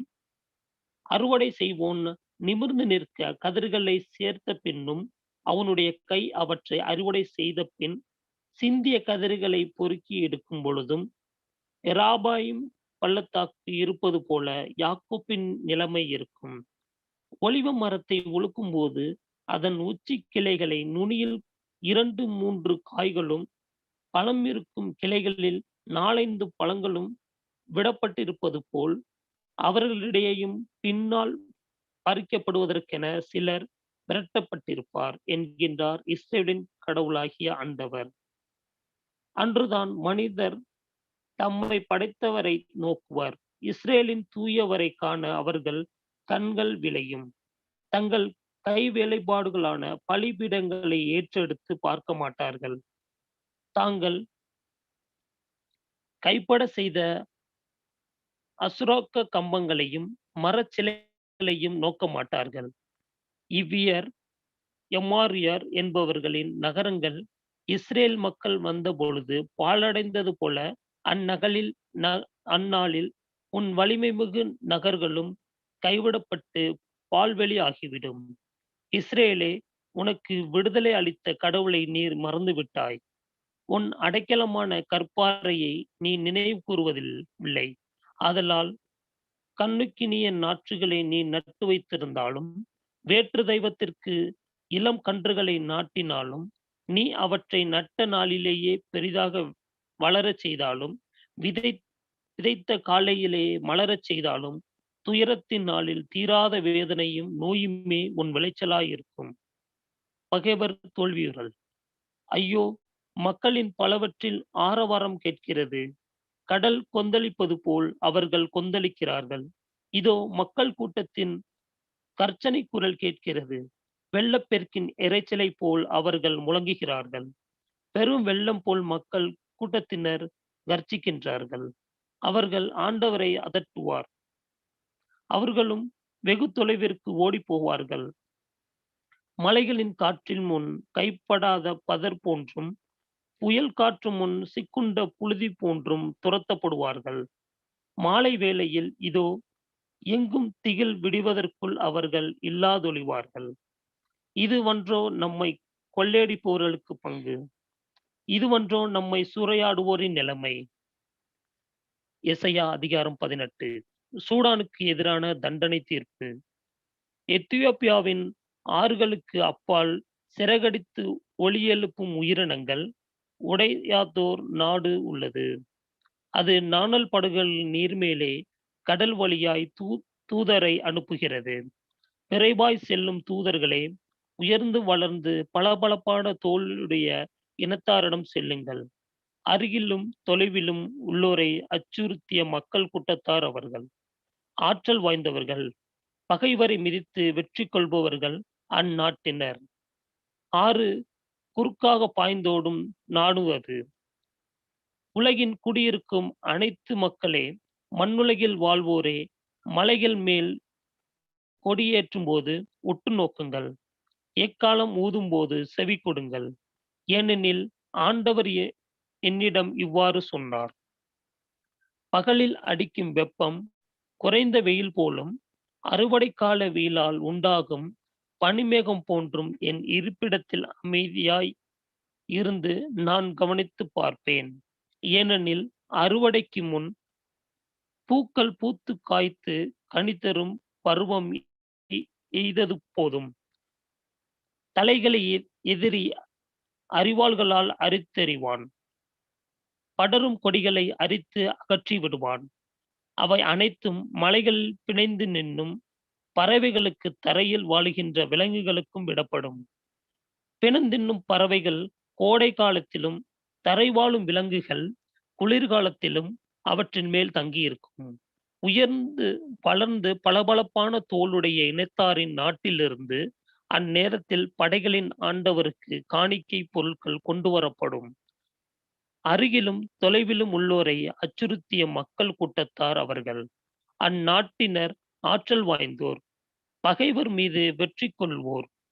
ஆறுகள் குறுக்காய் பாய்ந்தோடும் அந்நாட்டிலிருந்து படைகளின் ஆண்டவரது பெயர் தங்கியுள்ள சீமோன் மலைக்கும் அக்காணிக்கைகள் கொண்டு வரப்படும். இசையா அதிகாரம் 19. எகிப்தின் மேல் வரவிருக்கும் தண்டனை தீர்ப்பு. எகிப்தை குறித்து திருவாக்கு. விரைவாய் செல்லும் மேகத்தின் மேல் ஏறி ஆண்டவர் எகிப்து வருகிறார். எகிப்தின் சிலைகள் அவர் திருமுன் அஞ்சி நடுங்கும். எகிப்தியரின் உள்மனமோ உருக்குலைக்கும். எகிப்தியருக்கு எதிராக எகிப்தியரையே நான் கிளந்தலச் செய்வேன். அப்பொழுது உடன்பிறப்புக்கு எதிராக உடன்பிறப்பும், நண்பனுக்கு எதிராக நண்பனும், ஒரு நகரத்தாருக்கு எதிராக மற்றொரு நகரத்தாரும், ஓர் அரசுக்கு எதிராக மற்றொரு அரசும் மோதிக்கொள்வர். ஆதலால் எகிப்தியர் தங்கள் உள்ளத்தில் ஊக்கமிழப்பார். அவர்கள் திட்டங்களை குழப்பி விடுவேன்.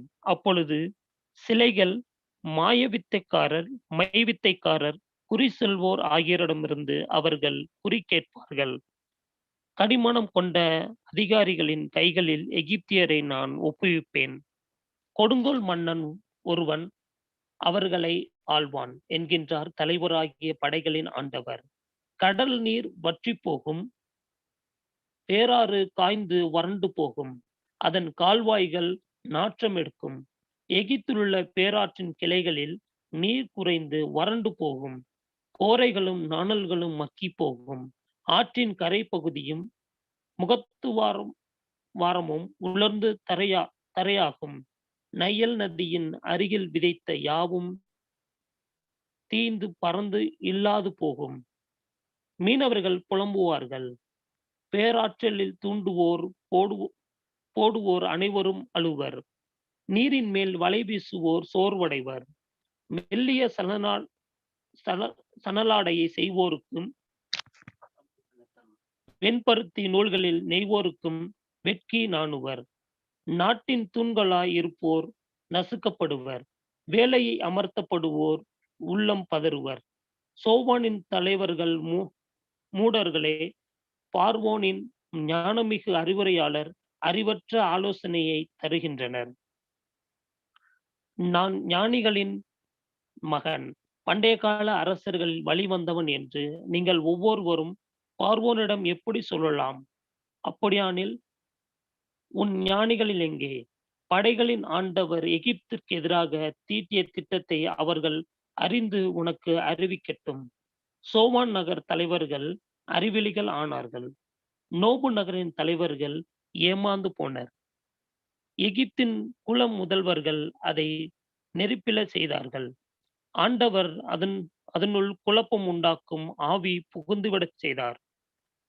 போதையேறியவன் வாந்தி எடுத்து தள்ளாடுவது போல அவர்கள் எகிப்தை அவர்கள் செயல்கள் அனைத்திலும் தள்ளாட செய்தார்கள்.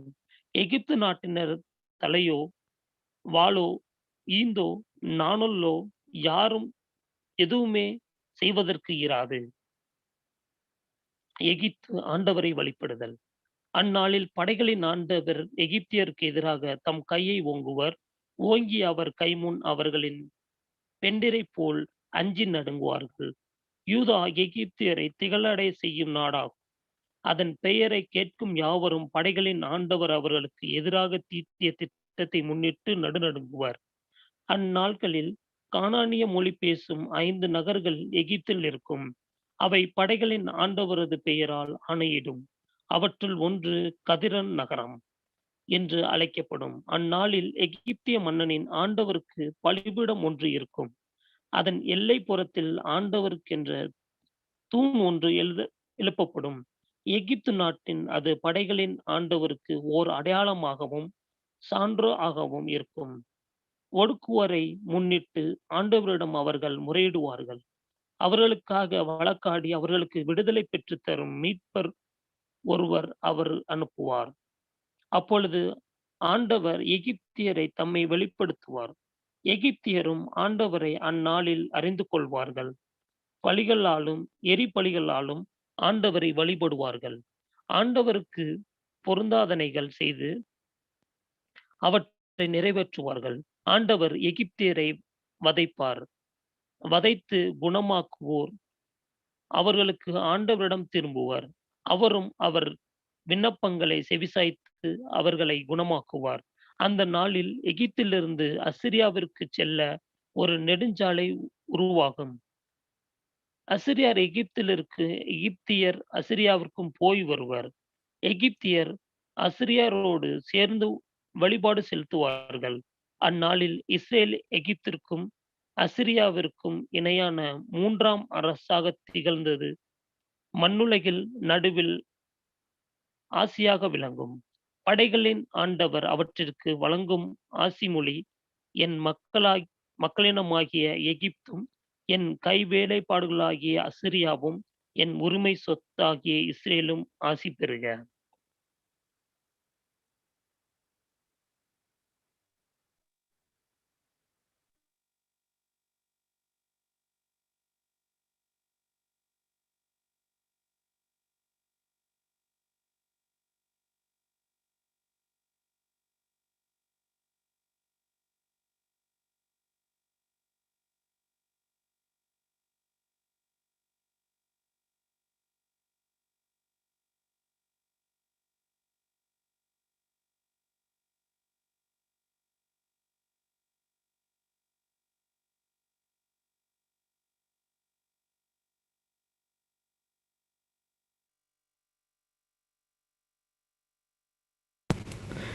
Isaiah chapter 20.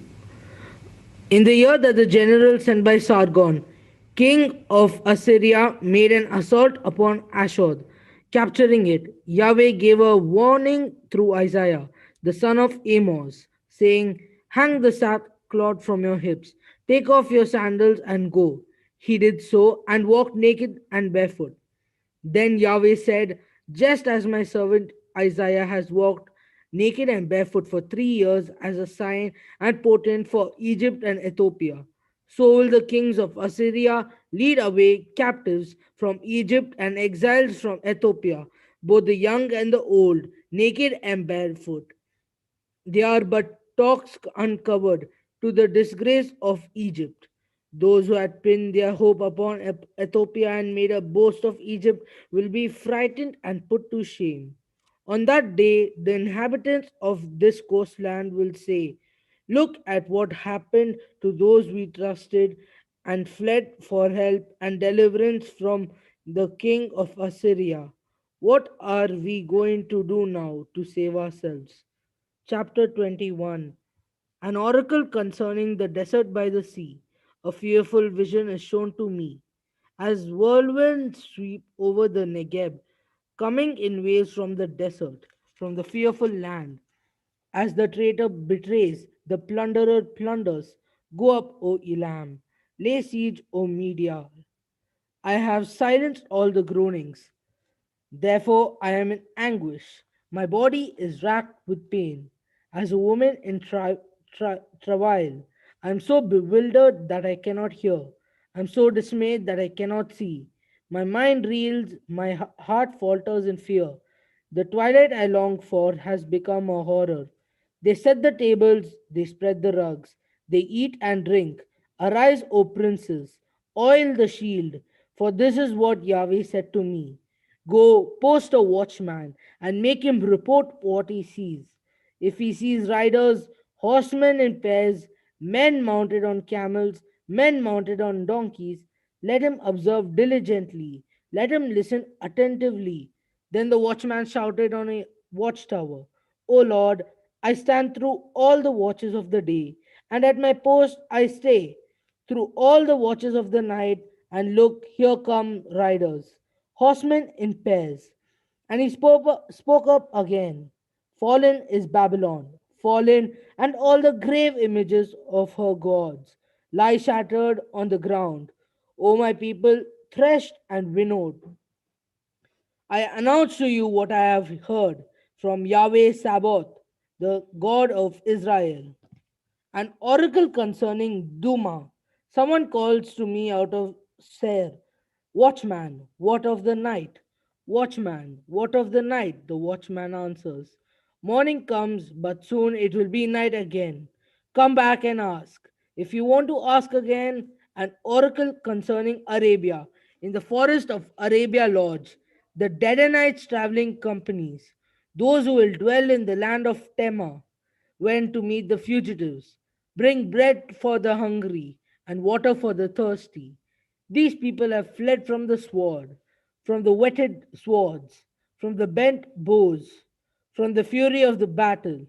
For thus Yahweh says to me, in a year's time, as a reckon bound by contract would reckon it, all the glory of Kedar will come to an end. Few of Kedar's archers and warriors will remain. Yahweh, God of Israel, has spoken. Chapter 22. An oracle concerning the valley of vision. What ails you grow, that you have all grown up to housetops, you with your hustle and bustle, a tumultuous city, a wanton town. Your slain men have not been killed by the sword, nor have they died in battle. Together your leaders have fled. They were captured under the threat of the bow. Your valiant were caught together. They had fled far away. That is why I say, look away from me, I will weep bitterly. Do not try to comfort me over the ruin of the daughter of my people. There comes a day from the Lord Yahweh Sabaoth, a day of trampling and out. In the valley of vision, they undermine the walls, and the cries for help ascend to the mountains. Elam bears the quiver with charioteers and horsemen. Kir uncovers the shield. Chariots are all over your choicest. Horsemen are stationed at the gates. Judah is stripped of her defenses. On that day you turned your eyes to the arsenal at the palace of the forest. You saw the many breaches in the defenses of the cities of David. You gathered together the waters of the lower pool.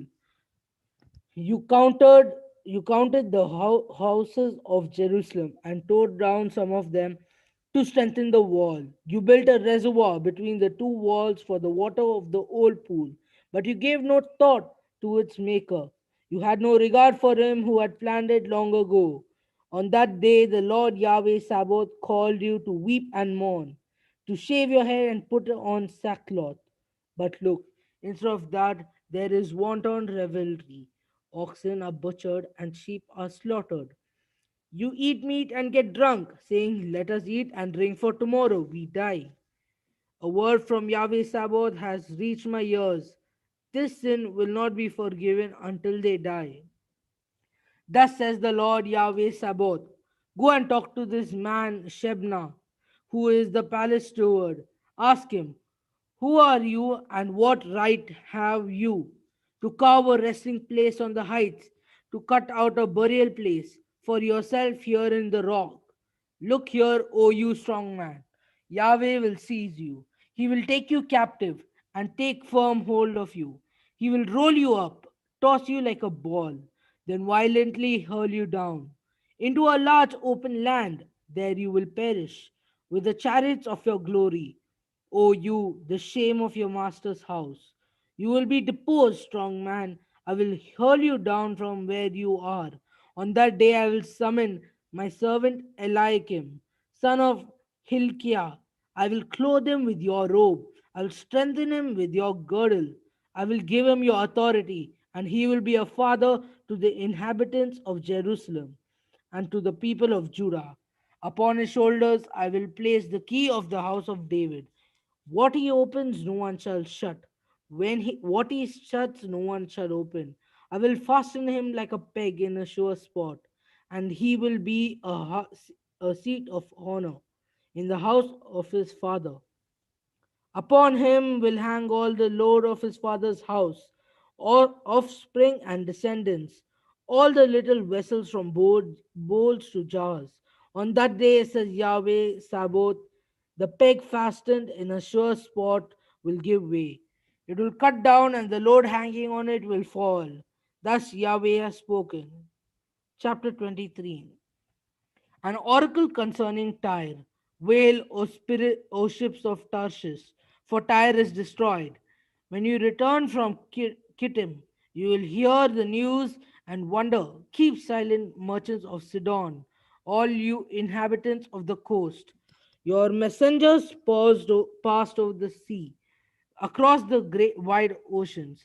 The grain of Shihor, the harvest of the Nile was your income. Are you a fair of the nations? Be ashamed, O Sidon, refuge of this on the sea. The queen of the sea wonders, have I not had labor pains and brought forth children? Have I not nourished young men and brought up Egypt? Those in Egypt will be in anguish when they have learned the fate of Tyre. You who dwell on the coastlands, wail as you pass over to Tarshish. Is this the ancient city, your pride, whose feet had carried her afar, to found colonies in distant lands? Who has planned this against Tyre, the imperial city whose merchants are princes, whose traders are among the great ones of the world? It is Yahweh Sabaoth who has planned it to bring down her proud majesty, to humble the great ones of the world. Till your land like the valley of the Nile, O daughter of Tarshish. You have no more shipbuilding yard. Yahweh has stretched out his hand over the seas to make kingdoms tremble.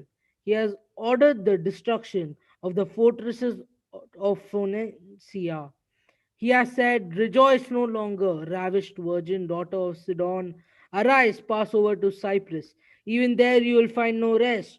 Look at the land of the Chaldeans, a people now of no account. The Assyrians have destined the land to be a place for wild beasts. They have erected siege towers and demolished her bastions, razed her palaces, completely reducing her to ruins. Wail, O ships of Tarshish, for your heaven is destroyed. Haven is destroyed. On that day, Tyre will be forgotten for 70 years, about the span of a king's life. Then, at the end of 70 years, it will happen to Tyre as in a harlot song. Take a harp, go about the city, forgotten harlot. Sing your sweetest song, play your best melody, that they may remember you. At the end of 70 years, Yahweh will visit Tyre. She will return to her hire and once again play whore with all the kingdoms of the world on the face of the earth. But the wages and activities as harlot will be dedicated to Yahweh. Instead of being stored or hoarded, her profits will go to those who live in the presence of Yahweh, that they may have abundant food and beautiful clothes.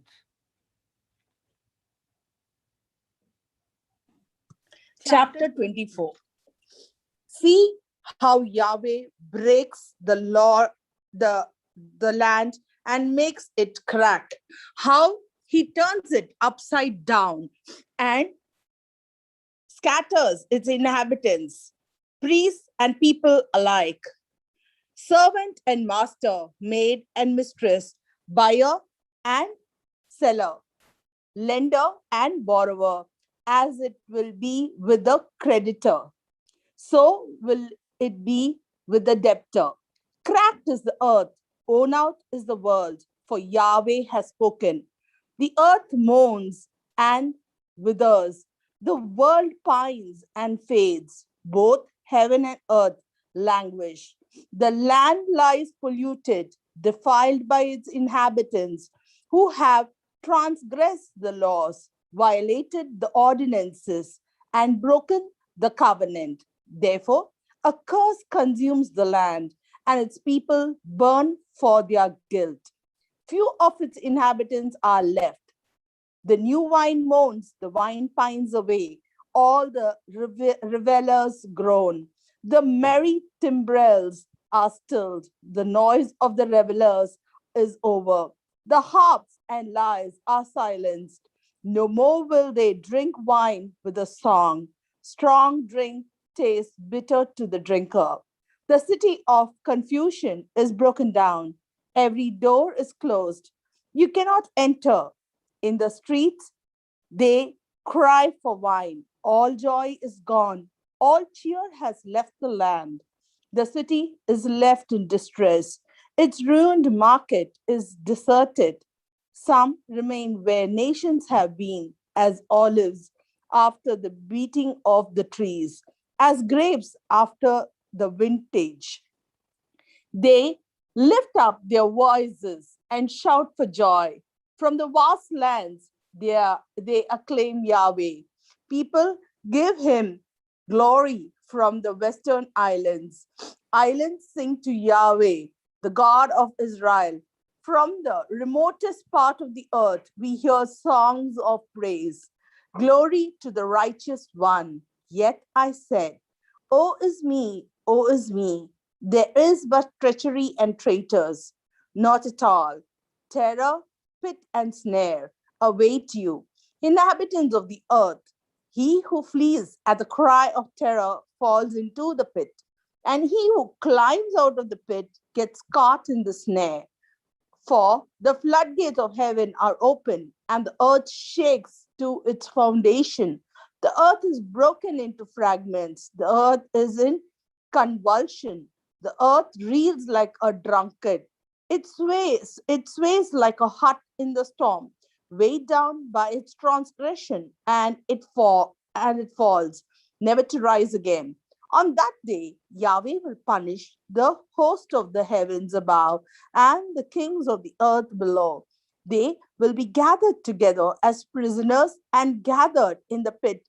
They will be shut up in a dungeon and after a time punished. Then the moon will be confounded and the sun ashamed. When Yahweh Sabaoth reigns on Mount Zion and in Jerusalem, and lets his glory be shown to his elders. Them make peace with me. Sorry. Chapter 25. Yahweh, you are my God.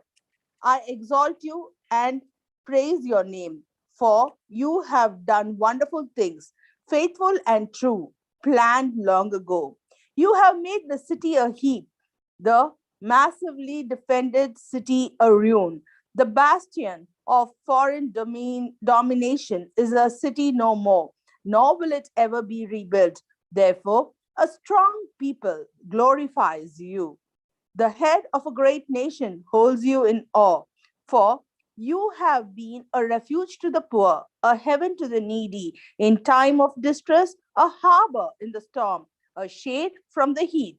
From the blast from the ruthless is like an icy storm, like heat in a dry place. You silenced the noise of foreigners. You subdued the singing of the despot and the proud. On this mountain, Yahweh Sabaoth will prepare for all peoples a feast of rich food and choice wines, meat full of marrow, fine wine strained. On this mountain, he will destroy the pall cast over all peoples.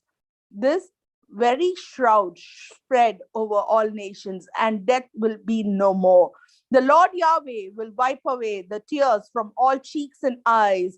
He will take away the humiliation of his people all over the world, for Yahweh has spoken. On that day, you will say, this is our God. We have waited for him to save us. Let us be glad and rejoice in his salvation. For on this mountain, the hand of Yahweh rests. Moab instead will be trodden down as straw trodden down on a dunghill. He will stretch forth his hand there as a swimmer spreads out his hand to swim, but Yahweh will strike down their pride together with their falsehood.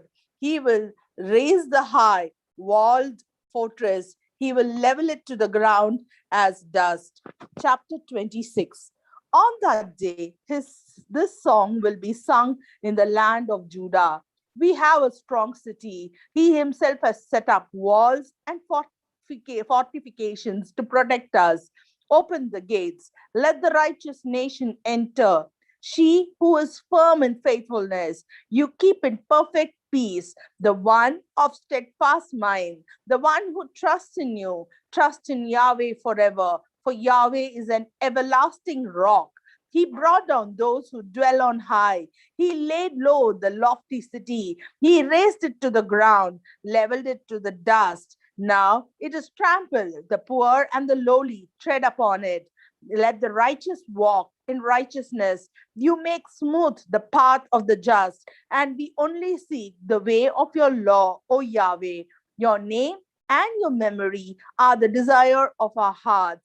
My soul yearns for you in the night. For you, my spirit keeps vigil. When your judgments come to earth, the world's inhabitants learn to be upright. But when favor is shown to the wicked, he does not learn to be just. He does evil in a land of righteousness and fails to see Yahweh's majesty. Yahweh, your hand is lifted up, but they fail to see that. Let them see your zeal for your people, that they may be put to shame. Let your enemies be burned in the fire of your anger. Yahweh, please give us peace, for all that we accomplish is your work. O Yahweh, our God, other lords besides you have ruled us, but it is your name alone that we honor. They are now dead, never to rise again. For you have passed sentence on them. You have wiped out all remembrance of them. You have enlarged the nation, O Yahweh. You have given glory to your name. You have widened the borders of the country, for they sought you in distress. They cried out to you in the time of their punishment. As a woman is travail, moans and writhers in pain, so are we now in your presence. We conceived, we had labor pains, but we gave birth to the wind. We have not brought salvation to the land. The inhabitants of a new world have not been born. Your dead will live. Their corpses will rise. Awake and sing, you who lie in the dust. Let your dew fall, O Lord, like a dew of light, and the earth will throw out her dead. Come, my people, enter your rooms and shut the doors behind you. Hide yourselves for a moment until his wrath is over. For look, Yahweh is coming out of his dwelling. He will punish the inhabitants of the earth for their sins. The earth will reveal the blood shed upon her and will not conceal her slain any longer. Chapter 27. On that day, with his fierce, strong, and powerful sword, Yahweh will punish Leviathan, the twisting serpent, always fleeing. He will slay the dragon of the sea. On that day, he will say, praise my fruitful vineyard. I, Yahweh, am its keeper. I water it every moment so that no one will harm it. Day and night I guard it. I have no wall. Who will cleanse me from thorns? I myself will march against them. I will burn them altogether. Or if they come to me for refuge, let them make peace with me. Yes, let them make peace with me. In days to come, Jacob will take root. Israel will blossom and bear many a shoot and fill the face of the earth with fruit. Has Yahweh beaten them as he beat those who beat them? Has he slain them? Has he slew those who slew them? With expulsions and exile, the city has been punished. With a blast as fierce as a storm from the east, she has been pursued and carried off. By this, therefore, the guilt of Jacob will be expiated, and he will atone for his sins when he pulverizes all the altar stones like chalk stones crushed to pieces. No more Asherah poles or incense altars. For the fortified city is abandoned. It lies deserted now, a forsaken habitation, left like a wilderness. There the calves graze. There they lie down, and there they strip bare its branches. Its dry boughs are broken. Women come and make fire with them. This is a people without understanding. Therefore, their Maker will not spare them. He will not show compassion on them on that day. Between the Euphrates and the Wadi of Egypt, Yahweh will thresh out the grain. One by one, you will be cleaned, O people of Israel, on that day. A great trumpet will blow, and those who were perishing in the land of Assyria and those who were driven out to the land of Egypt will return to worship the Lord on the mountain in Jerusalem. Chapter 28. Ode to the drunkards of Ephraim, proudly adorned, to that fading flower of glorious beauty on the head of a rich valley, all are dizzy with wine. Look, the Lord is sending a powerful and strong one, like a downpour of hail, like a destructive tempest, like flooding water in torrential rain. He will cast it down to the ground, that poured ornament of the drunkards of Ephraim. He will trample it underfoot, that fading flower of glorious beauty on the head of a rich valley. It will be like an early fruit which ripened before summer. As soon as someone sees it, he picks it, and while it is yet in his hand, he eats it. On that day, Yahweh Sabaoth will be a glorious ornament, a diadem of beauty to the remnant of his people.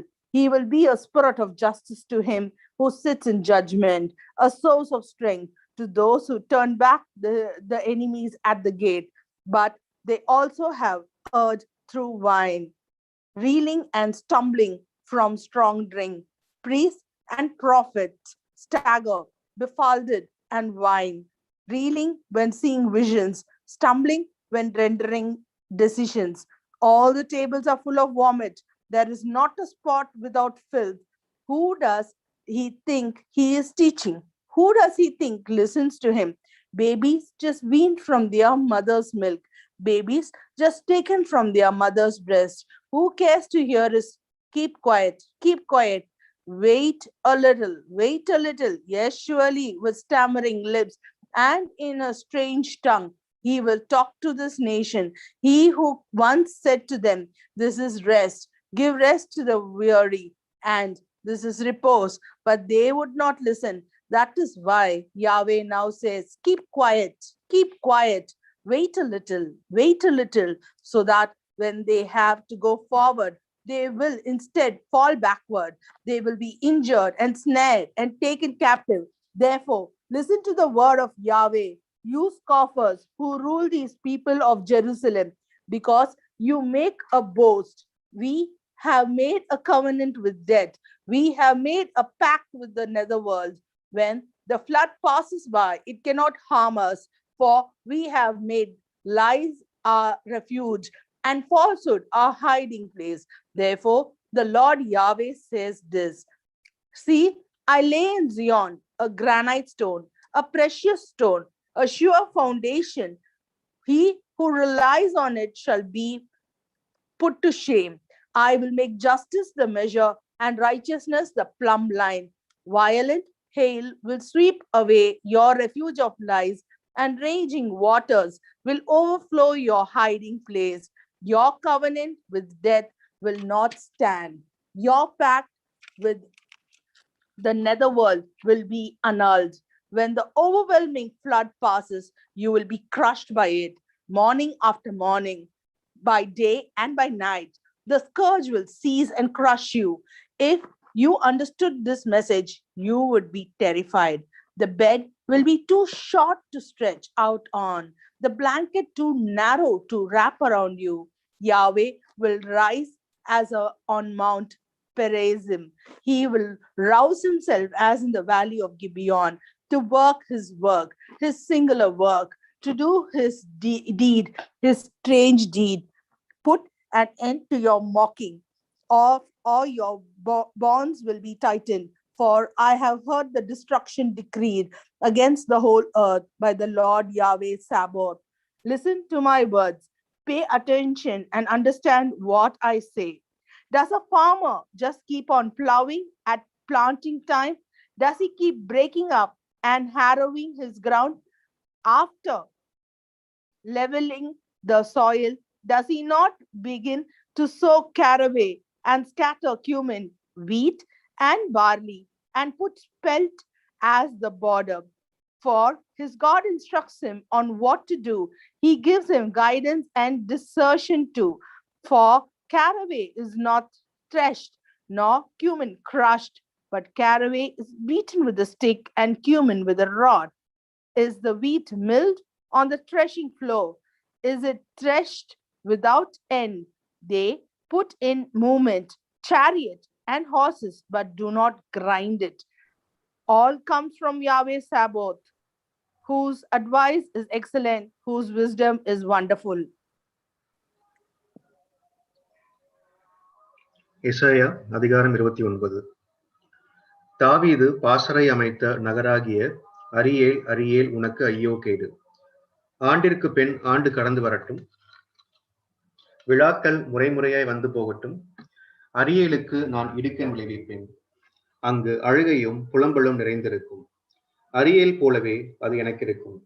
உன்னை சுற்றிலும் பாசறை அமைப்பேன், உன்னை போர் கோபுரங்களால் சூழ்ந்து வளையிப்பேன். உனக்கு எதிராய் முற்றுகை தலங்களை எழுப்புவேன்.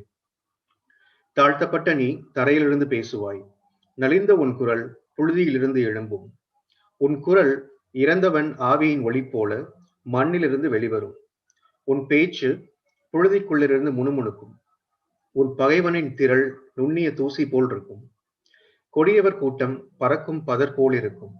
இவை திடீரென்று ஒரு நொடியில் நிகழும். இடி முழக்கம், நிலநடுக்கம், பேரிரைச்சல், சூறாவளி, புயல் காற்று, விழுங்கும் நெருப்பு பிழம்பு ஆகியவற்றால் படைகளின் ஆண்டவர் உன்னை தண்டிப்பார். அரியேலுக்கு எதிராக போர் தொடுக்கும் திரளான வேற்றினத்தார் அனைவரும், அதற்கும் அதன் அரணுக்கும் எதிராக போரிட்டு அதை துன்புறுத்திய அனைவரும் கனவு போலும் கனவில் காணும் காட்சி போலும் மறைவர். பசியாய் இருப்பவர் உண்பதாய் கனவு கண்டு விழித்தெழுந்து வெறும் வயிற்றினராய் வாடுவது போலும், தாகமாய் இருப்பவர் நீர் அருந்துவதாய் கனா கண்டு விழித்தெழுந்து தீரா தாகத்தால் தவிப்பது போலும் சீயோன் மலை மேல் போர் தொடுக்கும் திரளான வேற்றினத்தார் அனைவரும் ஆவர். திகிலடையுங்கள், திகைத்து நில்லுங்கள், குருடரை போல் இருங்கள், பார்வையற்றவராயிருங்கள். ஆனால் திராட்சை ரசத்தால் அல்ல, தடுமாறுங்கள், ஆனால் மதுவால் அல்ல. ஏனெனில் ஆழ்ந்த தூக்கம் தரும் ஆவியை ஆண்டவர் உங்கள் மீது அனுப்பியுள்ளார். இறை வாக்கினராகிய உங்கள் கண்களை மூடியுள்ளார். திரு காட்சியாளரையே உங்கள் பார்வையை மறைத்துள்ளார். ஆதலால் ஒவ்வொரு காட்சியும் உங்களுக்கு மூடி முத்திரையிடப்பட்ட ஏட்டுச்சுருளின் வார்த்தைகள் போலாகும். எழுத்தறிந்த ஒருவரிடம் இதை படியும் என்றால் அவர் என்னால் இயலாது, இது மூடி முத்திரையிடப்பட்டுள்ளதே என்பார். எழுத்தறியா ஒருவரிடம் ஏட்டுச்சுருளை கொடுத்து இதை படியும் என்றால் அவர் எனக்கு படிக்க தெரியாதே என்பார். என் தலைவர் கூறுவது இதுவே: வாய் சொல்லால் இம்மக்கள் என்னை அணுகுகின்றனர், உதட்டினால் என்னை போற்றுகின்றனர். அவர்கள் உள்ளமோ என்னை விட்டு தொலையில் இருக்கிறது. அவர்களது இறை அச்சம் மனனம் செய்த வெறும் மனித கட்டளையை சார்ந்ததே. ஆதலால் இதோ நான் இந்த மக்களுக்காக மீண்டும் வியத்தகு செயல் புரிவேன். அது விந்தைக்கு மேல் விந்தையாக இருக்கும். அவர்களுடைய ஞானிகளின் ஞானம் அழிந்து போம், அவர்களுடைய அறிஞர்களின் அறிவு மறைந்து போம். ஆண்டவரிடமிருந்து தங்கள் திட்டங்களை மனதின் ஆழங்களில் மறைத்துக் கொண்டு தங்கள் செயல்களை இருளில் செய்து நம்மை எவர் காணப்போகின்றார், நம்மை எவர் அறிய போகின்றார் என சொல்வோருக்கு ஐயோ கேடு. நீங்கள் செய்யும் முறைகேடுதான் என்ன? குயவனுக்கு களிமண் ஈடாகுமோ? கைவேலை தன் கை வினைஞனை நோக்கி நீர் என்னை உருவாக்கவில்லை என்று கூறலாமோ? வணையப்பட்டது தன்னை வணைந்தவனை நோக்கி உமக்கு அறிவில்லை என்று சொல்லலாமோ? இன்னும் சிறிது காலத்தில் லெபனோன் வளமிகு தோட்டமாக மாறும் அன்றோ? வளமிகு நிலம் காடாக ஆகிவிடும் அன்றோ? அந்நாளில் காது கேளாதோர் ஏட்டுச்சுருளின் வார்த்தைகளை கேட்பர். பார்வையற்றோரின் கண்கள் கார் இருளிலிருந்தும் மை இருளிலிருந்தும் விடுதலையாகி பார்வை பெறும். ஒடுக்கப்பட்டோர் மீண்டும் ஆண்டவரில் மகிழ்ச்சி பெறுவர். மானிடரில் வறியவர் இஸ்ரேலின் தூயவரில் அகமகிழ்வர். கொடியோர் இல்லாதொழிவர், இகழ்வோர் இல்லாமற் போவர். தீமையில் நாட்டம் கொள்வோர் அழிந்து போவர். அவர்கள் ஒருவர் மேல் பொய்க்குற்றம் சாட்டி நீதிமன்றத்தில் தீர்ப்பு வழங்குவோரை இடரச் செய்கின்றனர். பொய் புனைந்து நேர்மையாளரின் வழக்கை புரட்டுகின்றனர். ஆதலால் ஆபிரகாமை மீட்ட ஆண்டவர் யாக்கோபு வீட்டாரை பற்றி கூறுவது, இனி யாக்கோபு மானக்கேடு அடைவதில்லை, அவன் முகம் இனி வெளிரி போவதும் இல்லை. அவன் பிள்ளைகள் என் பெயரை தூயதென போற்றுவர். நான் செய்யவிருக்கும் என் கைவேலைப்பாடுகளை காணும் போது யாக்கோபின் தூயவரை தூயவராக போற்றுவர். இஸ்ரேலின் கடவுள் முன் அஞ்சி நிற்பர். தவறளிக்கும் சிந்தை கொண்டோர் உணர்வடைவர். முறுமுறுப்போர் அறிவுரையை ஏற்றுக்கொள்வர். இசாயா அதிகாரம் 30. கலகக்காரரான புதல்வருக்கு ஐயோ கேடு என்கிறார் ஆண்டவர். என்னிடமிருந்து பெறாத திட்டத்தை செயல்படுத்துகின்றனர். என் தூண்டுதலின்றி உடன்படிக்கை செய்கின்றனர். இவ்வாறு பாவத்தின் மேல் பாவத்தை குவிக்கின்றனர். என்னை கேளாமலேயே எகிப்திற்கு புறப்பட்டு செல்கின்றனர். பார்வோன் ஆற்றலில் அடைக்கலம் பெறவும் எகிப்தின் நிழலில் புகலிடம் தேடவும் போகின்றனர். பார்வோனின் அடைக்கலம் உங்களுக்கு மானக்கேட்டை கொணரும். எகிப்து நிழலில் புகலிடம் தேடுவது உங்களுக்கு இகழ்ச்சியாகும். யூதாவின் தலைவர் சோவானுக்கு வந்தனர். அதன் தூதர் ஆனேசுக்கு சென்றனர். பயனற்ற மக்கள் இனத்தை முன்னிட்டு அனைவரும் மானக்கேடடைவர். அவர்களால் யாதொரு உதவியோ பயனோ இராது. ஆனால் மானக்கேடும் அவமதிப்புமே மிஞ்சும். நெகேவில் உள்ள விலங்கினங்களை பற்றிய இறைவாக்கு. கடுந்துயரும் வேதனையும் நிறைந்த நாடு அது. பெண் சிங்கமும் ஆண் சிங்கமும் விரியன் பாம்பும் பறக்கும் நாகமும் உள்ள நாடு அது. இத்தகைய நாட்டின் வழியாய் கழுதைகளின் முதுகின் மேல் அவர்கள் தங்கள் செல்வங்களையும் ஒட்டகங்களின் திமிழ்கள் மேல் தங்கள் அரும் பொருட்களையும் சுமத்தி முற்றிலும் பயனற்ற மக்களினங்களுக்கு கொண்டு செல்கிறார்கள். எகிப்தியர் செய்யும் உதவி பயனற்றது. ஆதலால் நான் அவர்களை செயலற்ற ராகாபு என அழைத்தேன். இப்பொழுது நீ சென்று அவர்கள் முன் பலகையில் பதித்து வை, ஏட்டுச்சுருள் ஒன்றில் எழுதி வை. வருங்காலத்திற்கென என்றுமுள்ள சான்றாக அது விளங்கும். ஏனெனில் அவர்கள் கலகம் செய்யும் மக்களாயும் பொய்யுரைக்கும் பிள்ளைகளாயும் ஆண்டவரின் திருச்சட்டத்திற்கு செவிசாய்ப்பதை விரும்பாத பிள்ளைகளாயும் உள்ளனர். திருப்பார்வையாளரிடம் அவர்கள் திருப்பார்வை காண வேண்டாம் என்றும், திரு காட்சியாளரிடம் எங்களுக்கென உண்மையானவற்றை காட்சி காண வேண்டாம், இனிமையானவற்றை எங்களுக்கு கூறுங்கள், மாயமானவற்றையே கண்டு சொல்லுங்கள், தடமாறி செல்லுங்கள், நெறியை விட்டு விலகுங்கள், இஸ்ரேலின் தூயவரை எங்கள் பார்வையிலிருந்து அகற்றுங்கள் என்கிறார்கள். ஆதலால் இஸ்ரேலின் தூயவர் கூறுவது இதுவே, என் எச்சரிக்கையை நீங்கள் அவமதித்தீர்கள். அடக்கி ஆள்வதிலும் ஒடுக்குவதிலும் நம்பிக்கை வைத்தீர்கள். அவற்றையே பற்றி கொண்டிருந்தீர்கள். ஆதலால் உயர்ந்த மதில் சுவரில் இடிந்து விழும் தருவாயில் உள்ள பிளவு திடீரென்ற நொடிப்பொழுதில் சரிந்து விழுவது போல் இந்த தீச்செயல் உங்கள் மேல் விழும். அது இடிந்து வீழ்வது குயவனின் மட்களம் சுக்கு நூறாய் உடைவது போவது போல் இருக்கும். அடுப்பிலிருந்து நெருப்பு எடுப்பதற்கோ பள்ளத்திலிருந்து நீர் மொழ்வதற்கோ உடைந்த துண்டுகளில் எதுவுமே உதவாது. என் தலைவரும் இஸ்ரேலின் தூயவருமான ஆண்டவர் கூறுவது இதுவே, நீங்கள் என்னிடம் திரும்பி வந்து அமைதியுற்றால் விடுதலை பெறுவீர்கள். அமைதியிலும் நம்பிக்கையிலுமே நீங்கள் வலிமை பெறுவீர்கள். நீங்களோ ஏற்க மறுத்தீர்கள். முடியாது, நாங்கள் குதிரை ஏறி விரைந்தோடதான் செய்வோம் என்கிறீர்கள்.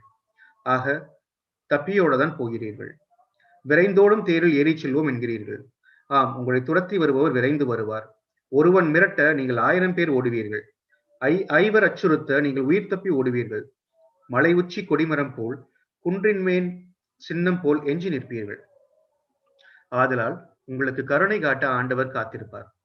உங்களுக்கு இறங்குமாறு எழுந்தருள்வார். ஏனெனில் ஆண்டவர் நீதியின் கடவுள். அவருக்காக காத்திருப்போர் நற்பேறு பெற்றோர். சீயோன் வாழ் மக்களே, எருசலேமில் குடியிருப்போரே, நீங்கள் இனி ஒருபோதும் அழமாட்டீர்கள். அவர் உங்கள் மேல் திண்ணமாய் அருள் கூறுவார். நீங்கள் கூப்பிடும் குரலுக்கு செவி சாய்த்து உங்களுக்கு மறுமொழி அளிப்பார். என் தலைவராகிய உங்கள் போதகர் உங்களுக்கு துன்பம் எனும் அப்பத்தையும் ஒடுக்குதல் எனும் நீரையும் கொடுத்திருந்தாலும் இனி தம்மை மறைத்துக் கொள்ள மாட்டார். உங்கள் போதகரை நீங்கள் கண்ணால் காண்பீர்கள். நீங்கள் வலப்புறமோ இடப்புறமோ எப்பக்கம் சென்றாலும் இதுதான் வழி, இதில் நடந்து செல்லுங்கள் என்னும் வார்த்தை பெண்ணிருந்து உங்கள் செவிகளில் ஒலிக்கும். அப்போது வெள்ளி பொதிந்த உங்கள் சிலைகளையும் பொன்வேய்ந்த உங்கள் வார்க்கும் படிமங்களையும் தீட்டாக கருதுவீர்கள். தீட்டானவையாக அவற்றை கருதி வெளியே வீசி தொலைந்து போய் என்பீர்கள். நீங்கள் நிலத்தில் விதைத்துள்ள விதை மீது ஆண்டவர் மழை பொழிவார். நிலத்தின் விளைவான உணவு செழுமையாகவும் மிகுதியாகவும் இருக்கும். அந்நாளில் உன் மந்தை பரந்த மேய்ச்சல் வெளியில் மேயும். முரத்தாலும் சுலகாலும் தூற்றப்பட்டு சுவையூட்டப்பட்ட தீனியை நிலத்தை உழும் காளைகளும் கழுதைகளும் தின்னும். கோட்டைகள் இடிந்து விழுகின்ற மிக பெரும் அழிவு நாளில் வானலாவிய மலைகள் அனைத்தின் மேலும் உயர்ந்த குன்றுகள் அனைத்தின் மேலும் கால்வாய்களும் நீரோடைகளும் தோன்றும். ஆண்டவர் தம் மக்களின் முறிவுகளை சுட்டி தாம் அடித்து ஏற்படுத்திய காயங்களை குணமாக்கும் நாளில் நிலவின் ஒளி கதிரவன் ஒளி போல கதிரவன் ஒளி 7 பகல்களின் ஒளி ஒன்று திரண்டார் போல் 7 மடங்காகும். இதோ ஆண்டவரின் திருப்பெயர் தொலையிலிருந்து வருகின்றது. அவர் கனல் கக்கும் சினத்தோடும் பொறுக்க ஒன்னா சீற்றத்தோடும் வருகின்றார். அவர் உதடுகள் கடும் சினத்தால் துடிக்கின்றன. அவர் நாக்கு பொசுக்கும் நெருப்பை போன்றது. அவர் மூச்சு கழுத்தழுவு பாயும் வெள்ளம் போல வருகின்றது. அழிவு என்னும் சல்லடையில் மக்களிடங்களை சலித்து வழி தவறச் செய்யும் கடிவாளத்தை மக்களின் வாயில் மாட்ட வருகின்றார். புனித விழா கொண்டாடும் இரவில் பாடுவது போல் நீங்கள் மகிழ்ச்சி பாடல் பாடுவீர்கள். இஸ்ரேலின் பாறையான ஆண்டவர் மலைக்கு செல்லும் போது குழல் இசைத்து செல்வோரை போல் உங்கள் உள்ளம் அக்களிக்கும். ஆண்டவர் தம் மாட்சிமிகு குரலை எங்கும் ஒலிக்கச் செய்வார். அவர் பொங்கி எழும் சீற்றம் கொண்டு விழுங்கும் நெருப்பு, பெருமழை, சூறாவளி காற்று, கல் மழை இவற்றால் தம் தண்டிக்கும் ஆற்றலை வெளிப்படுத்துவார். ஆண்டவரின் குரலொலி கேட்டு அசீரியர் நடுநடுங்குவர். ஆண்டவர் தம் கோலால் அவர்களை அடிப்பார். உங்களின் யாழ் இசைக்கும் தம்புருவின் ஓசைக்கும் ஏற்ப ஆண்டவர் தம் கோலால் அடிமேல் அடி அடித்து அவர்களை நொறுக்குவார். அவர்களோடு கைகளை சுழற்றி வன்மையாக போரிடுவார். ஏனெனில் முன்னரே அவர்களுக்காக நெருப்பு குழி ஒன்று ஏற்பாடாகி உள்ளது. அது அரசனுக்கென்று தயார் செய்யப்பட்டது.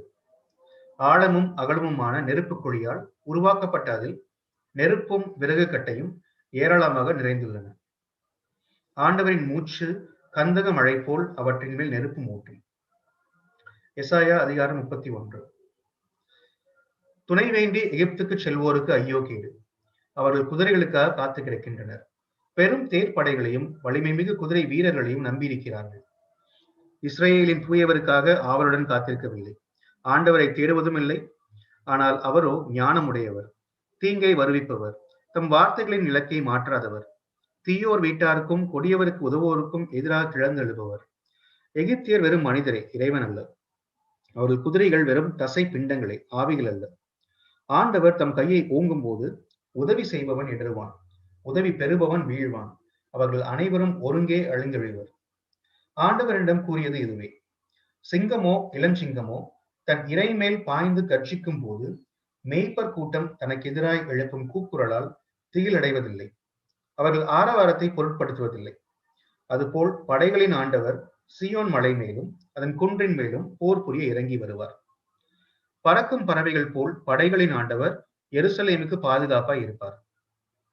அதை பாதுகாத்து விடுவிப்பார், தண்டிக்காமல் தப்புவிப்பார். இஸ்ரேல் மக்களே, எனக்கு எதிராக கலகம் செய்வதில் ஆழ்ந்து விட்டீர்கள். என்னிடம் திரும்பி வாருங்கள்.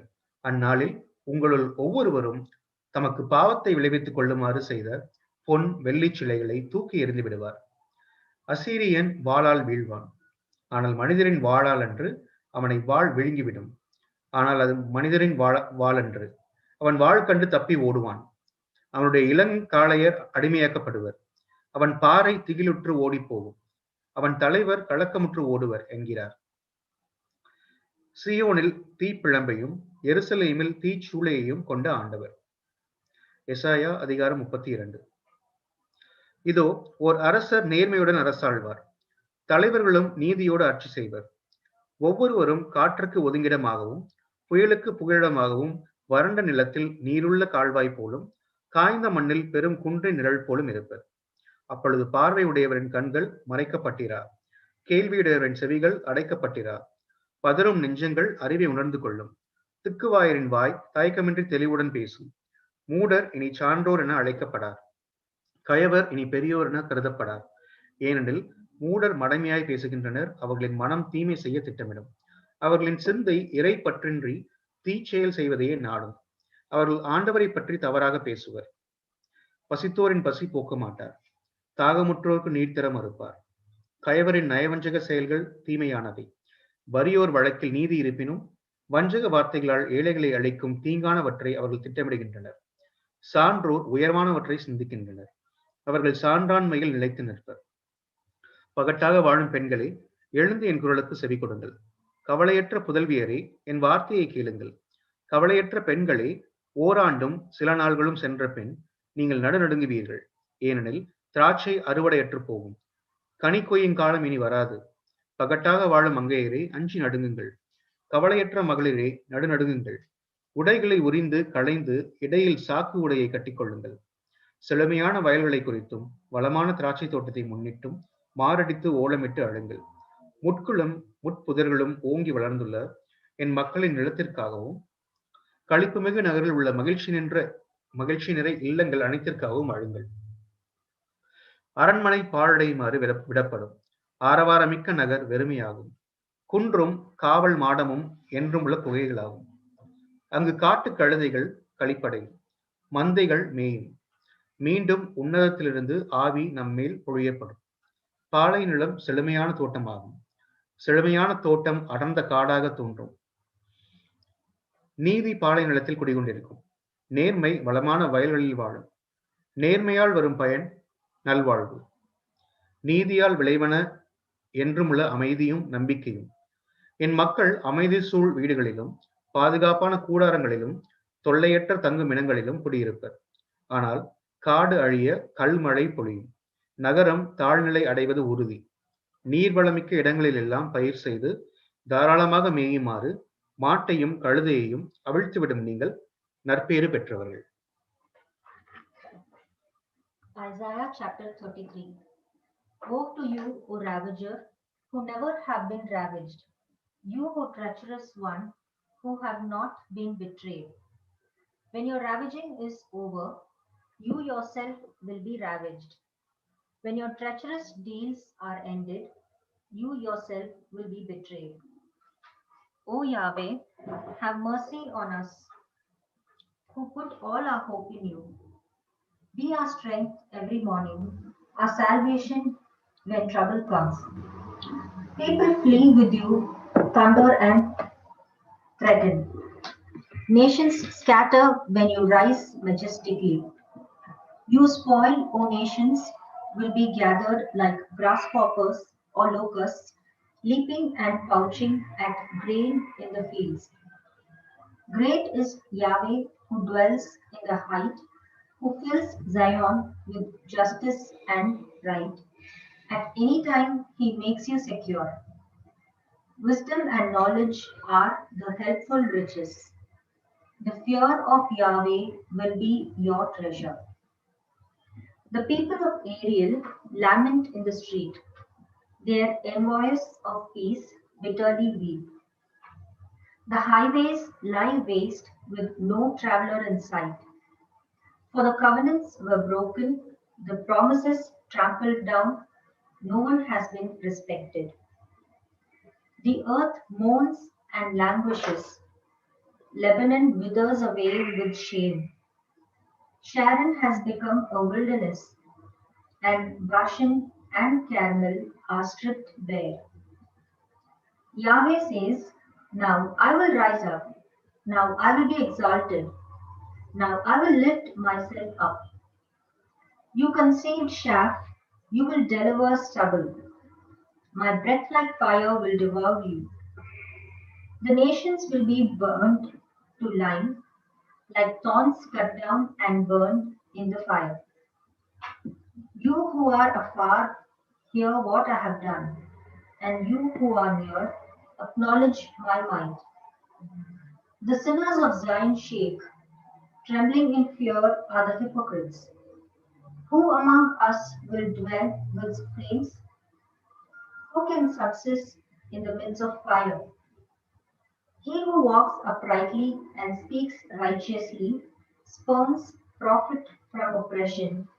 shakes his fists at graft and corruption, stops his ears against suggestions of bloodshed, and averts his eyes from evil plans. This is the one who will dwell on the heights, his stronghold a fortress of rocks. Bread is given to him, his water will not fail. Your eyes will behold a king in his splendor and a land that stretches afar. Yet your mind may still dwell on its old fears. Where is the oppressor who counted and weighed the taxes and enrolled our sons? But you will see no more of those fierce people with obscure speech you cannot comprehend, with stammering tongue you cannot understand. Look to Zion, the city of our festivals.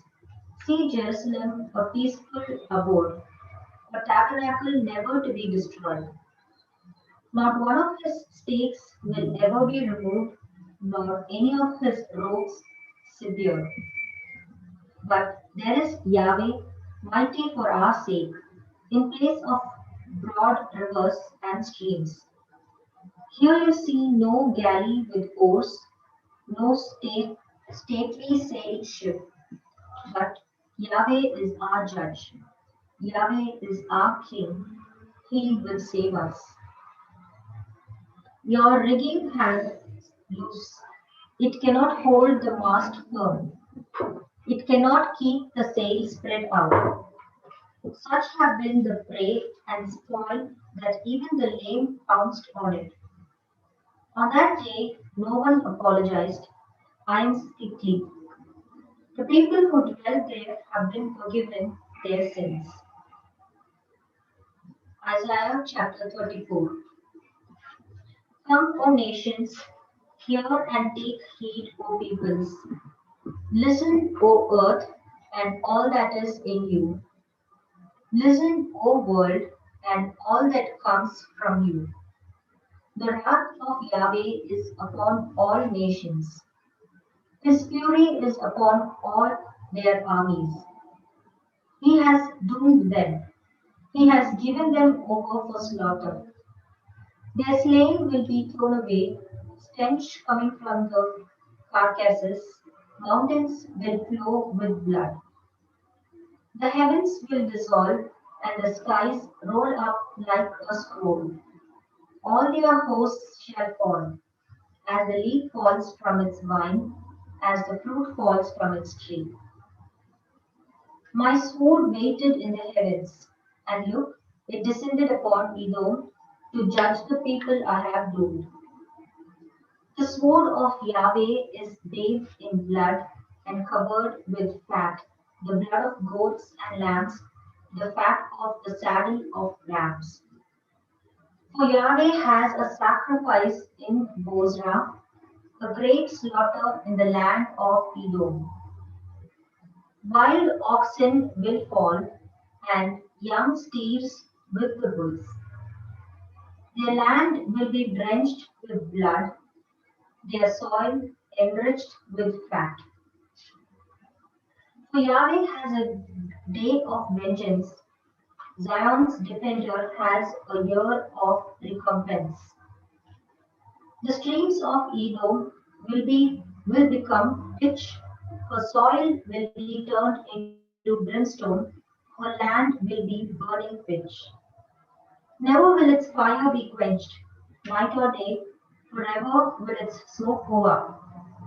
From generation to generation, the land will lie desolate, and none will ever pass through it. It will be the haunt of pelican and wild hog, the dwelling place of the owl and the hawk. God has decided to make it empty. He has destined it to be desolate. There will be no more kings to be proclaimed, no princes to be acclaimed, for the nobility will vanish in the kingdom doomed to perish. Thorns will grow over the castles, nettles and brambles over the citadels. The place will be a haunt of reptiles and abode of owls and ostriches. Wild beasts will meet there, wild goats will call to one another. There will the night creatures alight to find for themselves a resting place. There will the great owl make her nest to lay the hatch and also find rest. There will the vultures gather, each with its mate. Seek and read from the book of Yahweh. Not one of them will be missing, for his mouth has given the order, and his spirit has brought them together. He has cast the lot for them. His hand has divided it among them. They will possess the land forever, and from generation to generation they shall dwell there. Isaiah chapter 35. Let the wilderness and the arid land rejoice, the desert be glad and blossom. Covered with flowers, it sings and shouts with joy, adorned with the splendor of Lebanon, the magnificence of Carmel and Sharon. They, my people, see the glory of Yahweh, the majesty of our God. Give vigor to weary hands and strength to enfeebled knees. Say to those who are afraid, have courage, do not fear. See, your God comes demanding justice. He is the God who rewards, the God who comes to save you. Then will the eyes of the blind be opened and the ears of the deaf unsealed. Then will the lame leap as a hart, and the tongue of the dumb sing and shout. For water will break out in the wilderness, and streams gush forth from the desert. The thirsty ground will become a pool, the arid land springs of water. In the haunts where once reptiles lay, grass will grow with reeds and rushes. There will be a highway which will be called the way of holiness. No one unclean will pass over it, nor any wicked fool stray there. No lion will be found there, nor any beast of prey. Only the Redeemer will walk there. For the ransom of Yahweh will return with everlasting joy upon their heads. They will come to Zion singing gladness and joy marching with them, while sorrow and singing flee away. Isaiah chapter 36. In the 14th year of the reign of King Hezekiah, a reign Sennacherib, king of Assyria, attacked all the fortified cities of Judah and captured them. From Lachish, the king of Assyria sent his field commander with a large army to King Hezekiah in Jerusalem. They halted at the channel of the upper pool on the highway of the fuller's field. So Eliakim, son of Hilkiah, the palace administrator, went out to him together with Shebna, the secretary, and Joanne, son of Asaph, the recorder. The field commander said to them, give Hezekiah this message of the great king of Assyria. How can you be so confident? Do you think words can replace strategy and military strength? On whom are you relying to rebel against me? You rely on Egypt, a broken staff which pierces the palm of him who leans on it. Such is Pharaoh, king of Egypt, for all who rely on him. Yes, you may say to me, we rely on Yahweh our God. But isn't he the one whose altars and high places Ezekiel removed when he commanded Judah and Jerusalem, you shall worship before this altar? Come on, make a bargain with my master the king. I will give you 2,000 horses if you are able to supply riders. How could you ever repulse one of the least of my master's generals? And you rely on Egypt for chariots and horsemen? Do you think that I have come to attack and destroy this land without consulting Yahweh? He himself said to me, go up to this land and conquer it.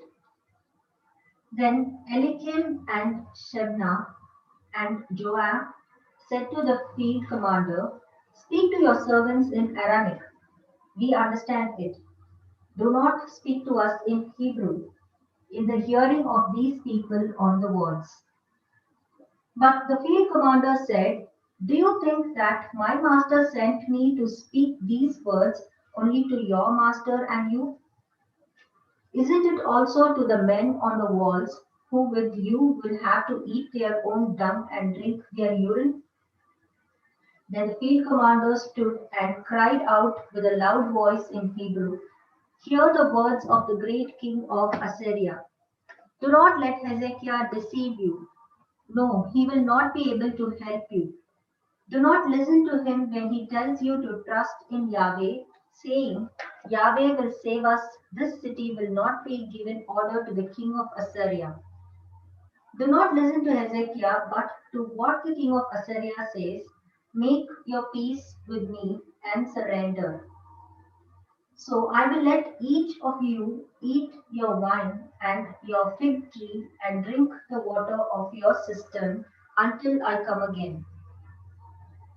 Then I will take you to a land like your own land, a land of grain and new wine, of bread and vineyards. Hezekiah is misleading you when he says that Yahweh will save you. Have the gods of the nation rescued their lands from the hands of the king of Assyria? Where are the gods of Hamath and Arpad? Where are the gods of Sepharvaim? And have the gods delivered Samaria from my hand? Who among all the gods of these nations has been able to save his country from me? Do you think that Yahweh could deliver Jerusalem from my hand? The people were silent and did not respond, for the king had commanded them not to answer him. Then Elikim and Shebna and Joah came to Hezekiah and their clothes torn and told him what the field commander had said.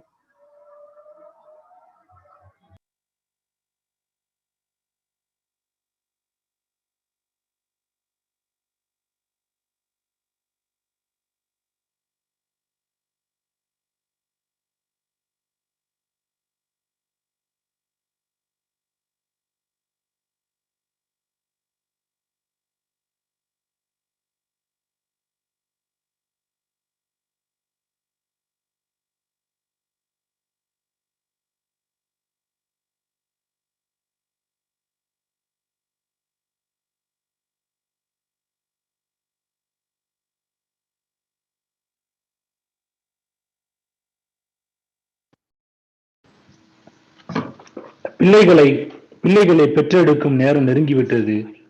ஆனால் பெற்றெடுப்பதற்கு ஆற்றல் இல்லை. தன் தலைவனாகிய அசீரிய மன்னனால் அனுப்பப்பட்ட ரபசாக்கே உயிர் ஆற்றல் நிறை கடவுளை இழித்துரைத்த சொற்களை ஒருவேளை உம் கடவுளாகிய ஆண்டவர் கேட்டிருக்கக்கூடும். உம் கடவுளாகிய ஆண்டவர் அச்சொற்களை முன்னிட்டு அவர்களை கண்டித்தாலும் கண்டிப்பார். ஆதலால் இன்னும் உயிரோடு இருக்கும் எஞ்சியோருக்காக உம் மன்றாட்டை எழுப்பியருளும் என்றார்கள். இவ்வாறு எசேக்கியா அரசனின் அலுவலர் எசையாவிடம் வந்து கூறியபோது அவர் அவர்களிடம் கூறியது, நீங்கள் உங்கள் தலைவரிடம் சொல்ல வேண்டியது இதுவே. அசீரிய அரசனின் ஆள்கள் என்னை இழுத்துரைத்து சொற்களை கேட்டு நீ அஞ்சாதே. இதோ நான் ஓர் ஆவியை அவனிடம் அனுப்பி அவன் வதந்தி ஒன்றை கேட்குமாறு செய்வேன். அவனும் தம் நாட்டிற்கு திரும்பிச் செல்வான். அவன் நாட்டிலேயே அவனை வாளுக்கு இரையாக்குவேன் என்கிறார் ஆண்டவர். இதற்கிடையில் அசீரிய மன்னன் லாக்கிசு நகரை விட்டு புறப்பட்டு லிப்னாவுக்கு எதிராக போர் புரிந்து கொண்டிருந்ததை ரப்சாக்கே கேள்விப்பட்டான். எனவே அவனும் அங்கே சென்று அசீரிய மன்னனை கண்டான்.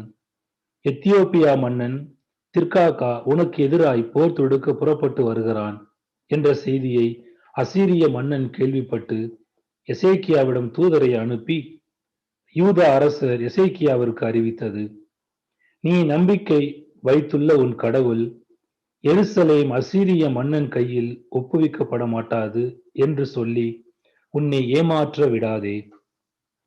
அசீரிய மன்னர்கள் தாங்கள் முற்றிலும் அழிக்க விரும்பும் நாடுகளுக்கு செய்த அனைத்தையும் பற்றி கேள்விப்பட்டிருப்பாய். நீ மட்டும் தப்பித்துக் கொள்ள முடியுமா? என் மூதாதையர் அழித்துவிட்ட கோசான், ஆரான், ரட்சேபு மக்களையும் தெலாசாரில் உள்ள ஏதேன் மக்களையும் அந்நாட்டு தெய்வங்களால் காப்பாற்ற முடிந்ததா? ஆமாத்தின் மன்னன் எங்கே? அர்பாத்தின் மன்னன் எங்கே? செபர்வையும் ஏனா, இவ்வா ஆகியவற்றின் மன்னர்கள் எங்கே? எசேக்கியா தூதரிடமிருந்து மடலை வாங்கி படித்தார். அவர் ஆண்டவரின் இல்லம் சென்று ஆண்டவர் திருமுன் அதை விரித்து வைத்தார். எசேக்கியா ஆண்டவரிடம் மன்றாடினார்: இஸ்ரவேலின் கடவுளாகிய படைகளின் ஆண்டவரே, கெருபுகள் மேல் வீற்றிருப்பவரே, உலகில் உள்ள அனைத்து அரசுகளுக்கும் நீர் ஒருவரே கடவுள். விண்ணுலகையும் மண்ணுலகையும் உருவாக்கியவர் நீரே. ஆண்டவரே, செவிசாய்த்து கேளும். ஆண்டவரே, கண் திறந்து பாரும். கடவுளை இழித்துரைக்குமாறு சனகெரிபு சொல்லி அனுப்பிய சொற்கள் அனைத்தையும் கேளும். ஆண்டவரே, அசீரிய மன்னர்கள் அனைத்து நாடுகளையும் அவற்றின் நிலங்களையும் பாழடைய செய்தது உண்மையே. அவற்றின் தெய்வங்களை நெருப்புக்குள் எரிந்ததும் உண்மையே. ஆனால் அவை தெய்வங்கள் அல்ல, மனிதரின் கைவினை பொருள்களே, மரமும் கல்லுமே. எனவேதான் அவற்றை அவர்கள் அழித்தொழித்தனர். ஆகவே எங்கள் கடவுளாகிய ஆண்டவரே, நீர் ஒருவரே ஆண்டவர் என்று உலகின் அரசுகள் அனைத்தும் அறிந்து கொள்ளுமாறு எங்களை அசீரியன் கையில் நின்று விடுவித்தருளும். அப்போது ஆமோச்சின் மகன் எசாயா எசேக்கியாவுக்கு இவ்வாறு சொல்லி அனுப்பினார்: இஸ்ரவேலின் கடவுளாகிய ஆண்டவர் கூறுவது இதுவே: அசீரிய மன்னன் சனகெரிபை முன்னிட்டு நீ என்னை நோக்கி மன்றாடினாய். அவனை குறித்து ஆண்டவர் சொல்லிய வாக்கு இதுவே: கன்னி மகள் சீயோன் உன்னை அவமதித்து எள்ளி நகையாடுகிறாள். மகள் எருசலேம் உன் பின்னால் நின்று இகழ்ச்சியுடன் தலையசைக்கிறாள். யாரை நீ பழித்து இடித்துரைத்தாய்? யாருக்கு எதிராய் நீ உன் குரலை உயர்த்தினாய்? யாரை செருக்குடன் நீ உற்று பார்த்தாய்? இஸ்ரவேலின் தூயவருக்கு எதிராக அன்றோ? நீ உன் பணியாளர்களை கொண்டு என் தலைவரை பழித்துரைத்து, என் பெரும் தேர்ப்படையுடன் நான் மலை உச்சிகளுக்கும் லெபனோனின் மலை சரிவுகளுக்கும் ஏறினேன். வானலாவிய அதன் கேதுரு மரங்களையும் மிக சிறந்த தேவதாரு மரங்களையும் வெட்டி வீழ்த்தினேன். கடை எல்லையில் உள்ள அதன் உச்சிக்கும் அடர்த்தியான அதன் காட்டு பகுதிக்கும் வந்தேன். நான் கிணறு வெட்டி அதன் நீரை பருகினேன். என் காலடியால் எகிப்து நீரோடைகள் அனைத்தையும் வற்றி போகச் செய்தேன் என்று சொன்னாய். நானோ தொடக்கத்தில் இருந்து முடிவெடுத்து செயல்படுகிறேன் என்று நீ கேள்விப்பட்டதில்லையா? முற்காலம் தொட்டு திட்டமிட்டதை இன்று நான் செயல்படுத்துகிறேன். அதனால் தான் அரண் சூழ் நகர்களை நீ பாழடைந்த மண்மேடுகளாக செய்தாய். அவற்றில் வாழ் மக்கள் ஆற்றல் குன்றி நடுநடுங்கி நாணி குறுகினர். வளரும் முன் அனல் காற்றால் கருகிவிடும் வயல்வெளி செடி போன்றும் அருகம் புல் போன்றும் கூரை மேல் வளர்ப்புல் போன்றும் அவர்கள் ஆயினர். நீ இருப்பது, நீ போவது, நீ வருவது, எனக்கு எதிராய் நீ கொந்தளிப்பது அனைத்தையும் நான் அறிவேன். எனக்கு எதிராய் நீ கொந்தளித்ததும் செருக்குடன் நீ பேசியதும் என் செவிகளில் எட்டியது. எனவே என் மூக்கில் என் வளையத்தையும் உன் மூக்கில் என் வளையத்தையும் உன் வாயில் என் கடிவாளத்தையும் மாட்டுவேன். நீ வந்த வழியே உன்னை திருப்பி விடுவேன். இதுவே உனக்கு அடையாளம். தானாய் விழுந்து முளைப்பதை இந்த ஆண்டும் அதிலிருந்து வளர்வதை 2ஆம் ஆண்டும் உண்பாய். 3ஆம் ஆண்டோ விதைத்து அறுவடை செய்வாய். திராட்சை செடி நட்டு அதன் கனிகளை உண்பாய். யூதா வீட்டாருள் தப்பி பிழைத்த எஞ்சியோர் ஆழ வேர் விட்டு மேலே கனி தருவர். ஏனெனில் எஞ்சியோர் எருசலேமிலிருந்தும் தப்பியோர் சீயோர் மலையின் என்றும் புறப்பட்டு வருவர். படைகளின் ஆண்டவரது பேரார்வமே இதை செய்து முடிக்கும். ஆதலால் அசீரிய மன்னனை முன்னிட்டு ஆண்டவர் கூறுவது இதுவே: அவன் இந்த நகருக்குள் நுழைய மாட்டான், ஓர் அம்பும் எய்ய மாட்டான். அவன் கேடயம் தாங்கி நகர் முன் வர துணிய மாட்டான், அதை முற்றுகையிடவும் மாட்டான். வந்த வழியே அவன் திரும்பிச் செல்வான். இந்நகருக்குள் அவன் நுழையவே மாட்டான் என்கிறார் ஆண்டவர். என் பொருட்டும் என் ஊழியன் தாவீது பொருட்டும் இந்நகரை காத்தருள்வேன், விடுவிப்பேன். ஆண்டவரின் தூதர் புறப்பட்டு சென்று அசீரியரின் பாசறையில் இருந்து 1,86,000 பேரை சாகடித்தார்.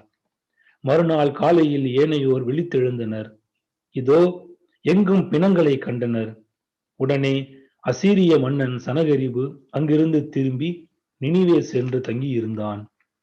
ஒரு நாள் அவன் நிஸ்ரோக்கு என்னும் தம் தெய்வத்தின் கோவிலில் வழிபாடு செய்து கொண்டிருந்த போது அதிரமெலக்கு, சரேட்சர் என்ற அவன் புதல்வர்கள் வாள் முனையில் அவனை கொன்றுவிட்டு அரராத்து நாட்டிற்கு தப்பி ஓடினர். அவனுக்கு பின் ஏசர் கத்தோன் என்ற அவன் மகன் ஆட்சி செய்தான். எசேயா அதிகாரம் 38. அந்நாட்களில் எசேக்கியா நோய்வாய்ப்பட்டு சாகும் நிலையில் இருந்தார். ஆமோச்சின் மகனான எசாயா இறைவாக்கினர் அவனை காண வந்து அவரை நோக்கி, ஆண்டவர் கூறுவது இதுவே: நீர் உம் வீட்டு காரியத்தை ஒழுங்குபடுத்தும், ஏனெனில் நீர் சாகப் போகிறீர், பிழைக்க மாட்டீர் என்றார். எசேக்கியா சுவர்புறம் தம் முகத்தை திருப்பிக் கொண்டு ஆண்டவரிடம் மன்றாடி, ஆண்டவரே, நான் உன் திருமுன் உண்மை வழியில் மாசற்ற மனத்துடன் நடந்து வந்ததையும் உன் பார்வைக்கு நலமானவற்றை செய்ததையும் நினைந்தருளும் என்று கூறி கண்ணீர் சிந்தி தேம்பி தேம்பி அழுதார். அப்பொழுது ஆண்டவரின் வாக்கு எசாயாவுக்கு அருளப்பட்டது: நீ எசேக்கியாவிடம் சென்று கூற வேண்டியது: உன் தந்தை தாவீதின் கடவுளாக்கி ஆண்டவர் கூறுவது இதுவே: உன் கண்ணீரை கண்டேன். இதோ நீ வாழும் காலத்தை இன்னும் 15 ஆண்டு மிகுதியாக்குவேன். உன்னையும் இந்த நகரையும் அசீரிய மன்னன் கையில் நின்று விடுவிப்பேன். இந்த நகரை பாதுகாப்பேன். தாம் கூறிய இந்த வார்த்தையை ஆண்டவர் நிறைவேற்றுவார் என்பதற்கு அவர் உமக்கு அளிக்கும் அடையாளம் இதோ: சாயும் கதிரவனின் நிழல் ஆகாசின் கதிரவ கடிகளில் 10 பாத அளவு பின்னிடச் செய்வேன். அவ்வாறே சாயும் கதிரவனின் நிழல் அக்கடிகையில் 10 பாத அளவு பின்னிட்டது. யூதா அரசர் எசேக்கியா நோயுற்று நோய் நின்று குணமடைந்த பின் தீட்டிய எழுத்து ஓவியம். என் வாழ்நாள்களின் நடுவில் இவ்வுலகை விட்டு செல்ல வேண்டுமே. நான் வாழக்கூடிய எஞ்சிய ஆண்டுகளை பாதாளத்தின் வாயில்களில் கழிக்க நேருமோ என்றேன். வாழ்வோர் உலகில் ஆண்டவரை நான் காண இயலாதே. மண்ணுலகில் குடியிருப்போரில் எந்த மனிதரையும் என்னால் பார்க்க முடியாதே என்றேன். என் உறைவிடம் மேய்ப்பனின் கூடாரத்தை போல் பெயர்க்கப்பட்டு என்னை விட்டு அகற்றப்படுகிறது. நெசவாளன் பாவை சுருட்டுவது போல் என் வாழ்வை முடிக்கிறேன். தரியில் இருந்து அவர் என்னை அறுத்தெறிகிறார். காலை தொடங்கி இரவுக்குள் எனக்கு முடிவு கட்டுவீர். துணை வேண்டி காவலரை கதறினேன். சிங்கம் போல் அவர் என் எலும்புகள் அனைத்தையும் நொறுக்குகிறார். காலை தொடங்கி இரவுக்குள் நீர் எனக்கு முடிவு கட்டுவீர். சிட்டுக்குருவி போலும் நாரை போரும் கூக்குரல் இடுகிறேன். மாடப்புறா போல் விம்முகிறேன். மேல் நோக்கி பார்த்து என் கண்கள் சோர்வடைந்தன. என் தலைவரே, நான் ஒடுக்கப்படுகிறேன், எனக்கு துணையாயிரும். நான் ஆண்டவரிடம் என்ன சொல்வேன், என்ன கூறுவேன்? ஏனெனில் அவரே இதை செய்தார். மனக்கசப்பால் உறக்கமே எனக்கு இல்லாமல் போயிற்று. என் தலைவரே, நான் உம்மையே நம்புகின்றேன். என் உயிர் உமக்காகவே வாழ்கின்றது. எனக்கு உடல் நலத்தை நல்கி நான் உயிர் பிழைக்கச் செய்வீர். இதோ என் கசப்பு மிகு அனுபவத்தை நலமாக மாற்றினீர். மனம் கனிந்து அழிவின் குடியிலிருந்து என்னை உயிரை காத்தீர். என் பாவங்கள் அனைத்தையும் உம் முதுகுக்கு பின்னால் எரிந்து விட்டீர். பாதாளம் உம்மை போற்றி பாடாது, சாவு உம்மை புகழ்ந்து ஏத்தாது. பாதாள குழிக்குள் இறங்குவோர் நம்பிக்கைக்குரிய உம்மை நம்பி இருப்பது இல்லை. நான் இன்று உம்மை புகழ்வது போல் வாழ்வோர் மட்டுமே உம்மை போற்றி பாடுவர். தந்தையே தம் பிள்ளைகளுக்கு உமது வாக்கை உமது வாக்கு பிறழாமை குறித்து போதிப்பர். ஆண்டவர் எனக்கு நலமளிக்க மனம் கொண்டார். ஆண்டவரின் இல்லத்தில் எம் புகழ் பாக்கரி வாழ்நாள் எல்லாம் இசைக்கருவி மீட்டி பாடுவோம். எசேக்கியா நலமடைய ஓர் அத்திப்பழ அடையை கொண்டு வந்து பிளவையின் மேல் வைத்து கட்டுங்கள் என்று எசையா பதில் கூறியிருந்தார். ஏனெனில் ஆண்டவரின் இல்லத்திற்கு என்னால் போக முடியும் என்பதற்கு எனக்கு அடையாளம் யாது என்று எசேக்கியா அரசர் கேட்டிருந்தார். எசாயா அதிகாரம் 39. அக்காலத்தில் பாபிலோன் மன்னன் பலாதானின் மகன் மெரோதாக்கு பலாதான் எசேக்கியா நோய்வாய்ப்பட்டதையும் அவர் குணமடைந்ததையும் கேள்வியுற்று அவரிடம் மடலையும் அன்பளிப்பையும் அனுப்பி வைத்தான். இது பற்றி மகிழ்ந்த எசேக்கியா தூதருக்கு தம் கருவூல அறை, நறுமண பொருள்கள், பரிமள தைலம், பொன், வெள்ளி ஆகியவற்றையும் தம் படைக்கலன் இருந்த அறை முழுவதையும் தம் கிடங்குகளில் சேமித்து வைக்கப்பட்ட அனைத்தையும் காண்பித்தார். எசேக்கியா தம் அரண்மனையிலோ தம் ஆட்சி எல்லைக்குள்ளோ அவர்களுக்கு காட்டப்படாத பொருள் எதுவும் இல்லை. அப்போது எசேயா இறைவாக்கினர் எசேக்கியா அவரிடம் வந்து, அந்த ஆள்கள் என்ன சொன்னார்கள்? எங்கிருந்து உம்மிடம் வந்தார்கள் என்று வினவ, அவர்கள் தொலை நாடான பாபிலோனில் இருந்து என்னிடம் வந்தார்கள் என்றார். உம் அரண்மனையில் என்ன பார்த்தார்கள் என்று அவர் வினவ, என் அரண்மனையில் உள்ள அனைத்தையும் பார்த்தார்கள். நான் அவர்களுக்கு காட்டாத பொருள் எதுவும் என் சேமிப்பு கிடம்பில் இல்லை என்றார் எசேக்கியா. அப்போது எசேக்கியாவிடம், படைகளின் ஆண்டவரின் வாக்கை கேளும். இதோ நாள்கள் வருகின்றன. அப்போது உம் அரண்மனையில் இருப்பவையும் இந்நாள் வரை உம் மூதாதையர் சேமித்து வைத்திருப்பதையும் பாபிலோனுக்கு கொண்டு போகப்படும், எதுவும் விடப்படாது என்கிறார் ஆண்டவர். உமக்கு பிறக்கும் புதல்வர் சிலர் கைது செய்யப்படுவர். பாபிலோன் மன்னர் அரண்மனையில் அவர்கள் அன்னகராய் இருப்பர் என்றார். தம் ஆட்சி காலத்தில் அமைதியும் பாதுகாப்பும் இருக்கும் என்று உணர்ந்த எசேக்கியா எசையாவை நோக்கி, நீர் கூறிய ஆண்டவரின் வாக்கு நல்லதே என்றார். Isaiah chapter 40. God's people are comforted. Comfort, O comfort my people, says your God. Speak tenderly to Jerusalem and cry to her that she has served her term, that her penalty is paid, that she has received from the Lord's hand double for all her sins. A voice cries out, in the wilderness, prepare the way for the Lord. Make straight in the desert a highway for our God. Every valley shall be lifted up, and every mountain and hill be made low. The uneven ground shall become level, and the rough places a plain. Then the glory of the Lord shall be revealed, and all people shall see it together, for the mouth of the Lord has spoken. A voice says, cry out. And I said, what shall I cry? All people are grass. Their constancy is like the flower of the field. The grass withers, the flower fades.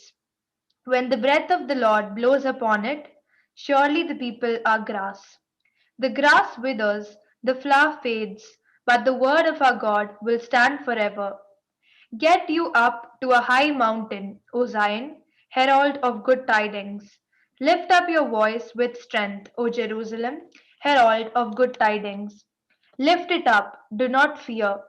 Say to the cities of Judah, here is your God. See, the Lord God comes with might, and his arm rules for him. His reward is with him, and his recompense before him. He will feed his flock like a shepherd. He will gather the lambs in his arms, and carry them in his bosom, and gently lead the mother sheep. Who has measured the waters in the hollow of his hand, and marked off the heavens with a span, enclosed the dust of the earth in a measure, and weighed the mountains in scales, and the hills in a balance? Who has directed the Spirit of the Lord, or as his counselor has instructed him? Whom did he consult for his enlightenment, and who taught him the path of justice? Who taught him knowledge and showed him the way of understanding? Even the nations are like a drop from a bucket, and are accounted as dust on the scales. See, he takes up the isles like fine dust.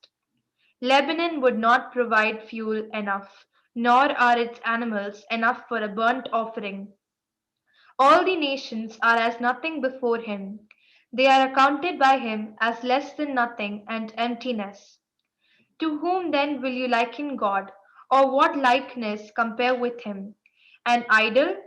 A workman casts it, and a goldsmith overlays it with gold, and casts it for silver chains.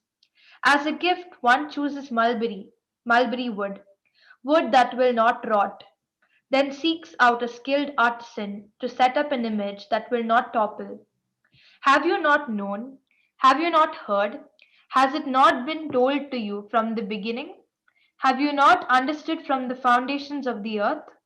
It is he who sits above the circle of the earth, and its inhabitants are like grasshoppers, who stretches out the heavens like a curtain, and spreads them like a tent to live in, who brings princes to naught and makes the rulers of the earth as nothing.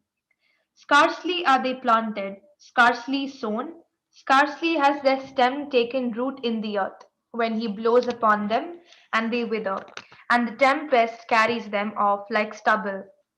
To whom then will you compare me, or who is my equal? Says the Holy One. Lift up your eyes on high and see. Who created these? He who brings out their host and numbers them, calling them all by name, because he is great in strength, mighty in power. Not one is missing. Why do you say, O Jacob, and speak, O Israel? My way is hidden from the Lord, and my right is disregarded by my God. Have you not known? Have you not heard? The Lord is the everlasting God, the creator of the ends of the earth. He does not faint or grow weary. His understanding is unsearchable. He gives power to the faint and strengthens the powerless. Even youths will faint and be weary, and the young will fall exhausted. But those who wait for the Lord shall renew their strength. They shall mount up with wings like eagles. They shall run and not be weary. They shall walk and not faint. Isaiah chapter 41. Israel assured of God's help. Listen to me in silence, O coastlands. Let the peoples renew their strength.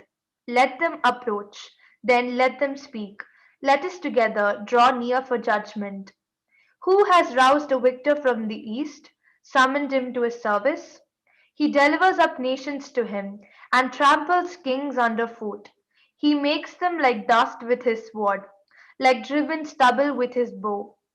He pursues them and passes on safely, scarcely touching the path with his feet.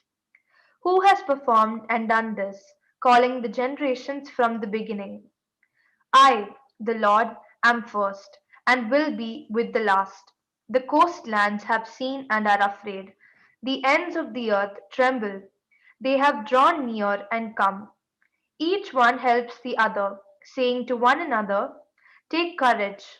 The artisan encourages the goldsmith, and the one who smooths with the hammer encourages the one who strikes the anvil, saying of the soldering, it is good, and they fasten it with nails so that it cannot be moved.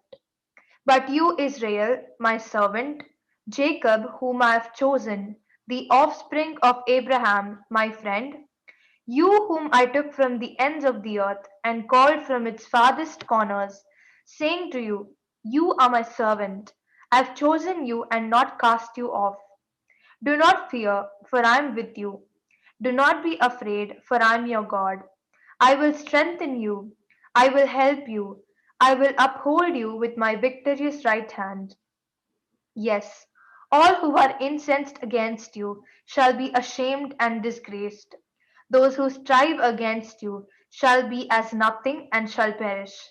You shall seek those who contend with you, but you shall not find them. Those who war against you shall be as nothing at all. For I, the Lord your God, hold your right hand. It is I who say to you, do not fear, I will help you.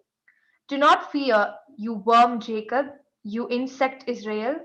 I will help you, says the Lord. Your Redeemer is the Holy One of Israel. Now I'll make you a threshing sledge, sharp, new, and having teeth. You shall thresh the mountains and crush them, and you shall make the hills like chaff. You shall winnow them, and the wind shall carry them away, and the tempest shall scatter them. Then you shall rejoice in the Lord. In the Holy One of Israel you shall glory. When the poor and needy seek water, and there is none, and their tongue is parched with thirst, I, the Lord, will answer them. I, the God of Israel, will not forsake them. I will open rivers on the bare heights, and fountains in the midst of the valleys. I will make the wilderness a pool of water, and the dry land springs of water. I will put in the wilderness the cedar, the acacia, the myrtle, and the olive. I will set in the desert the cypress, the plane, and the pine together, so that all may see and know, all may consider and understand that the hand of the Lord has done this. The Holy One of Israel has created it. The futility of idols. Set forth your case, says the Lord. Bring your proofs, says the King of Jacob. Let them bring them and tell us what is to happen. Tell us the former things, what they are, so that we may consider them, and that we may know their outcome, or declare to us the things to come. Tell us what is to come hereafter, that we may know that you are gods. Do good or do harm, that we may be afraid and terrified. You indeed are nothing, and your work is nothing at all. Whoever chooses you is an abomination. I stirred up one from the north, and he has come. From the rising of the sun, he was summoned by name. He shall trample on rulers as on mortar, as the potter treads clay. Who declared it from the beginning, so that we might know, and beforehand, so that we might say, He is right? There was no one who declared it, none who proclaimed, none who heard your words. I first have declared it to Zion, and I gave it to Jerusalem, a herald of good tidings. But when I look, there is no one among these. There is no counselor, who, when I ask, gives an answer. No, they are all a delusion. Their works are nothing. Their images are empty wind. Isaiah chapter 42. The servant, a light to the nations. Here is my servant whom I uphold, my chosen in whom my soul delights. I have put my spirit upon him. He will bring forth justice to the nations. He will not cry or lift up his voice or make it heard in the street. A bruised reed he will not break, and a dimly burning wick he will not quench. He will faithfully bring forth justice. He will not grow faint or be crushed until he has established justice in the earth, and the coastlands wait for his teaching.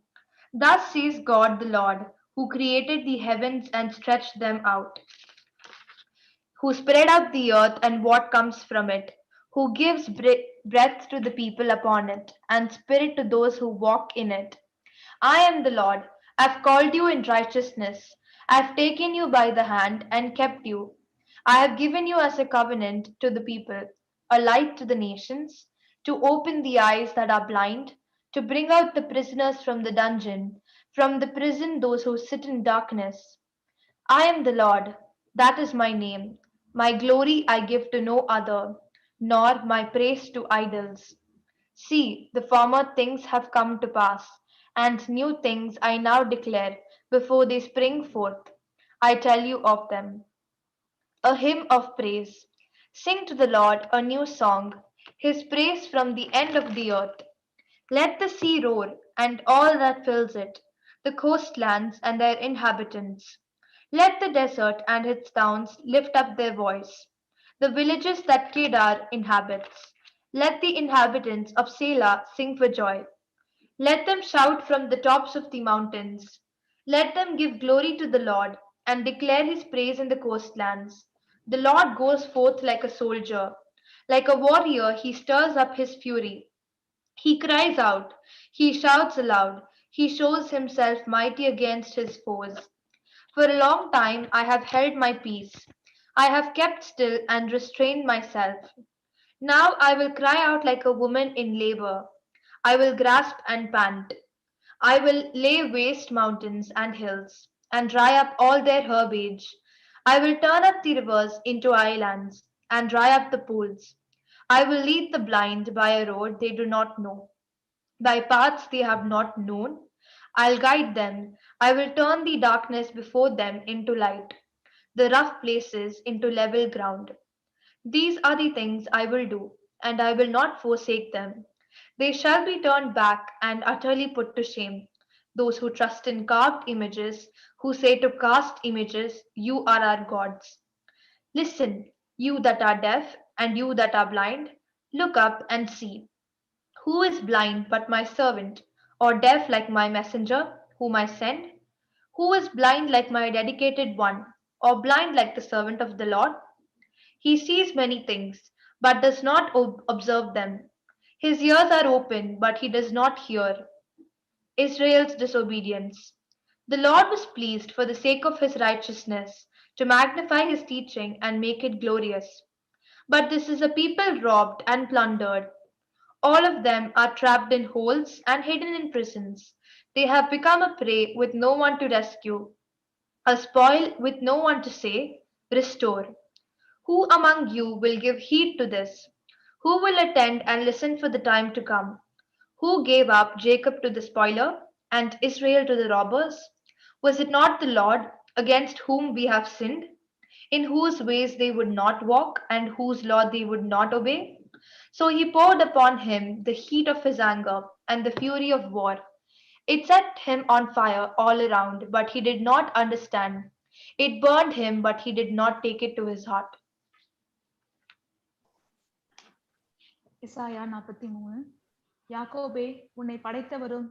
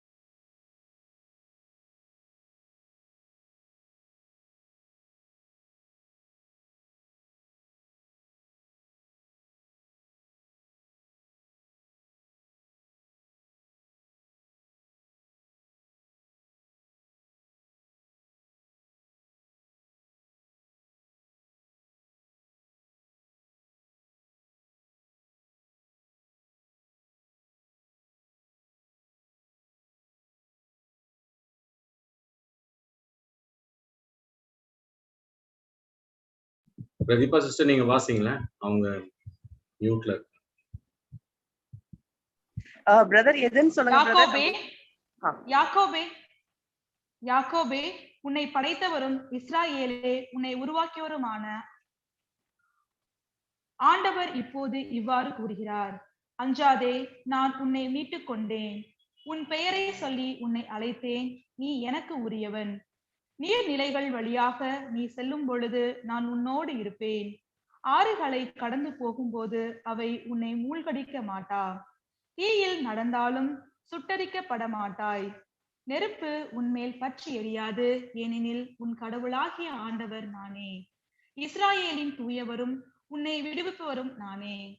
உனக்கு பணயமாக எகிப்தையும் உனக்கு ஈடாக Ethiopia, செபா நாடுகளையும் ஒப்புக் கொடுக்கிறேன். என் பார்வையில் நீ விலையேற பெற்றவன், மதிப்பு மிக்கவன். நான் உன்மேல் அன்பு கூறுகிறேன். ஆதலால் உனக்கு பதிலாக மானிடரையும் உன் உயிருக்கு மாற்றாக மக்களினங்களையும் கொடுக்கிறேன். அஞ்சாதே, ஏனெனில் நான் உன்னோடு இருக்கிறேன். கிழக்கிலிருந்து உன் வழிமரபை அழைத்து வருவேன். மேற்கிலிருந்து உன்னை ஒன்று திரட்டுவேன். வடப்புறம் நோக்கி அவர்களை விட்டுவிடு என்பேன். தெற்புறத்திடம் தடுத்து நிறுத்தாதே என்று சொல்வேன். தொலை நாட்டிலிருந்து என் புதல்வரையும் உலகின் எல்லையிலிருந்து என் புதல்வியரையும் அழைத்து வா. என் மாட்சிக்காக நான் படைத்த, உருவாக்கிய, உண்டாக்கிய, என் பெயரால் அழைக்க பெற்ற அனைவரையும் ஒன்று கூட்டி வா. கண்ணிருந்தும் குருடராய் காதிருந்தும் செவிடராய் இருக்கும் மக்களை புறப்பட்டு வர செய். வேற்றினத்தார் அனைவரும் ஒருங்கே திரண்டு வரட்டும். மக்களினங்கள் ஒன்று கூடட்டும். அவர்களுள் யார் இதை முன்னறிவிக்க கூடும்? முன்பு நடந்தவற்றை யாரால் விளக்கக்கூடும்? அவர்கள் கூறுவது சரியென காட்ட தம் சான்றுகளை கொண்டு வரட்டும். மக்கள் அதை கேட்டு உண்மை என்று சொல்லட்டும். நீங்கள் என் சாட்சிகள் என்கிறார் ஆண்டவர். நான் தேர்ந்தெடுத்த என் ஊழியனும் நீங்களே. என்னை அறிந்து என் மீது நம்பிக்கை வைப்பீர்கள். நானே அவர் என்பதை உணர்ந்து கொள்வீர்கள். எனக்கு முன் எந்த தெய்வமும் உருவாக்கப்படவில்லை. எனக்கு பின் எதுவும் இருப்பதில்லை. நானே ஆண்டவர். என்னையன்றி வேறு மீட்பர் இல்லை. அறிவித்தது, விடுதலை அளித்தது, பறைசாற்றியது அனைத்துமே நானே. உங்களிடையே உள்ள வேறு தெய்வம் அன்று, நீங்களே என் சாட்சிகள் என்கிறார் ஆண்டவர். நானே இறைவன், என்னாலும் இருப்பவரும் நானே. என் கையில் இருப்பதை பறிப்பவர் எவருமில்லை. நான் செய்ததை மாற்றி அமைப்பவர் எவர்? பாபிலோனிலிருந்து விடுவிக்கப்படல். இஸ்ராயேலின் தூயவரும் உங்கள் மீட்பருமான ஆண்டவர் கூறுவது இதுவே. உங்கள் பொருட்டு பாபிலோனுக்கு ஆள்களை அனுப்பி அதன் தாழ்பால்கள் அனைத்தையும் தகர்த்து விடுவேன். கல்தேயரின் மகிழ்ச்சி பாடல் புலம்பலாக மாறும். நானே உங்கள் தூயவரான ஆண்டவர், இஸ்ராயேலை படைத்தவர், உங்கள் அரசர். கடலுக்குள் வழியை ஏற்படுத்தியவரும் பொங்கி எழும் நீர் நடுவே பாதை அமைத்தவரும், தேர்களையும் குதிரைகளையும் படை வீரர்களையும் வலிமை மிக்கோரையும் ஒன்றாக கூட்டி வந்தவரும், அவர்கள் எழாதவாறு விளை செய்து திரிகளை அணைப்பது போல் அவர்களை அழித்தவருமாகிய ஆண்டவர் கூறுவது இதுவே. முன்பு நடந்தவற்றை மறந்துவிடு. முற்கால நிகழ்ச்சியை பற்றி சிந்திக்காதிருங்கள். இதோ புதிய செயல் ஒன்றை நான் செய்கிறேன், இப்பொழுதே அது தோன்றிவிட்டது. நீ அதை கூர்ந்து கவனிக்கவில்லையா? பாலை நிலத்தில் நான் பாதை ஒன்று அமைப்பேன். பால்வெளியில் நீரோடைகளை தோன்ற செய்வேன். காட்டு விலங்குகளும் என்னை புகழும். புள்ள நரிகளும் தீக்கோழிகளும் என்னை பெருமைப்படுத்தும். ஏனெனில் தேர்ந்தெடுக்கப்பட்ட என் மக்களுக்கு பாலை நிலத்தில் குடிக்க கொடுப்பேன். பால் நிலத்தில் நீரோடைகள் தோன்ற செய்வேன். நான் உருவாக்கிய இந்த மக்கள் என் புகழை எடுத்துரைப்பர். இஸ்ராயேலின் பாவம். ஆனால் யாக்கோபே, நீ என்னை நோக்கி மன்றாடவில்லை. இஸ்ராயேலே, என்னை பற்றி சலிப்பற்றாயோ? ஆடுகளை எரிபலிக்கென நீ என்னிடம் கொண்டு வரவில்லை. உன் பலிகளால் நீ என்னை பெருமைப்படுத்தவில்லை. உணவு படையல் படைக்குமாறு நான் உங்களிடம் கேட்கவில்லை. தூபம் காட்டுமாறு உன்னை வற்புறுத்தவில்லை. பணம் கொடுத்து நீ எனக்கென்று நறுமண படையல் வாங்கவில்லை. உன் பலிகளின் கொழுப்பால் என்னை நிறைவு செய்யவில்லை. மாறாக உன் பாவங்களால் என்னை தொல்லைப்படுத்தினாய். உன் தீச்செயல்களால் என்னை சலிப்புற செய்தாய். நானே உன் குற்றங்களை என் பொருட்டு துடைத்தளிக்கின்றேன். உன் பாவங்களை நினைவிற்கொள்ள மாட்டேன். கடந்ததை எனக்கு சொல்லி காட்டுங்கள். ஒருமிக்க நாம் வழக்காடுவோம். நீங்கள் குற்றமற்றவர்கள் என்பதை நிலைநாட்டுவதற்கானவற்றை எடுத்துரையுங்கள். உன் முதல் தந்தை பாவம் செய்தான். உனக்காக பேசுவோரும் எனக்கு எதிராய் குற்றம் புரிந்துள்ளனர். உன் தலைவர்கள் என் திரு தூயகத்தை தீட்டுப்படுத்தினார்கள். ஆதலால் யாக்கோபை அழிவுக்கும் இஸ்ராயேலின் பழிப்புரைக்கும் உள்ளாக்கினேன். எசாயா 44. ஆண்டவர் ஒரே கடவுள். என் ஊழியன் யாக்கோபே, நான் தேர்ந்து கொண்ட இஸ்ராயேலே, இப்பொழுது செவிகொடு. உன்னை படைத்தவரும் கருப்பையில் உன்னை உருவாக்கியவரும் உனக்கு உதவி செய்கிறவருமாகிய ஆண்டவர் கூறுவதை கேள். என் ஊழியன் யாக்கோபே, நான் தேர்ந்து கொண்ட எசுரூன், அஞ்சாதே. ஏனெனில் தாகமுற்ற நிலத்தில் நீரை ஊற்றுவேன். வறண்ட தரையில் நீரோடைகள் ஓட செய்வேன். உன் வழிமரபினர் மீது என் ஆவியை பொழிவேன். உன் வழித்தோன்றல்களுக்கு நான் ஆசி வழங்குவேன். அவர்கள் நீரோடை அருகில் உள்ள புல் போலும் நாணல்கள் போலும் செழித்து வளருவர். ஒருவன் நான் ஆண்டவருக்கு உரியவன் என்பான். மற்றொருவன் யாக்கோபின் பெயரை சூட்டிக் கொள்வான். வேறொருவன் ஆண்டவருக்கு சொந்தம் என்று தன் கையில் எழுதி இஸ்ராயேல் என்று பெயரிட்டுக் கொள்வான். இஸ்ராயேலின் அரசரும் அதன் மீட்பரும் படைகளின் ஆண்டவருமான ஆண்டவர் கூறுவது இதுவே: தொடக்கமும் நானே, முடிவும் நானே. என்னையன்றி வேறு கடவுள் இல்லை. எனக்கு நிகர் யார்? அவன் உரத்த குரலில் அறிவிக்கட்டும். என்றும் உள்ள மக்களை நான் ஏற்படுத்தியதிலிருந்து நடந்தவற்றை முறைப்படுத்தி கூறட்டும். இனி நடக்கவிருப்பன பற்றியும் நிகழப்போவன பற்றியும் முன்னுரைக்கட்டும். நீங்கள் கலங்காதீர்கள், அஞ்சாதீர்கள். முன்பிருந்தே நான் உரைக்கவில்லையா, அறிவிக்கவில்லையா? நீங்களே என் சாட்சிகள். என்னையன்றி வேறு கடவுள் உண்டோ? நான் அறியாத கற்பாறை வேறு உண்டோ? சிலை செதுக்குவோர் அனைவரும் வீணரே. அவர்கள் பெரிதாக மதிப்பவை பயனற்றவை. அவர்களின் சான்றுகள் பார்வையற்றவை, அறிவற்றவை.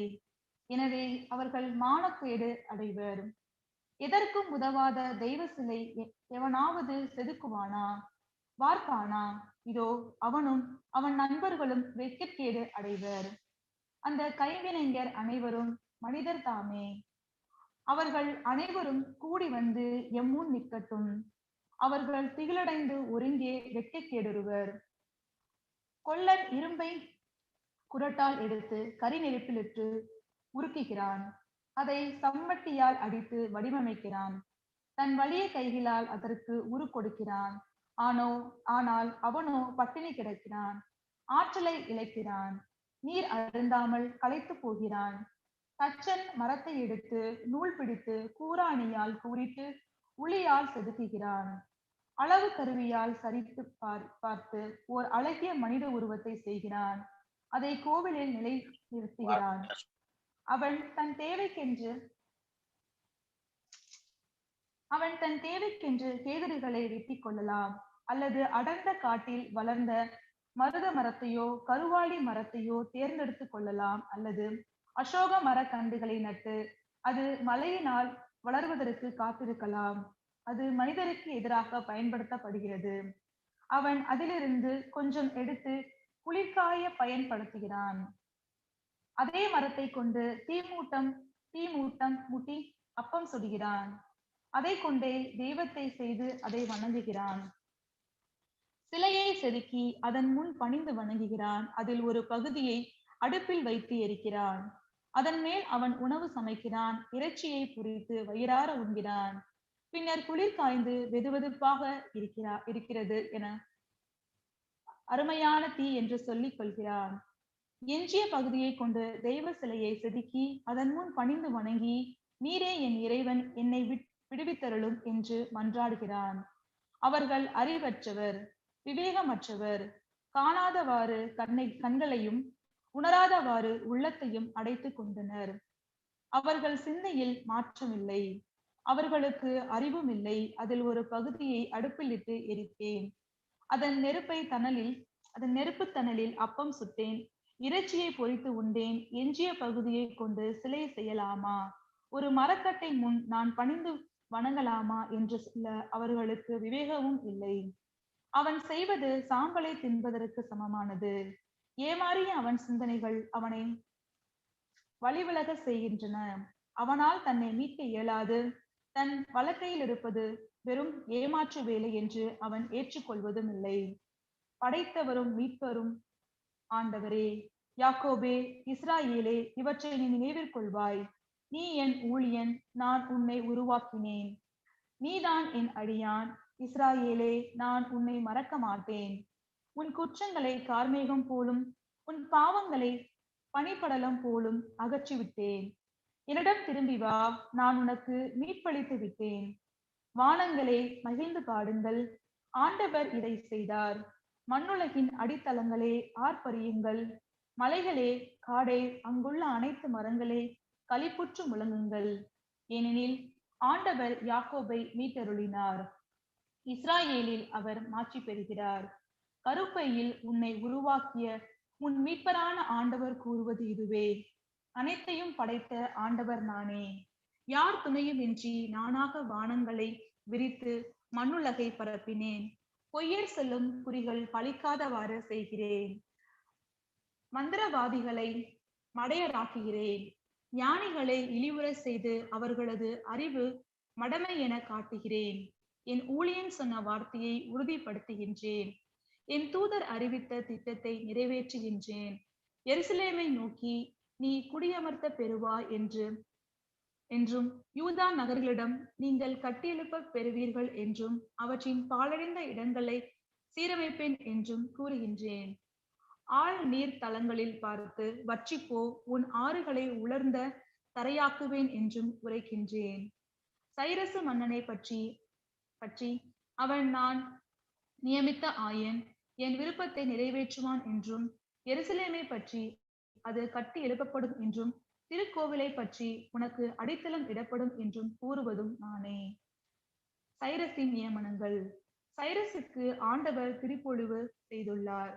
பிற இனத்தாரை அவர் முன் அடிப்பணைய செய்வார். அரசர்களை அவர் முன் ஆற்றல் இழக்க செய்வார். கோட்டை வாயில்களை அவர் முன் பூட்டிராது திறந்திருக்க செய்வார். அவரது வழக்கையை உறுதியாக பற்றி பிடித்துள்ளார். அவரிடம் ஆண்டவர் கூறுவது இதுவே: நான் உனக்கு முன்னே சென்று குன்றுகளை சமப்படுத்துவேன். செப்பு கதவுகளை உடைத்து இரும்பு தாழ்பால்களை தகர்ப்பேன். இருளில் மறைத்து வைத்த கருவூலங்களையும் மறைவிடங்களில் ஒளித்து வைத்த புதையல்களையும் உனக்கு தருவேன். பெயர் சொல்லி உன்னை அழைத்த இஸ்ராயேலின் கடவுளாகிய ஆண்டவர் நானே என்பதை நீ அறியும்படி இதை செய்வேன். என் ஊழியன் யாக்கோபை முன்னிட்டு நான் தேர்ந்து கொண்ட இஸ்ராயேல் பொருட்டும் பெயர் சொல்லி உன்னை அழைத்தேன். நீ என்னை அறியாதிருந்தும் உனக்கு பெயரும் புகழும் வழங்கினேன். நானே ஆண்டவர், வேறு எவரும் இல்லை. என்னையன்றி வேறு கடவுள் இல்லை. நீ என்னை அறியாதிருந்தும் உனக்கு வலிமை அளித்தேன். கதிரவன் உதிக்கும் திசை தொடங்கி மறையும் திசை வரை என்னையன்றி வேறு எவரும் இல்லை என்று மக்கள் அறியும்படி இதை செய்கிறேன். நானே ஆண்டவர், வேறு எவரும் இல்லை. நான் ஒளியை உண்டாக்குகின்றேன், இருளை படைக்கிறேன். நல்வாழ்வை அமைப்பவன் நான், தீமையை படைப்பவனும் நானே. இவை அனைத்தையும் செய்யும் ஆண்டவர் நானே. வானங்கள் பனிமலையென வெற்றியை அனுப்பட்டும், மேகங்கள் மாறியென அது பொழியட்டும். மண்ணுலகம் வாய் திறந்து விடுதலை கனி வழங்கட்டும், அதனுடன் நீதி துளிர்க்க செய்யட்டும். இவற்றை செய்பவர் ஆண்டவராகிய நானே. தன்னை உருவாக்கியவரை எதிர்த்து வழக்காடுவனுக்கு ஐயோ கேடு. பானை ஓடுகளில் அவனும் ஓர் ஓடே. களிமண் குயவனிடம் நீ என்னை கொண்டு என்ன செய்கிறாய் என்றும், அவன் வணைந்தது அவனிடம் உனக்கு கைத்திறனே இல்லை என்றும் கூறுவதுண்டோ? தந்தையிடம் நீர் ஏன் என்னை இப்படி பிறப்பித்தீர் என்றும், தாயிடம் நீ ஏன் என்னை இப்படி பெற்றெடுத்தாய் என்றும் விரும்புபவனுக்கு ஐயோ கேடு. இஸ்ராயேலின் தூயவரும் அவனை உருவாக்கியவருமான ஆண்டவர் கூறுவது இதுவே: நிகழவிருப்பன குறித்தும் என் மக்களை பற்றியும் என்னிடம் கேள்வி கேட்பீர்களா? என் கைவினை பற்றி எனக்கே கட்டளையிடுவீர்களா? நான் உலகை உருவாக்கி அதன் மேல் மனிதரை படைத்தேன். என் கைகளை வானத்தை விரித்தேன். அதன் படைத்திரளுக்கு ஆணையிட்டதும் நானே. வெற்றி பெறுமாறு நான் சைரஸை எழுப்பினேன். அவன் செல்லும் அனைத்து வழிகளையும் சீர்படுத்தினேன். அவன் என் நகர்களை கட்டி எழுப்புவான். நாடு கடத்தப்பட்ட என் மக்களை ஈட்டு பொருளோ அன்பளிப்போ பெறாது திருப்பி அனுப்புவான் என்கிறார் படைகளின் ஆண்டவர். ஆண்டவர் கூறுவது இதுவே: எகிப்தியர் தம் செல்வத்தோடும் எத்தியோப்பியர் தம் வணிக பொருளோடும் நெடிது வளர்த்த சபாவியரும் உனக்கு உடைமையாவர். அவர்கள் விலங்கிடப்பட்டு உனக்கு பின்வந்து உன்னை பணிவர். உன்னிடம் தம் மன்றாட்டை சமர்ப்பித்து, இறைவன் உம்மிடம்தான் இருக்கின்றார், வேறெந்தும் இல்லை, வேறு கடவுளும் இல்லை என்பார்கள். மீட்பரான இஸ்ராயேலின் கடவுளே, உண்மையிலேயே நீர் தம்மை மறைத்துக் கொள்ளும் இறைவன். சிலைகளை செய்வோர் அனைவரும் ஒருங்கே வெட்கி நாணினர். அவர்கள் குழம்பி தவித்தனர். ஆண்டவர் என்றும் உள்ள மீட்பை அளித்து இஸ்ராயேலை விடுவித்தருளினார். என்றென்றும் நீங்கள் வெட்கக்கேடு அடைய மாட்டீர்கள், அவமதிப்புக்கும் உள்ளாக மாட்டீர்கள். ஏனெனில் விண்ணகத்தை படைத்த ஆண்டவர் கூறுவது இதுவே: அவரே கடவுள், மண்ணுலகை படைத்து உருவாக்கியவர் அவரே, அதை நிலை நிறுத்துபவரும் அவரே. வெறுமையாய் இருக்குமாறு படைக்காது மக்கள் வாழுமாறு அதை உருவாக்கினார். நானே ஆண்டவர், என்னை அன்றி வேறு எவரும் இல்லை. நான் மறைவிலும் மண்ணுலகின் இருண்ட பகுதிகளும் பேசியதில்லை. வெற்றிடத்தில் என்னை தேடுங்கள் என்று நான் யாக்கோபின் வழிமரபினிடம் சொல்லவில்லை. ஆண்டவராகிய நான் உண்மையே பேசுகிறேன், நேர்மையானவற்றை அறிவிக்கின்றேன். மக்களினங்களுக்குள் தப்பி பிழைத்தோரே, ஒன்று திரண்டு வாருங்கள், ஒருங்கே கூடுங்கள். மரத்தால் செய்த தங்கள் சிலையை சுமந்து செல்வோருக்கும் விடுதலை வழங்காத தெய்வத்திடம் தொடர்ந்து மன்றாடுவோருக்கும் அறிவே இல்லை. அறிவியுங்கள், உங்கள் வழக்கை எடுத்துரையுங்கள். ஒன்றாக சிந்தித்து முடிவெடுங்கள். தொடக்கத்திலிருந்து இதை வெளிப்படுத்தியவர் யார்? முதலில் இதை அறிவித்தவர் யார்? ஆண்டவராகிய நான் அல்லரா? என்னை அன்றி கடவுள் வேறு எவரும் இல்லை. நீதி உள்ளவரும் மீட்பு அளிப்பவருமான இறைவன் என்னை அன்றி வேறு எவரும் இல்லை.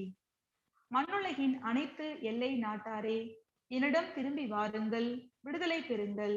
ஏனெனில் நானே இறைவன், என்னை அன்றி வேறு எவரும் இல்லை.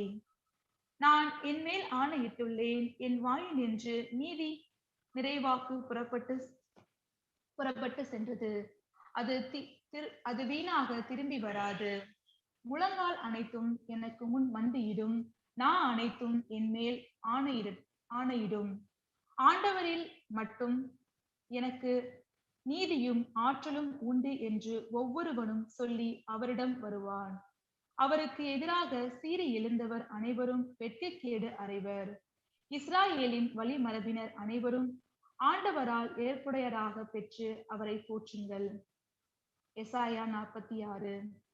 பேல் கூனி குறுகுகின்றது, நெபோ குப்புற விழுகிறது. அவற்றின் சிலைகள் காட்டு விலங்குகள் மீதும் கால்நடைகள் மீதும் சுமத்தப்படுகின்றன. நீங்கள் பவனி எடுத்தவை பாரம் ஆயின, களைத்து போன விலங்குகளுக்கு சுமையாயின. அவை ஒருங்கே குப்புற விழுகின்றன, கூனி குறுகுகின்றன. தங்களை சுமந்தவர்களை அவற்றால் விடுவிக்க இயலவில்லை. அவையும் நாடு கடத்தலுக்கு உள்ளாயின. யாக்கோபு வீட்டாரே, இஸ்ராயேல் குடும்பத்தாருள் எஞ்சி இருக்கும் அனைத்து மக்களே, செவி கொடுங்கள். உதரத்திலிருந்தே உங்களை தாங்குபவர் நான், கருவிலிருந்தே உங்களை சுமப்பவர் நான். உங்கள் முதுமை வரைக்கும் நான் அப்படியே இருப்பேன், நரை வயது வரைக்கும் நான் உங்களை சுமப்பேன். உங்களை உருவாக்கிய நானே உங்களை தாங்குவேன், நானே உங்களை சுமப்பேன், நானே விடுவிப்பேன். யாருக்கு என்னை நிகராக்குவீர்கள்? யாருக்கு என்னை இணையாக்குவீர்கள்? யாருக்கு நிகராக என்னை ஒப்பிடுவீர்கள்? மக்கள் தம் பையை திறந்து பொன்னை கொட்டுகிறார்கள், தராசில் வெள்ளியை நிறுத்து பார்க்கிறார்கள். பொற்கொல்லனை கூலிக்கு அமர்த்துகிறார்கள், அவன் அதை தெய்வமாக செய்கிறான். பின் அதன் முன் வீழ்ந்து வழிபடுகிறார். அதை தூக்கி தோள்மேல் சுமந்து போகின்றனர். அதற்குரிய இடத்தில் அதை நிலைநிறுத்தி வைக்கின்றனர். அது அங்கேயே நிற்கிறது, தன் இடத்திலிருந்து அது பெயராது. எவன் அதனிடம் கூக்குரல் எழுப்பினாலும் அது மறுமொழி தராது. அவன் துயரத்திலிருந்து அவனை விடுவிப்பதும் இல்லை. கலகம் செய்வோரே, இதை நினைவில் கொள்ளுங்கள், கவனத்தில் வையுங்கள். தொன்று தொற்று நிகழ்ந்தவற்றை நினைத்து பாருங்கள். நானே இறைவன், என்னை அன்றி வேறு கடவுள் இல்லை. என்னை போன்று வேறு எவரும் இல்லை. பின் நிகழவிருப்பதை தொடக்கத்திலேயே நான் அறிவித்தேன். இனி நடப்பனவற்றை பண்டை காலத்திலேயே முன்னுரைத்தேன். என் திட்டம் நிலைத்திருக்கும், என் விருப்பத்தை நிறைவேற்றுவேன் என்றுரைத்தேன். இறைமேல் பாயும் பறவையை கிழக்கிலிருந்து அழைத்தேன். என் திட்டத்தை செயல்படுத்தும் ஒருவனை தொலை நாட்டிலிருந்து வரவழைக்கிறேன். சொல்லியவன் நான், நானே அதை நிறைவேற்றுவேன். திட்டமிட்டவன் நான், நானே அதை செயல்படுத்துவேன். கடின மனத்தாரே, வெற்றிக்கு வெகு தொலைவில் இருப்போரே, செவி கொடுங்கள். என் வெற்றியை அருகில் வரவழைத்துள்ளேன், அது தொலைவில் இல்லை. என் விடுதலை காலம் தாழ்த்தாது. சீயோனுக்கு நான் விடுதலை வழங்குகிறேன்.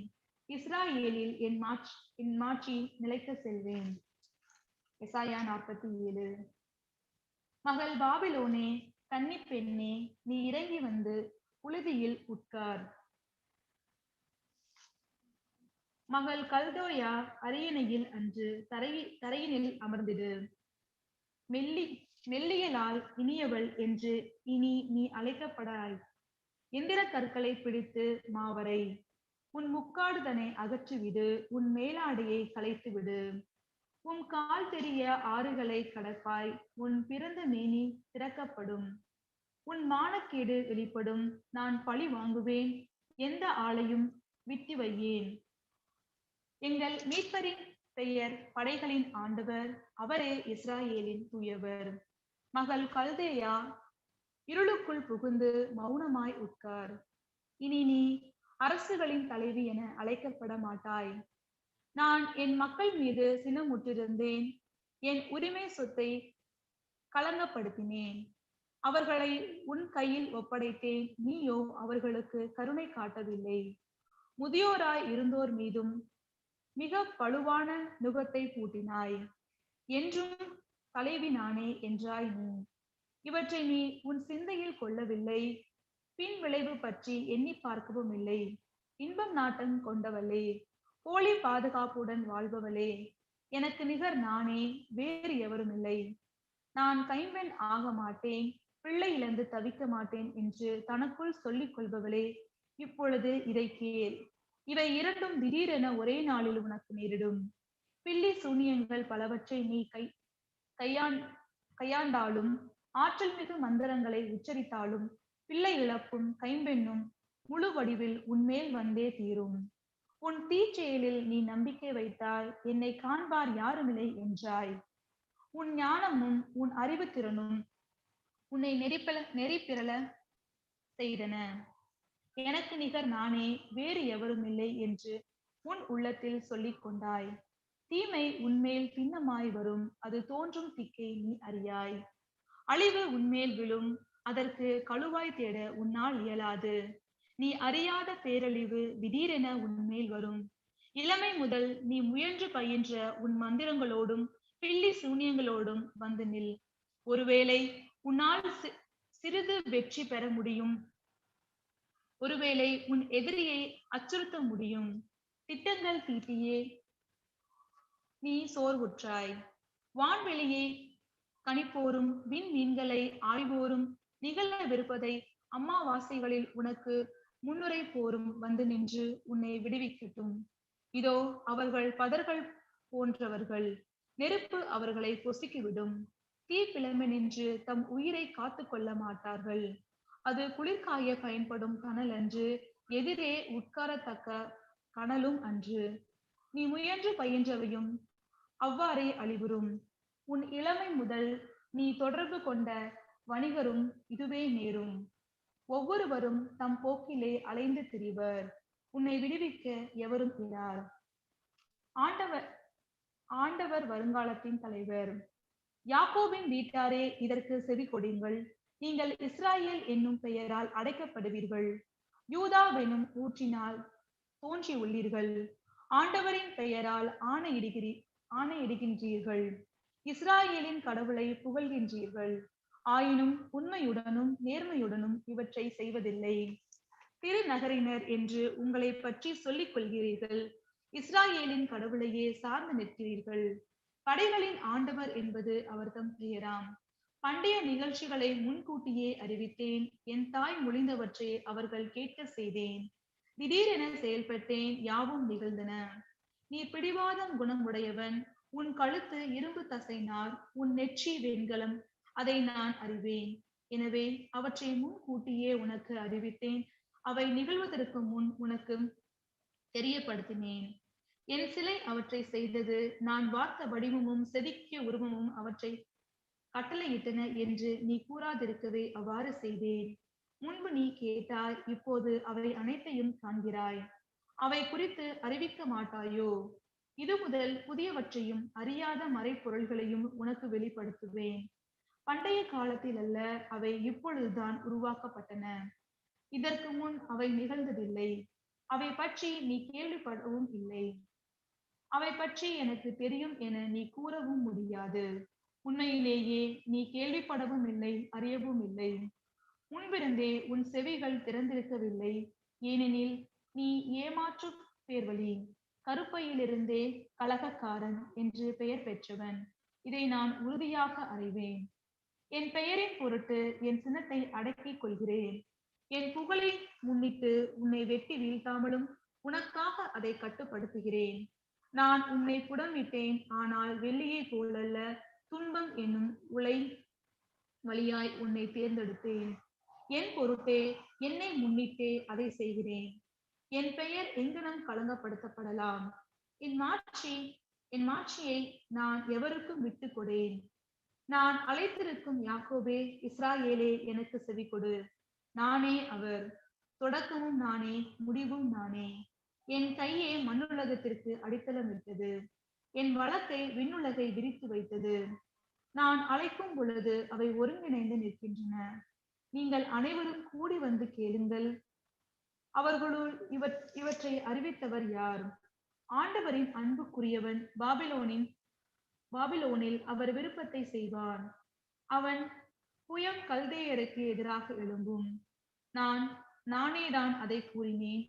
நான் அவனை அழைத்தேன், நானே அவனை கொண்டு வந்தேன். அவன் தன் வழியில் வெற்றி காண்பான். என் அருகில் வந்து இதை கேளுங்கள். தொடக்கம் முதல் நான் மறைவாக பேசியதில்லை. அது நிகழ்ந்த காலம் முதல் நான் அங்கேயே இருக்கிறேன். இப்பொழுது என் தலைவராகிய ஆண்டவர் என்னையும் அவர் தம் ஆவியையும் அனுப்பியுள்ளார். இஸ்ராயேலின் தூயவரும் உன் மீட்பருமான ஆண்டவர் கூறுவது இதுவே: உன் கடவுளாகிய ஆண்டவர் நானே. பயனுள்ளவற்றை உனக்கு கற்பிப்பவரும் சொல்ல வேண்டிய வழிகளில் உன்னை நடத்துபவரும் நானே. என் கட்டளைக்கு செவி சாய்த்திருப்பாயானில் உன்னை உன் நிறைவாழ்வு ஆற்றை போலும் உன் வெற்றி கடல் அலை போலும் பாய்ந்து வந்துரும். உன் வழிமரபினர் மணல் அளவாயும் உன் வழித்தோன்றல்கள் கதிர்மணிகள் போன்றும் இருந்திருப்பர். அவர்கள் வெட்டி வீழ்த்தப்பட்டிரார். அவர்கள் பெயர் என் திருமுனி நின்று அடிக்கப்பட்டிராது. பாபிலோனிலிருந்து புறப்பட்டு செல்லுங்கள். கல்தோயாவை விட்டு தப்பியோடுங்கள். ஆரவார குரல் எழுப்பி அதை முழங்கி அறிவியுங்கள். உலகின் எல்லை வரை இதை அறிய செய்யுங்கள். தம் ஊழியன் யாக்கோபை ஆண்டவர் மீட்டுவிட்டார் என்று சொல்லுங்கள். அவர் அவர்களை பாலை நிலங்களில் நடத்தி சென்ற பொழுது அவர்கள் தாகம் அடையவில்லை. பாறையிலிருந்து அவர்களுக்கு நீர் சுரக்க செய்தார். பாறையை பிளந்தார், நீர் பாய்ந்து வந்தது. தீயோருக்கு அமைதி இல்லை என்கிறார் ஆண்டவர். எசேயா 49. மக்களினங்களுக்கு ஒளி இஸ்ரேல். தீவு நாட்டினரே, எனக்கு செவி கொடுங்கள்.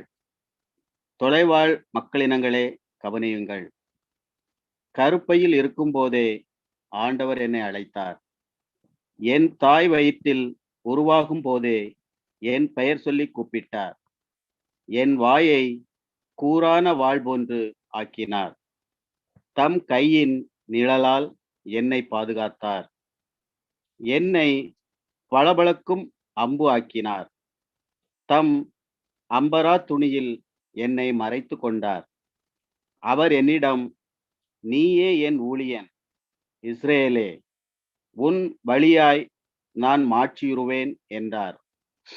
நானோ, வீணாக நான் உழைத்தேன், வெறுமையாவும் பயனின்றியும் என் ஆற்றலை செலவழித்தேன்.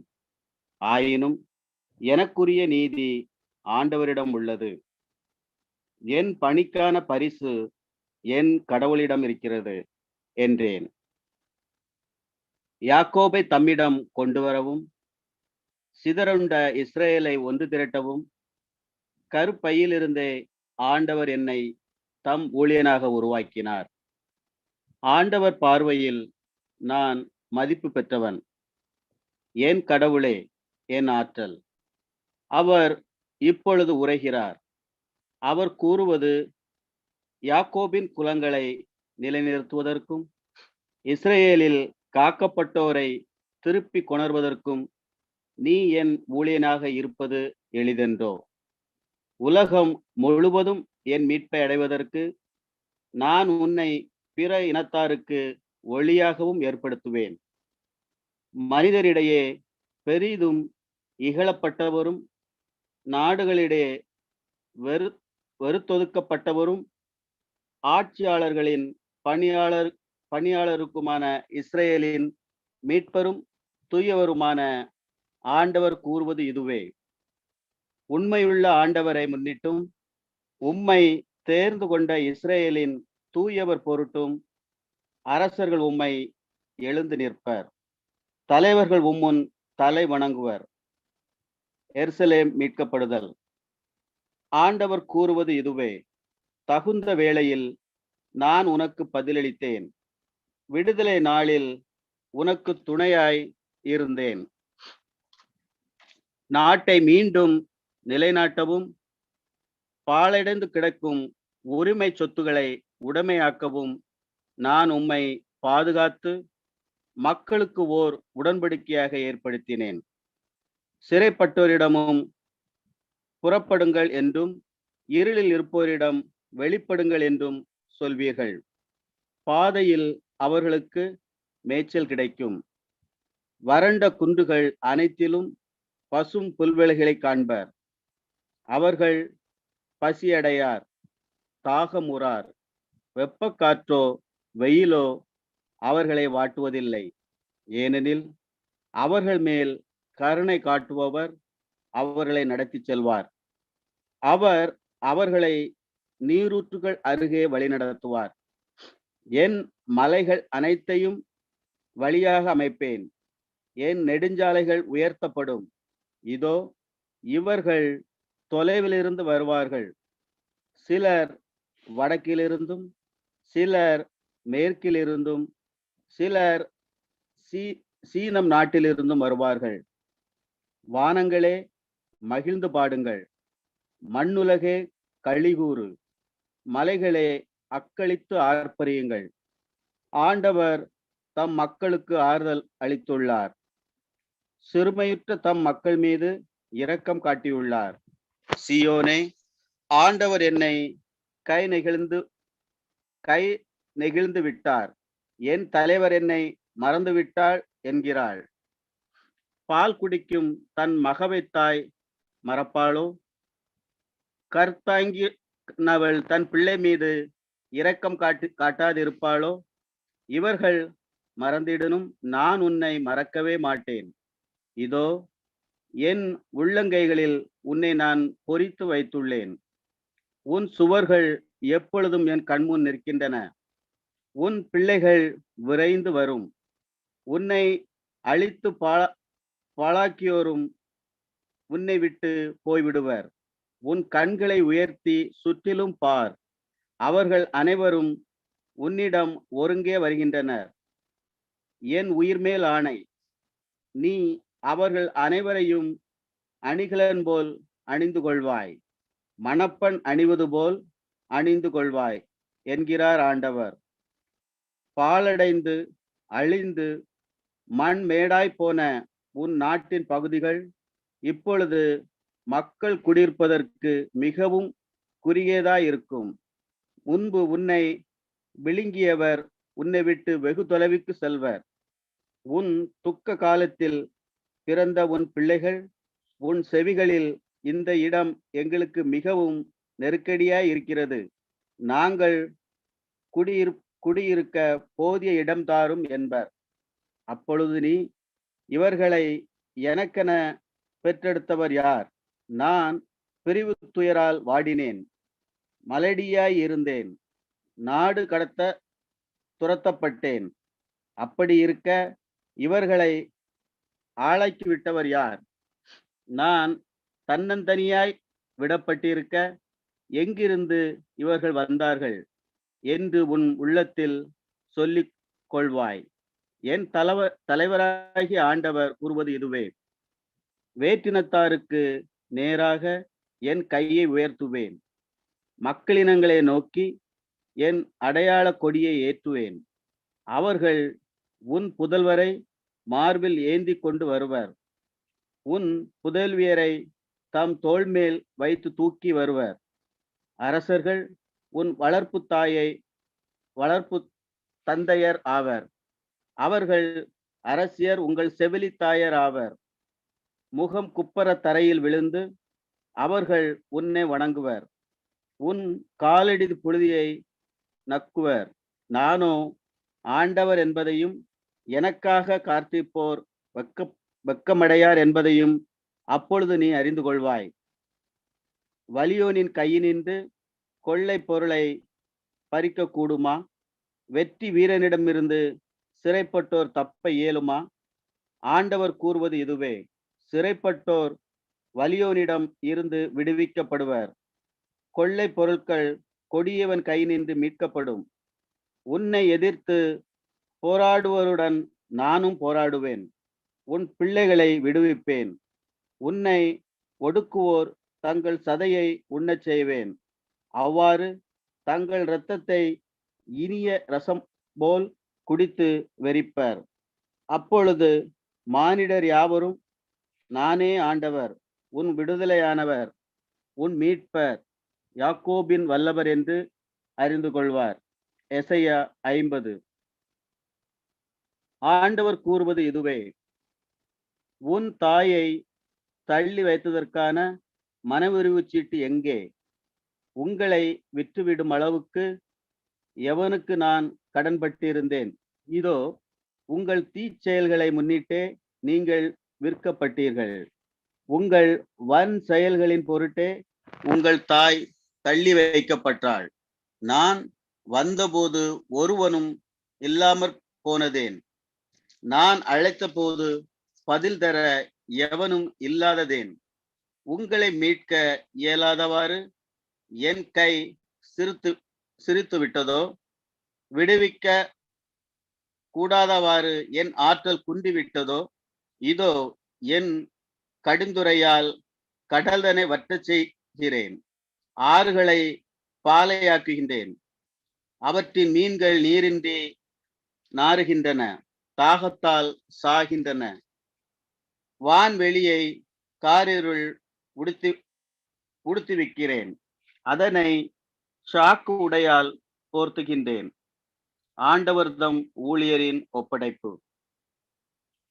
நலிந்தவனை நல்வாக்கால் ஊக்குவிக்கும் அறிவை நான் பெற்றிட ஆண்டவராகிய என் தலைவர் காத்தோனின் நாவை எனக்கு அளித்துள்ளார்.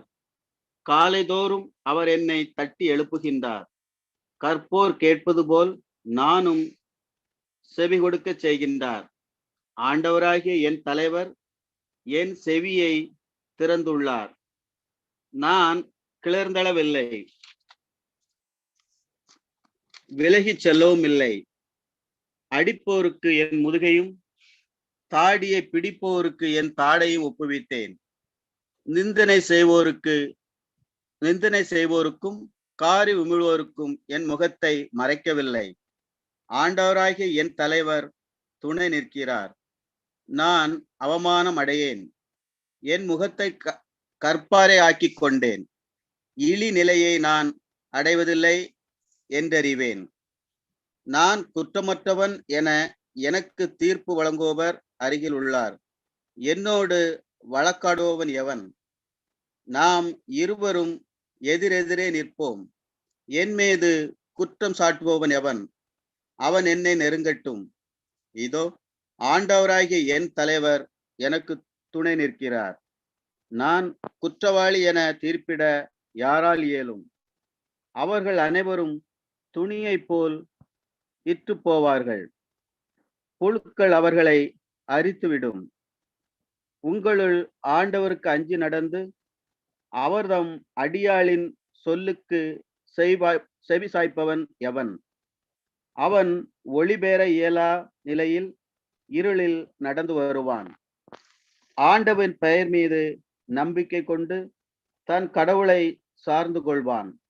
ஆனால் நெருப்பு மூட்டி தீப்பிழம்புகளால் குழப்பப்பட்டவர்களே, நீங்கள் அனைவரும் உங்கள் நெருப்பின் வெளிச்சத்திலும் நீங்கள் மூட்டிய தீ பிளம்புகளிலும் விடையே நடங்கள். என் கையினின்று உங்களுக்கு கிடைப்பது இதுவே.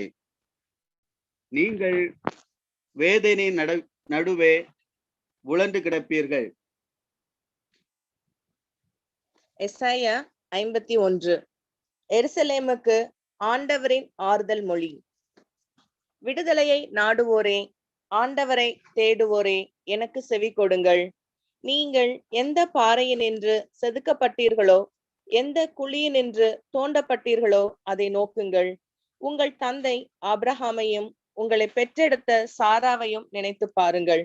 தனியனாய் இருந்த அவனை அழைத்தேன், அவனுக்கு ஆசி வழங்கி பெரும் திரளாக்கினேன். ஆண்டவர் சீயோனை தேற்றுவார், பாழடைந்த அதன் பகுதிகள் அனைத்திற்கும் ஆறுதல் அளிப்பார்.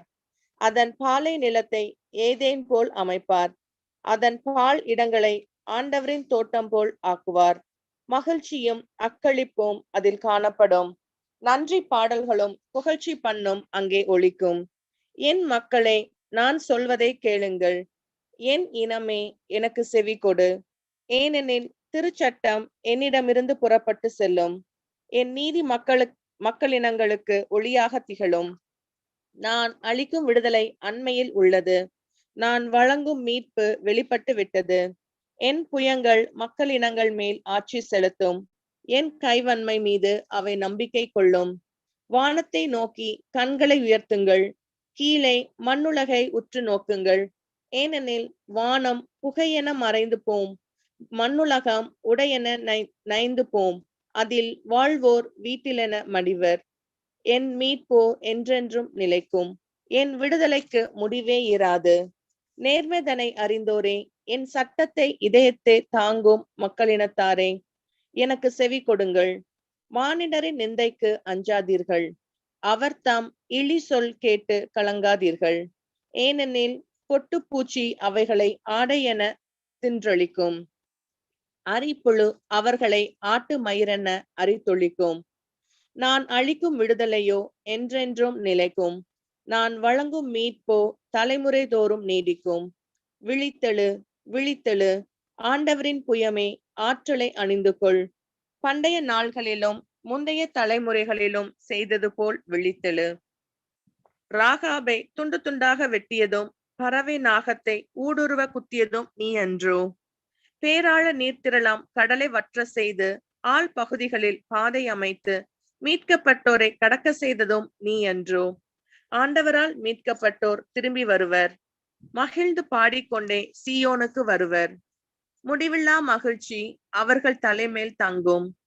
அக்களிப்பும் அகமகிழ்வும் அடைவர். துயரமும் பெருமூச்சும் ஒளிந்து போம்.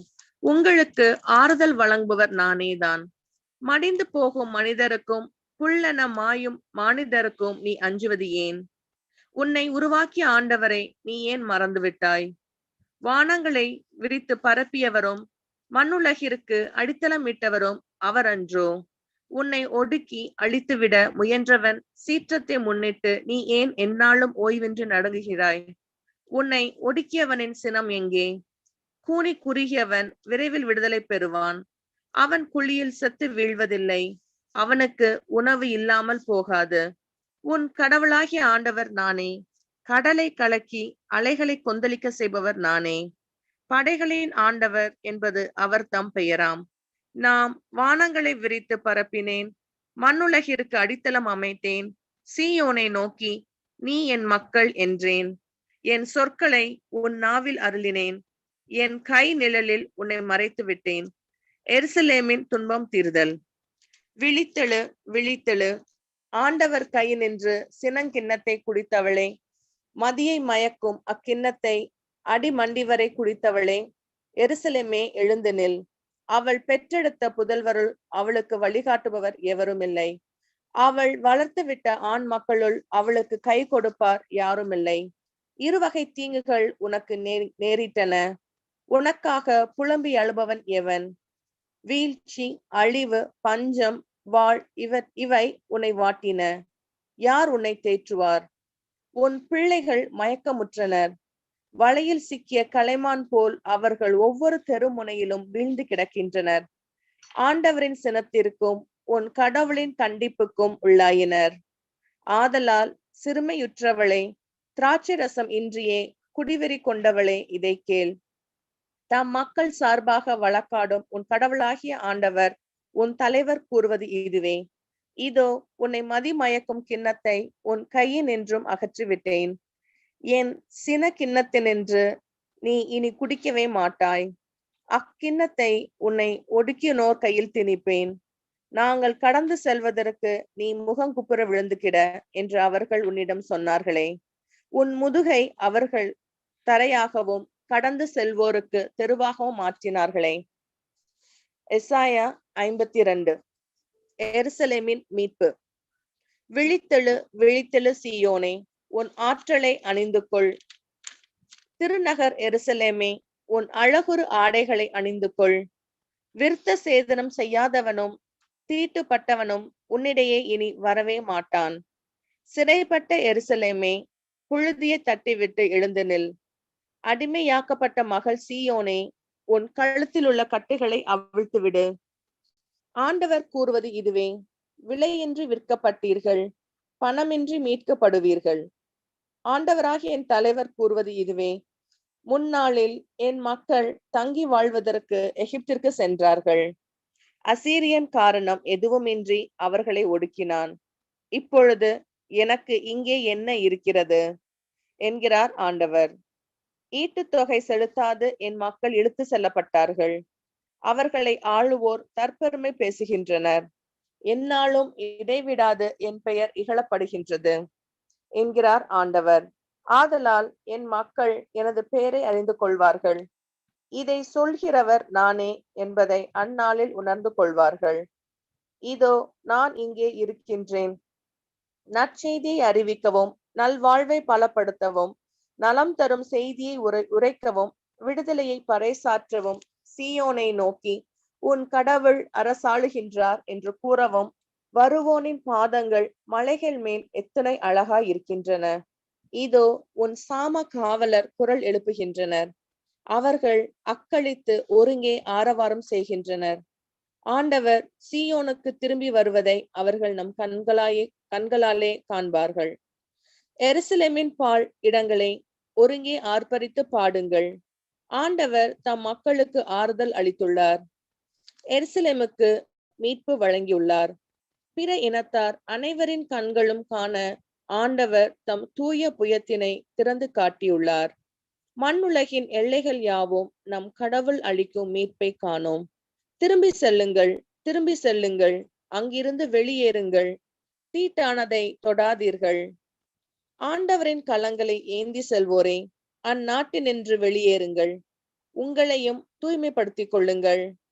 நீங்கள் அவசரப்பட்டு வெளியேறப் போவதில்லை, தப்பியோடுவது போல் செல்வதும் இல்லை. ஏனெனில் ஆண்டவர் உங்கள் முன்னே செல்வார். இஸ்ரேலின் கடவுள் உங்கள் பின்னே பாதுகாப்பாய் இருப்பார். துன்புறும் ஊழியர். இதோ என் ஊழியர் சிறப்படைவார். அவர் மேன்மைப்படுத்தப்பட்டு உயர்த்தப்பட்டு பெரிதும் மாற்றி உருவார். அவரை கண்ட பலர் திகைப்புற்றனர். அவரது தோற்றம் பெரிதும் உருக்குலைந்ததால் மனித சாயலே அவருக்கு இல்லாதிருந்தது. மானிடரின் உருவமே அவருக்கு இல்லை. அவ்வாறே அவர் பல பிற இனத்தாரை அதிர்ச்சிக்குள்ளாக்குவார். அரசர்களும் அவரை முன்னிட்டு வாய்ப்பொத்தி நிற்பர். ஏனெனில் தங்களுக்கு சொல்லப்படாததை அவர்கள் காண்பர், தாங்கள் கேள்விப்படாததை அவர்கள் புரிந்து கொள்வர்.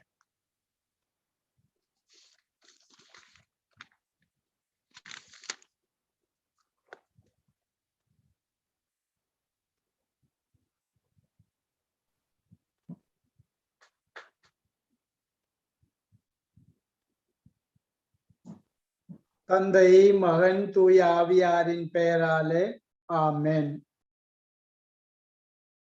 பிரியமான சகோதர சகோதரிகளே, மாலை 3 மணி முதல் இந்த மணி நேரம் வரை விவிலிய தொடர் வாசிப்பு பணியிலே ஈடுபட்டு நாம் வாசித்த அத்தனை இறை வார்த்தைகளையும் வசனங்களையும் நம்முடைய தேசத்திற்காக, இந்திய தேசத்திற்காக, இந்த தொற்றுதல் வியாதியிலிருந்து விடுதலை அடைவதற்காக ஆண்டவருடைய கருணையை வேண்டினோம். பல்வேறு இடங்களிலே நாம் பார்த்தோம், ஆண்டவர் இரக்கமிகு இறைவன், ஆண்டவர் நம்மை உற்று நோக்குகிறார், கனிவான தெய்வம் நம்மை வழிநடத்துகிறார் என்றெல்லாம் பார்த்தோம். வேத வசனங்கள் ஒருபோதும் பொய்த்து போகாது. ஆண்டவர் பேசிய, கடவுள் பேசிய வசனங்கள் அனைத்துமே மீண்டும் மீண்டுமாக வாழ்வை நமக்கு உணர்த்துகிறது. எனவே இந்த இறை வசனங்களை காணிக்கையாக ஒப்பு கொடுத்து ஆண்டவருடைய பாதத்துல நிம்மதியை காண்போம். நம்முடைய தேசத்துல நாம் சந்திக்கிற இந்த தொற்றுதல் வியாதியானது அவருடைய கிருபையினாலும் இரக்கத்தினாலும் ஒளிந்து போய் மீண்டும் நம்முடைய தேசம் புது பொலிவு அடைய ஜெபிப்போம். எத்தனையோ நல்ல உள்ளங்கள், SMTC சார்ந்த நல்ல உள்ளங்கள் தங்களுடைய நேரங்களை தியாகம் செய்து நம்முடைய தேசத்திற்காக, நம்முடைய தேசத்தில் உள்ள இருக்கிற பெற்றோர்கள், உறவினர்கள், நண்பர்கள், கூட பிறந்த சகோதர சகோதரிகளுக்காக ஜெபித்தோம். ஆண்டவர் இந்த நல்ல செயலை கவனித்தார். எனவே நம்முடைய தகப்பன் செவிடர் அல்ல, நம்முடைய தகப்பன் குருடர் அல்ல, மாறாக வாழுகிறவர், என்றும் வாழுகிறவர். எனவே இந்த ஒரு அருமையான நேரத்துல ஆண்டவருடைய வசனங்களை, 2 வசனங்களை வாசித்து மீண்டுமாக அவருடைய பாதத்திலே ஒப்பு கொடுத்து நாம் கலைந்து செல்வோம். திருப்பாடல் 86 15வது வசனம், 16வது வசனம். என் தலைவரே, நீரோ இரக்கமிகு இறைவன், அருள் மிகுந்தவர், விரைவில் சினமுறாதவர், பேரன்பும் உண்மையும் பெரிதும் கொண்டவர். என்னை கண்ணோக்கி என் மீது இறங்கும். உம் அடியானுக்கு உம் ஆற்றலை தாரும். உம் அடியாளின் மகனை காப்பாற்றும். அன்பு இயேசுவே, எங்களை உருவாக்கி உம்முடைய பாத்திரங்களாக ஒவ்வொன்றையும் உருவாக்கி அழகான தேசத்திலே எங்களை படைத்தீரே, அதற்காக நன்றி சொல்லுகிறோம். இந்த அகில உலகம் எங்கும் இந்த தொற்றுதல் வியாதியினால் கஷ்டப்படுகிற இந்த நேரத்துல நாங்கள் யாருடைய காலை பிடிப்பது என்று தெரியாமல் எங்களுக்கு ஒருவர் மீட்பர் ஒருவர் இருக்கிறார், அது நீர்தான். உம்முடைய வசனத்தை பற்றி பிடிக்கிற போது எங்களுக்கு ஆறுதல் பிறக்கிறது என்று நம்பி நாங்கள் உம்முடைய பாதத்தில் இருக்கிறோம். இயேசுவே, இந்த தொற்றுதல் வியாதியிலிருந்து விடுதலை அளித்தருளும். நீர் மனம் இறங்கினால் நாங்கள் உயிர் பெறுவோம். நாங்கள் ஒவ்வொரு நாளும் வாழ்வது நிச்சயமில்லை என்ற அளவுக்கு வந்துவிட்டோம். எனவே உம்முடைய இறை வசனங்களை பற்றி பிடித்திருக்கிறோம் பிதாவே, எங்கள் மீது இரக்கம் கொள்ளும். நித்தியத்திற்கும் இரக்கத்தை கொண்ட தகப்பனே, நீர் படைத்த அண்டங்கள், கோள்கள் யாவும் மீதும் அக்கறை கொண்டு தகுந்த வேளையில உணவு கொடுத்து எல்லாவற்றையும் பாதுகாக்கிற நித்திய பிதாவே, உம் பிள்ளைகளாகிய எங்களுக்கு உரிமை சொத்து என்று சொன்னீரே, இந்த உரிமை சொத்துக்கள் அனைத்தும் அழிந்து கொண்டிருக்கிற இந்த நிலையில உம்முடைய காலடியை நாங்கள் பற்றி கொள்கிறோம். எங்களை காப்பாற்றும். எங்கள் தேசத்தை ஆசீர்வதியும். உம்முடைய கோபம் போதும் தகப்பனே, எங்களுக்கு மட்டுமீறிய உம்முடைய இரக்கத்தை காட்டியருளும். இயேசுவே, உம்மால் கூடும், எல்லாம் கூடும். உம்முடைய நாமத்தை நாங்கள் சொல்லுகிற போது எங்களுக்கு உள்ளே ஒரு வலிமை பிறக்கிறது. எனவே ஆண்டவரே, உம்முடைய தூய பரிசுத்த பிரசன்னத்தால் எங்கள் தேசத்தை ஆசீர்வதித்தருளும்.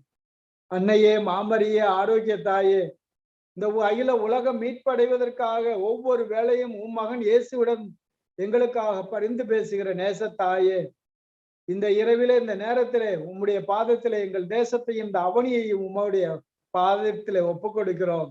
எங்களுக்காக பரிந்து பேசும் தாயே, உம் மகன் ஒருபோதும் புறக்கணிக்க மாட்டார் எங்களுடைய தேவைகளை. இருந்த போதிலும் நீர் எங்களுடைய தேவைகளை பெற்றுக் கொடுத்துள்ளீர் என்ற நம்பிக்கையில உம்முடைய பாதத்திலே இருக்கிறோம். எல்லா மக்களையும் ஆசீர்வதித்தருளும். நம்பிக்கை இழந்து இந்த இரவு எப்படி கழியுமோ என்ற வேதனையில இருக்கிற அத்தனை பிள்ளைகளை ஆசீர்வதித்தருளும். இந்த நேரத்துல இந்த இறை வார்த்தைகளை வாசித்த அத்தனை சகோதர சகோதரிகளையும் அவருடைய பிள்ளைகளையும் ஆசீர்வதித்தருளும். நித்திய பிதாவே, எங்கள் மீது மனம் இறங்கி எங்களையும் எங்கள் தேசத்தையும் ஆசீர்வதிப்பீராக. எல்லாம் வல்ல இறைவன், தந்தை, மகன், தூயாவி உங்களை நிறைவாய் ஆசீர்வதித்து காப்பாராக. ஆமென். இயேசுவுக்கே புகழ். மரியே வாழ்க.